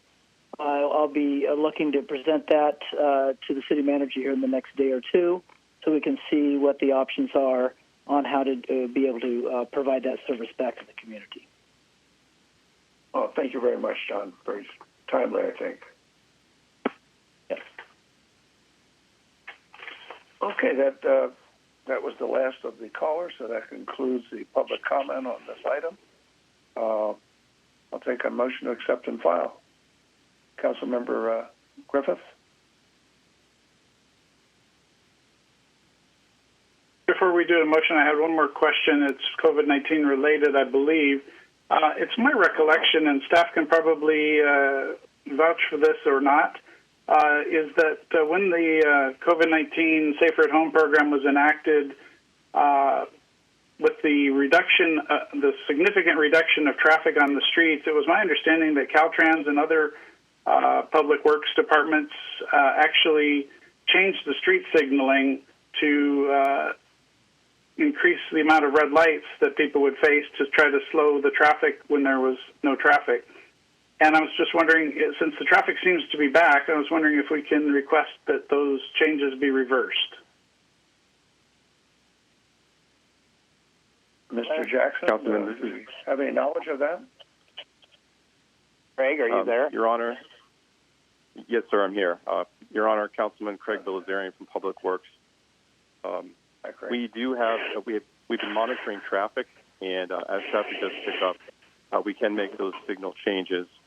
Essentially, what we've done is just make sure that the pedestrian phase is active for every signal phase. So it's not that we're making green lights or red lights more frequent. It's just that the pedestrians can cross the street without having to press the button at 10 city intersections throughout the city. But as traffic's picking up, we can make those changes back to normal. And then if there's any contact that someone could make with Caltrans to verify what they've done and ask them to consider making changes reflective of the amount of traffic? Yes, we have contact with their operations department downtown, and we can find out what signals that they've self-actuated on Hawthorne and also PCH, and we can find out what their plans are and let them know what our intentions are as well. Because I know there are signals on Pacific Coast Highway, since I drive it so much, that now turn red for no vehicles crossing. They never used to do that, and I suspect that they've been modified, but I don't know for a fact. And so I would hope that you could check on that for us and see if we can improve our traffic flow and not be stopping people unnecessarily. I can absolutely do that. I actually have a conference call tomorrow with their executive liaison to the district director, as well as several deputies for other business matters in the city, and I will bring that up with that conference call. I appreciate that very much. Thank you. You're welcome. All right. So, Mayor, I'll go ahead and make that motion that we concur with the recommendation of City Manager on this item. Accept and file. Accept and file. And Councilman Chen will second. Roll call vote. Councilmember Ashcraft? Yes. Councilmember Chen? Yes. Councilmember Goodrich? Councilmember Griffiths? Yes. Councilmember Kalani? Yes. Councilmember Matucci? Yes. Mayor Fury? Yes. Your Honor, that motion carried unanimously. All right. Well, seeing there's no other items on tonight's agenda listed under item 10, hearings, item 11, agency agendas, and item 12, second reading ordinances, we will now move on to item 13, oral communications. For any member of the public that wishes to speak on items not on the agenda, please call the phone number on the screen, 310-618-2404. Staff is standing by in our call center to queue up our callers. Okay. And let me see. This portion of the meeting is reserved for comments on items not on the agenda. Under the Ralph M. Brown Act, City Council cannot act on items raised during public comment, but may respond briefly to statements made or questions posed, request clarification, or refer the item to staff. Speakers under oral communications will have no longer than 3 minutes per speaker. And we're going to modify that as soon as I see how many people have signed up. How many do we have so far?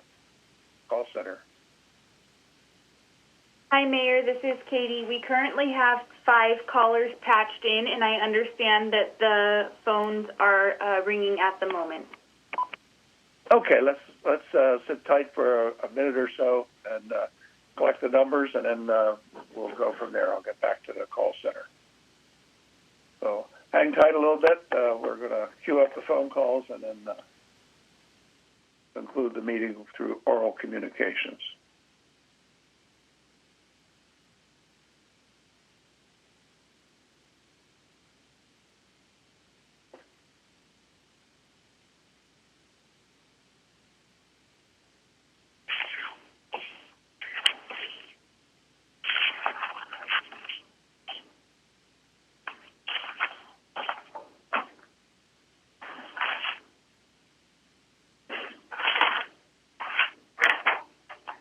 Mayor, for awareness, we're up to 9 callers. Okay.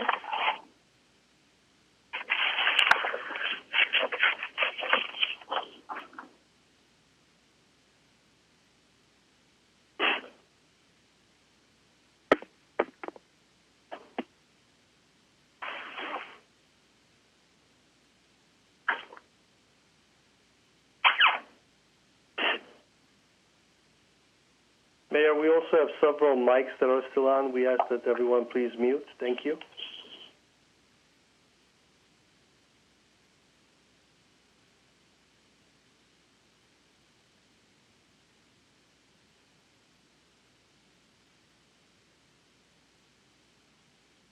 First.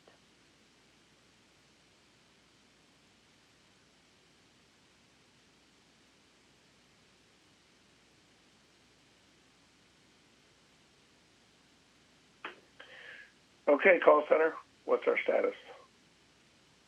Mayor, the phones are still ringing at this time. We have more than 10 calls.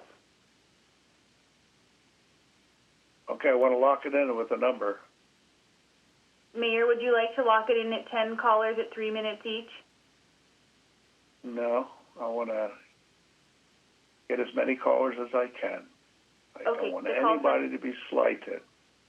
Okay, the call center is still receiving calls. Okay. Give you another minute.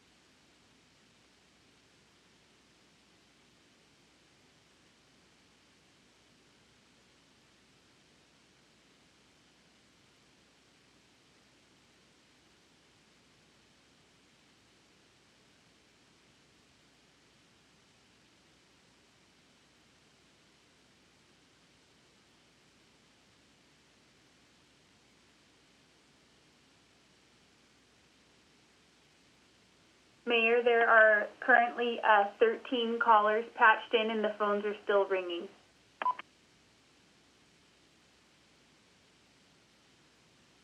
Okay. Cap it at 15, and they'll get 2 minutes each.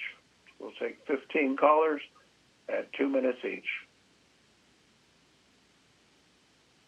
Thank you, Mayor. I'll begin to patch the callers in. Thank you. Andy, you are now unmuted. Can you please begin speaking?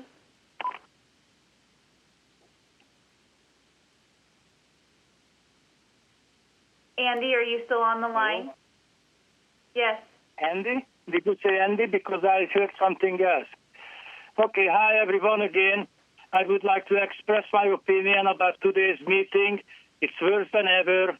People are getting caught out. The mayor is aggressive and behaving very unprofessionally with every other people, not just with me.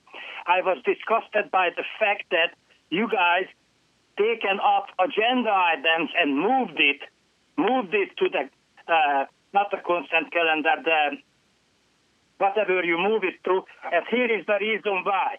Because Mr. Mayor appoints himself to a chairperson, and not even one chair, but more than 2 chairs, including the election ballot measures. The guy is a chairperson who was elected illegally, as a mayor, who is a criminal and who was never prosecuted. And he just appointed himself to a chairperson and got this off of the agenda item so people cannot speak on it. And you're reducing everybody's time to 2 minutes when we lost already the oral communication number 2. You don't want to hear the people. You just want yourself to see it on the television. You are disgusting. And stop chewing on whatever you're chewing and take it in and out of your mouth like an old boat. Behave like a professional. You are the disgrace of Torrance. And don't you forget that. These meetings are for people to call in to tell their opinion to you. This is a public meeting. Mayor, that caller was disconnected because his 2 minutes were up. I'll move on to the next caller. Melissa Wright, you are now unmuted. Can you please begin speaking? Yes. Good evening, almost good morning at this rate, Council, Mayor. Once again, thank you so much for your time and putting this together and working the way you have to during this time. The reason I'm calling is on social media lately, and I'm thinking more of like the neighborhood type of sites, we've had a lot of people asking, one, about fireworks in Torrance, if we're going to have them, and I honestly don't know what the final verdict was or if there's been one. And 2... No, we're not. Oh, we're not. Okay, good. I can pass that along. The other problem is we have had nightly fireworks going off for the last few weeks, and it's progressively getting worse and louder. And I just wanted, hopefully, this will go to earlier viewing people that can rewatch this, or maybe next week we can make it earlier, to tell them that these fireworks they're letting off at this time of the year, we're still 3 weeks away from the 4th of July, are scaring dogs and animals half to death. They're being tranquilized because they're just shaking. Elderly people are scared. With all the unrest that's been going on, they don't need to hear what sounds like gunshots, and I think that's why they're making these big booms. And servicemen, I've been told that even that affects their PTSD. So these loud booms that people are putting off that sound like dynamite going off, I would just like to remind them that it's illegal, and doing this at 10:30 at night every night over here is getting ridiculous, and it's just getting worse, and I know it's going to be worse till the next 3 weeks. So if there's anything that you guys can remind them on in the next meeting, and maybe the fire department speak, we'd really appreciate it, because we're just really worried about it, and it's really annoying. Anyway, good night, and thanks again for everything. Good night. Bye-bye. Thank you.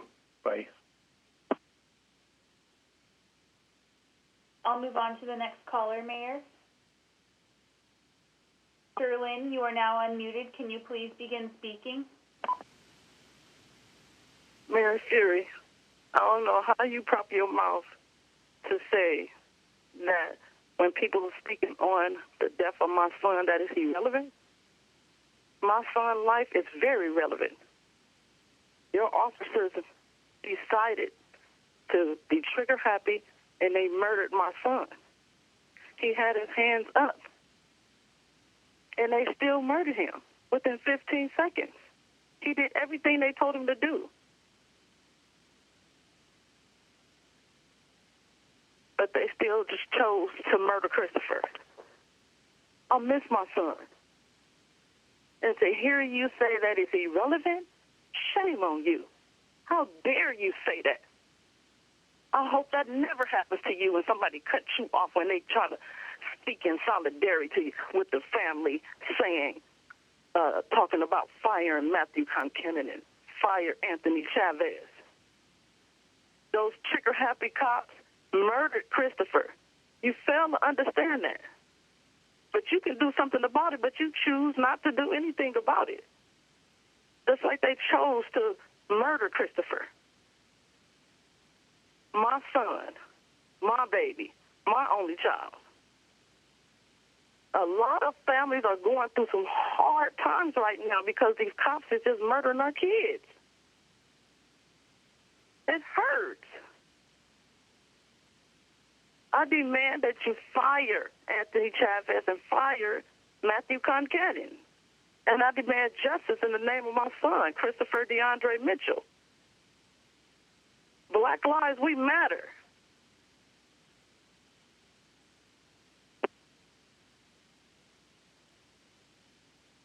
Mayor, it appears that that caller has disconnected herself. I'll move on to the next caller.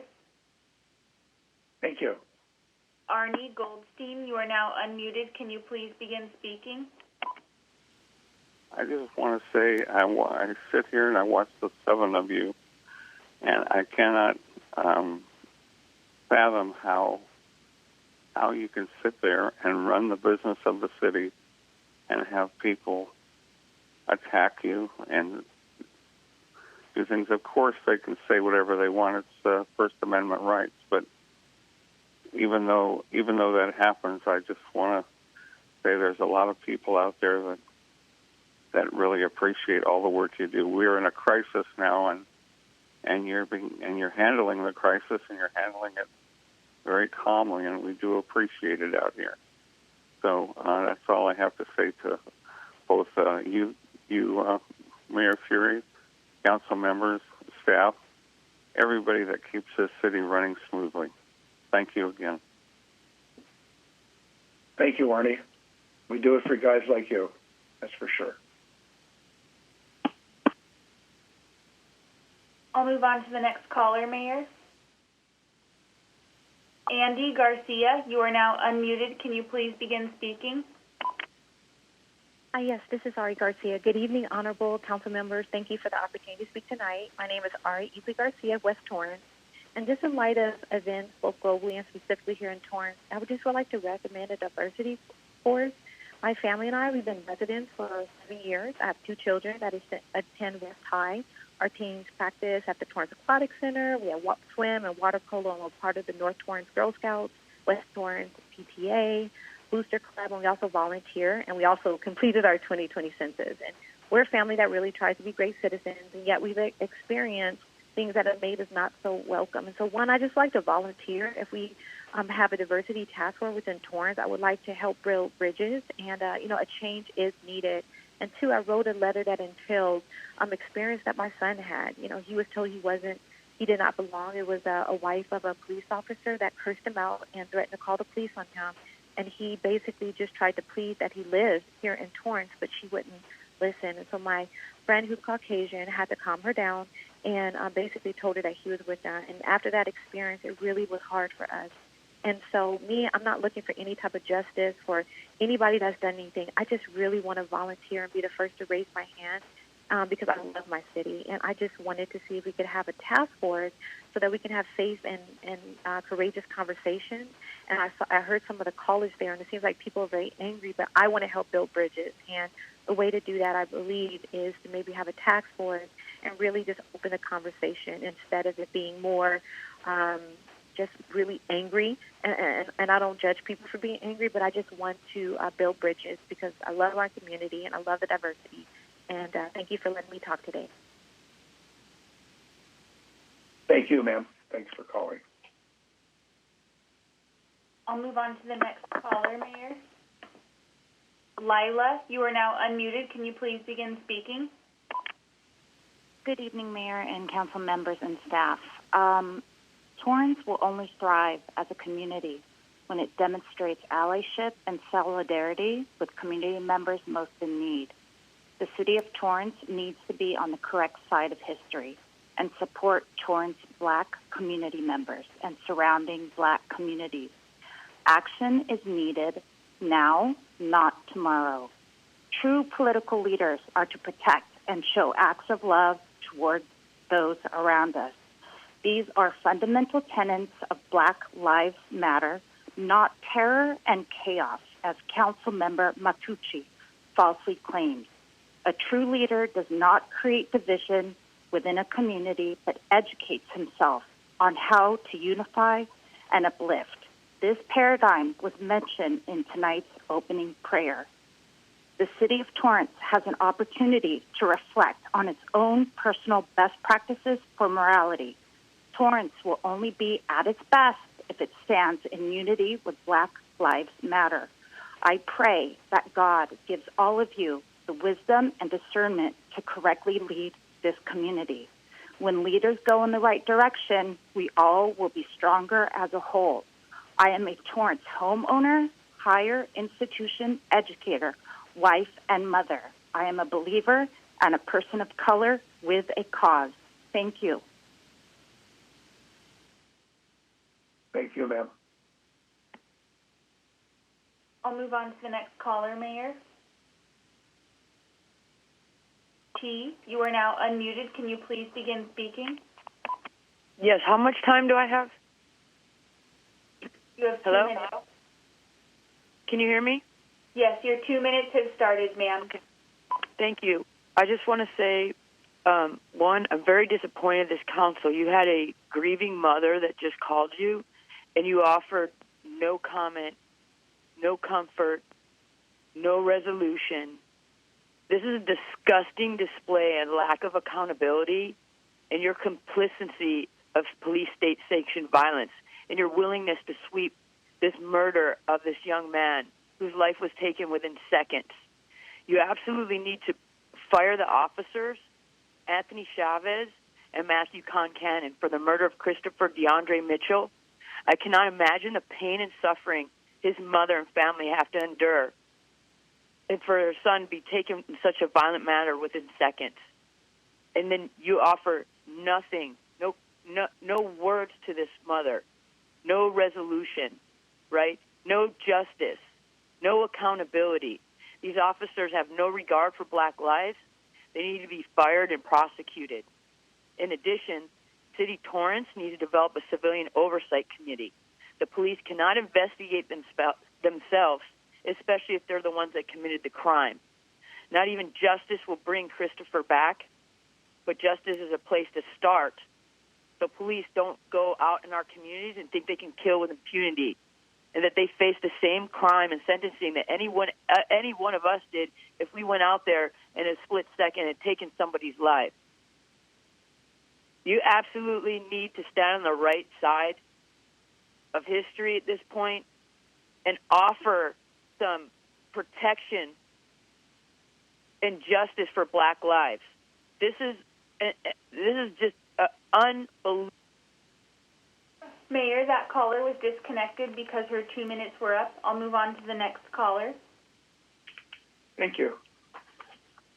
Stephanie, you are now unmuted. Can you please begin speaking? I want to talk for just a second about Matucci. He called Black Lives Matter a terrorist organization. That is a lie, and it's a dangerous lie. He would like nothing better than to rile up a whole community against this organization, to incite violence. The way you all rile up the cops in their ridiculous riot gear every time one of us raises our voice. But understand this, there would be no need for an organization like Black Lives Matter if the police had not been systematically terrorizing Black people for generations. But this just all reveals what kind of person he is. He's a misogynist and a racist. Matucci, you have no regard for Black life, and you consider your own personal little bubble more important than anything that the members of your community are going through. You don't care that people are suffering from COVID-19, and you most definitely don't care that Black people are being murdered on your watch. You are the one who thrives in chaos.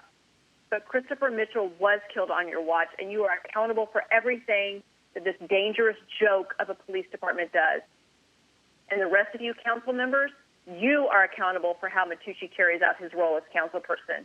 And you are also accountable for this police department and for the people they kill. You are accountable for Christopher Mitchell's death. You disrespect his mother. You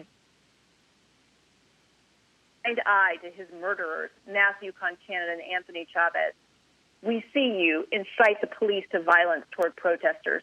You encourage violence. You sanction it. You are complicit in every ounce of the national outrage against police murders of Black people.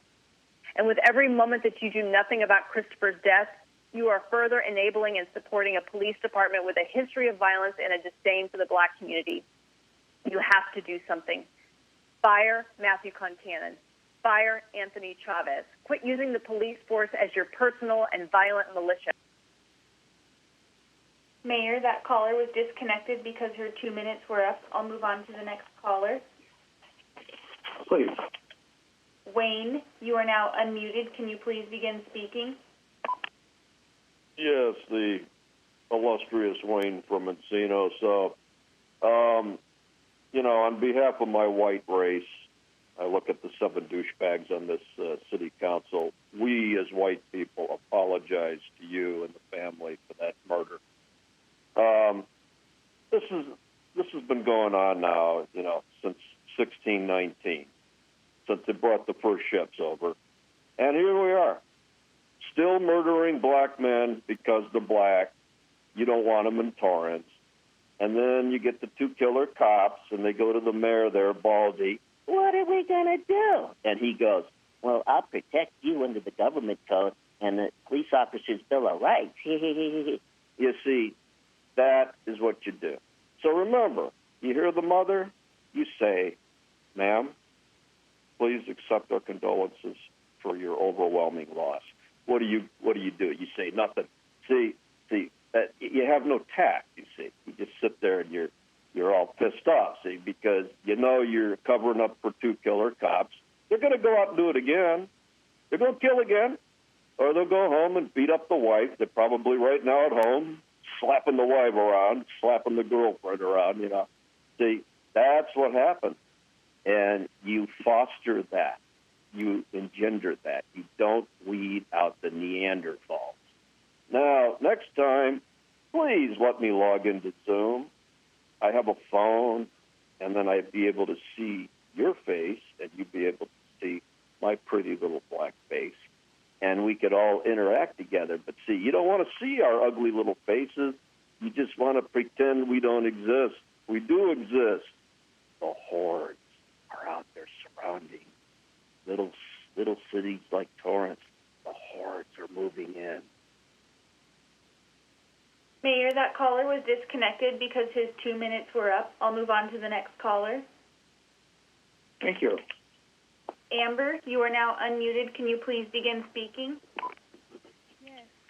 I'm calling to demand that you fire and prosecute Anthony Chavez and Matthew Concannon for the murder of Christopher DeAndre Mitchell, and that you create a civilian oversight commission of the police department to review this case and police misconduct by the Torrance PD. Christopher's life mattered. Please do everything you can to bring him justice. Thank you. Thank you. Mayor, I'll move on to the next caller. Jocelyn, you are now unmuted. Can you please begin speaking?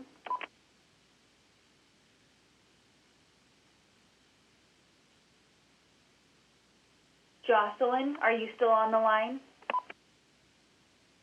Hi, I'm here. Yes. Hi, my name is Jocelyn, and I'm calling to demand justice for Christopher DeAndre Mitchell, who was only 23 years old at the time of his murder by Torrance police officers Matthew Concannon and Anthony Chavez on December 9th, 2018. His life mattered. His life was so beautiful, and he should have been here today. I'm demanding that you, as council members, create a civilian oversight committee, fire and prosecute both officers, Concannon and Chavez. I do not feel safe in my own community while these killers are out there free to do whatever they want. Right now, you are failing at your job by not prosecuting these officers. And before you tell me it's not your job, it really is as elected officials of this city. You have the power to investigate and bring justice to Christopher's family. And Sherilyn Haynes, if you're still hearing this, I stand with you and I will fight alongside you. We will not stop until there is justice for your son. Also, I want to raise concern about your fellow council member, Matucci, who claimed on his Facebook page that BLM and Antifa are terrorist organizations. First of all, Matucci, Antifa isn't an organization. Second, to claim that BLM is a terrorist organization and to follow up saying all lives matter clearly paints you as a racist. To associate BLM to a terrorist organization upholds white supremacy and is harmful to the progress black activists are making. You should be ashamed of yourself and need to resign immediately. I'm disgusted by your words and intend to spread harmful messaging. Black Lives Matter. Bye.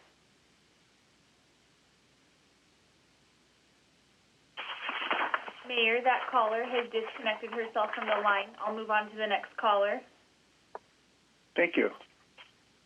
Edith, you are now unmuted. Can you please begin speaking?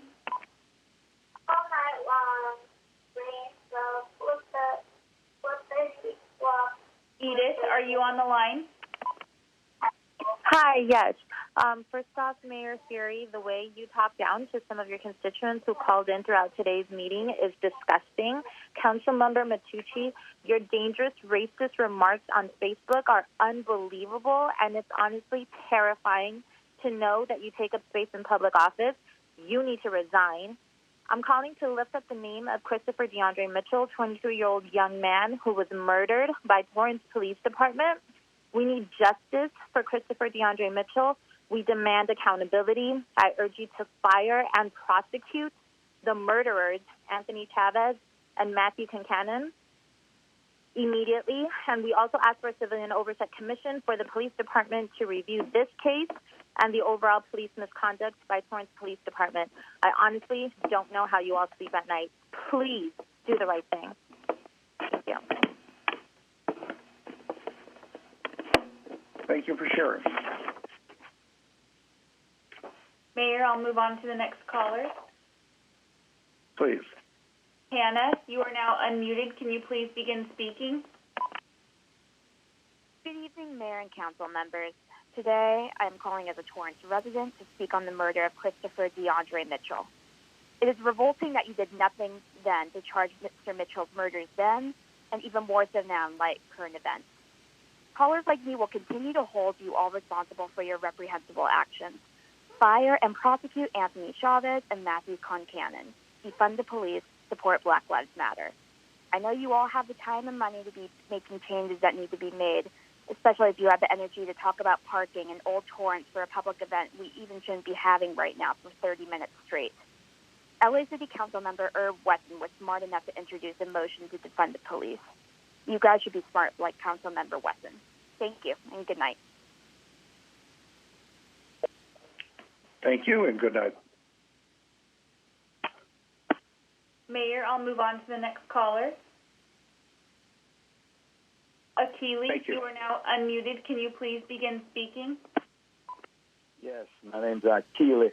And first of all, I want to say the difference between Torrance and Minneapolis is only 1,500 miles, because what happened in Torrance and what happened in Minneapolis was the same thing. And the reason why people are outraged around the world at what happened to the death of George Floyd is because they saw it. If enough people see, understand, and accept and what you all have allowed to happen in Torrance, the same thing will happen. You need to fire Anthony Chavez and Matthew Concannon. That's the first step. First and secondly, Matucci, you and Bull Connors have a lot in common. Both of you are ignorant racists, and neither of you need to be in responsible office. As a matter of fact, the city of Torrance represents in part and in whole by racists like you all. You haven't done anything in regards to the outrage that people have expressed to you about the murder of Christopher DeAndre Mitchell. You have done nothing, even you barely investigated it. And you have sent a message that the killing of black people is acceptable and that the police are infallible and untouchable, which leads to corruption. So you all need to, establish the review commission because you clearly can't handle it yourself. And Matucci, you're a bigot and a racist, and you know it, and you shouldn't be in office in any way. And the rest of y'all, if you allow him to go on with that same racism, you all have accepted and will be expressing. Good night. Black Lives Matter. Good night.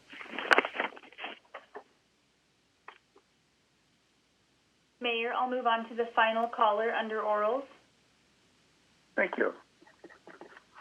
Raylyn, you are now unmuted. Can you please begin speaking? Yes, my name is Raylene. I'm calling for Christopher DeAndre Mitchell. We are demanding that Anthony Chavez and Matthew McConaughey, his murderers, be fired and prosecuted. Also that you create a civilian oversight commission of the police department to review this case and police misconduct by the Torrance Police Department. I cannot believe that you guys can just look at Ms. Sherlin while she is grieving and begging for justice of her son, and you guys just look at her with such annoying looks. This mother is heartbroken. I doubt that you would look that way if these officers had done this to one of your children. Ms. Sherlin is one of the strongest, admirable women that I have ever met. Black Lives Matter.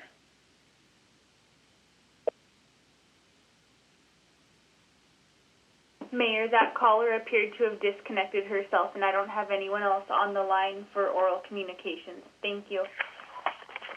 Well, thank you. That concludes oral communications for the public tonight.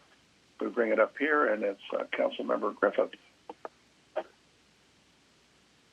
Thank you, Mayor. I just wanted to say one thing, and that's I want to apologize to the many people that have sent emails to me, and I'm sure most of the council, on all the issues that we faced tonight. I think we were pretty inundated with that, and I feel badly that I was unable to respond to everyone. I do my best to try to do so, but with the volume, I was unable to do that. And I wish everybody a good week, and thank you. That's all. Thank you, Councilmember Kalani.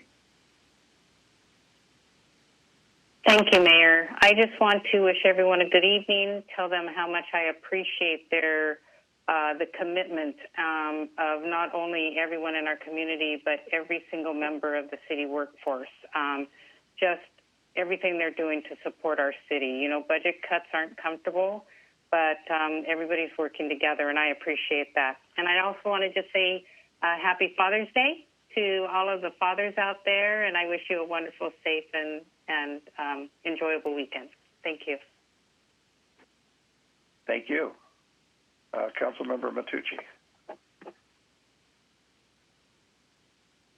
Thank you, Mayor. Just want to say that I still believe in our Constitution and our First Amendment and my right to express myself. I also appreciate everybody's right to express themselves, and of course, you know, every time you have an opinion, you're going to get pushback, and I get that. But the proof is in the pudding. I stand by my comments 100%, and I'm not going to be intimidated by anyone. So I'm just going to make that clear, is that, yes, you can write things about me, you can do whatever you want, but really in the end it doesn't really matter, because I know that in America we still have that right of expression, of free expression, and along with that comes pushback. I get it. But yeah, I stand by my comments 100%. Until I'm proven differently, I still believe that. Good night, everyone. Councilwoman Ashcraft. Thank you. Happy Father's Day. I'll say that at the beginning. This coming Saturday, June the 20th, there's going to be a combination Boys and Girls Club and Rotary that will be having a food drive. They're going to be organizing in the parking lot at the Torrance South Bay YMCA, which is at 2900 Sepulveda Boulevard, Torrance. Goes from 11 to 1 p.m., and they will be collecting non-perishable food. Some of the items you could bring are rice, beans, vegetables that are canned, any canned goods that are non-perishable. They're also going to be celebrating first responders, so they're going to do a caravan type thing. If you have any questions, you can call Pamela Bash, B-A-S-H, at 310-897-5977. Please come and donate any non-perishable foods and join the fund to celebrate first responders. Thank you. Thank you. Councilmember Chen. Thank you, Mayor. I'm going to take a little bit of time, if you just allow me. I think Chief Berg mentioned it a little bit during the community announcements today. I received a zillion emails this week of incident that started last Wednesday in the city of Torrance. At one of our best parks, right in the heart of our city, and a young woman exercising there, for those who don't know, was a victim of very harsh hate speech. And subsequently, the person continued on, and it appears maybe the victims that were being attacked by the hate speech was the Asian community. I went to Wilson Park Thursday just to look at the park, just to make sure that our city public park is safe to exercise. And I assured the Torrance community that our Torrance public parks are safe to exercise for people of all backgrounds. In addition, Friday morning I went there to Wilson Park, not a place where I usually exercise, and just to make sure that I can exercise there, brought my daughter there, exercise, and proved again to myself and demonstrate to the community we have a safe public park to exercise. At the same time, I met the young lady who was the receiving end of the hate speech Wednesday, and shared with her and comforted her, and actually thanked her that she responded with love and peace and kindness, though hate was directed at her. And I asked the community here, especially those who feel like they've been hurt, that you're actually stronger to respond with love and kindness when hate is directed at you. And please continue to keep the peace. And that demonstrates what the city is all about, the kind of country we want to build, and the community that we want to all live in. And should an incident happen to any of you, please don't hesitate to call the police, and do not do anything to escalate. Respond with peace and kindness. Secondly, I have been so happy that there are more and more things to do. I actually went back to LA Fitness for the first time this week. And I respect everyone. You know, those who aren't ready to go, that's okay. Those who are, you know, continue to exercise good hygiene. Respect those who aren't ready yet. And, you know, let's continue to build the city up back. And a lot of stuff we discussed today, all the budgets, the test case in Old Torrance, let's work together and build a better city. Thank you and good night. Thank you, Councilmember Goodrich. Nothing, Mayor. Thank you. Well, thank you. As we close tonight's agenda, I want to again thank you for your patience with us. As I mentioned at the outset, next week we're going to have a different methodology for public input. It'll be at the beginning of the meeting. We're going to have an hour, which will include all your comments about agenda items and your oral communication. We want to hear from everybody. But even tonight, we had people calling in, and public members of our community could not get in. For some reason, I could get their text messages, but I couldn't get their telephone calls through the call center. I think this new method will work. It's working for Los Angeles County. It's been vetted by the County Counsel's office, and we're going to do it here to be in line with the Brown Act. We continue to live in a state of 2 local emergencies, and even though we are phasing out of the current orders, business as usual is going to look different. I assure you that we're going to do our best to provide all essential services in a safe and efficient manner. We appreciate your feedback and responses to see something, say something. We look into all of it. We research, we verify if it's valid and pertinent. We share it with the community. Unfortunately, the incident that Councilmember Chen mentioned last week misidentified a person, and she was wrongfully associated with that incident or those incidents.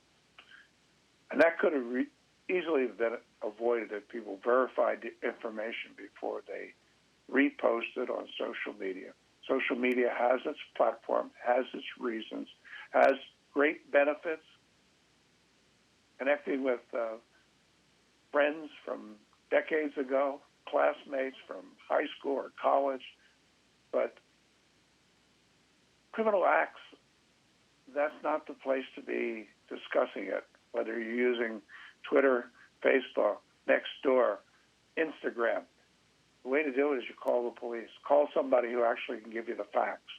And if we have the facts, we will send them out to you on Torrance Alerts. So sign up for Torrance Alert. Get the real facts, not the stuff you get on social media.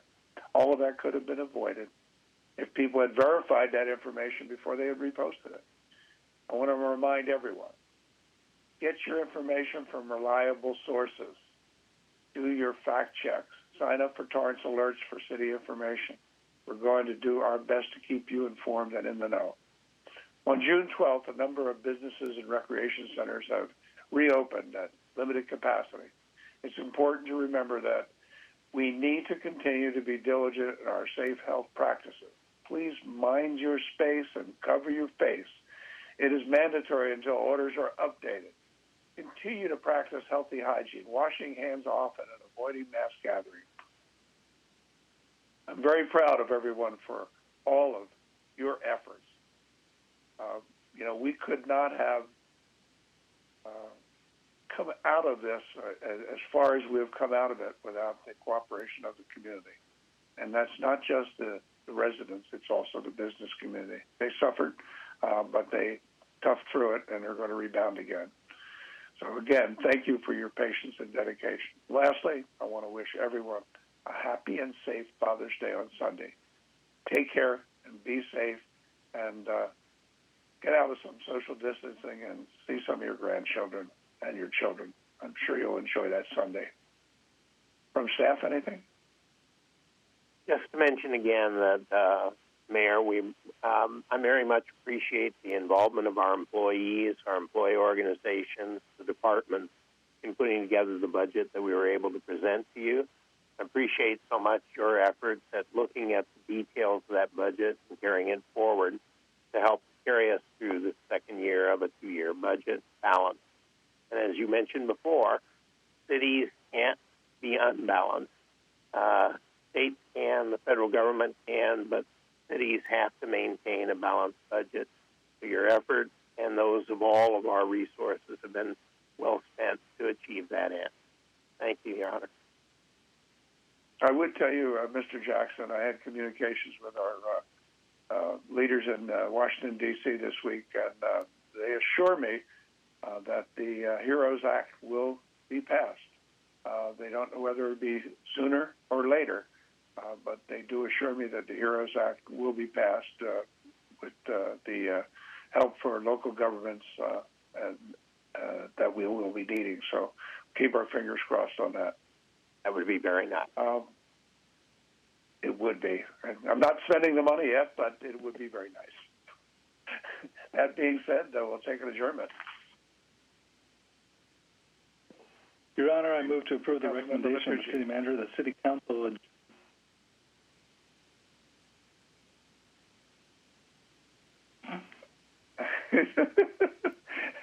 Are you going to read the whole thing or not? I was ready to go, and then I heard you call somebody else. Well, they went like this. Move to approve the recommendation of the City Manager that City Council adjourn tonight's City Council meeting to Tuesday, June 23rd at 5:30 p.m. for a closed session with the regular meeting commencing at 7 p.m.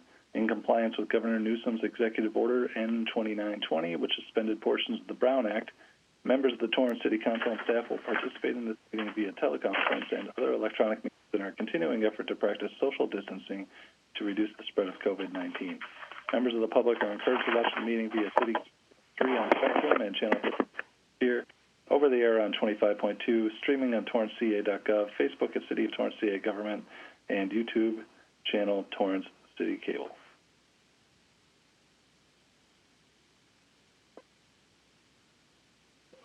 Next would be a second. Somebody seconded. Councilman Chen, a second. Thank you, Councilmember Chen. Roll call vote. Councilmember Ashcraft? Yes. Councilmember Chen? Yes. Councilmember Goodrich? Aye. Councilmember Griffiths? Yes. Councilmember Kalani? Yes. Councilmember Matucci? Yes. Mayor Fury? Yes. Your Honor, that motion carried unanimously. Thank you. Good night, everyone. We'll see you next week. And in the meantime, have a happy Father's Day.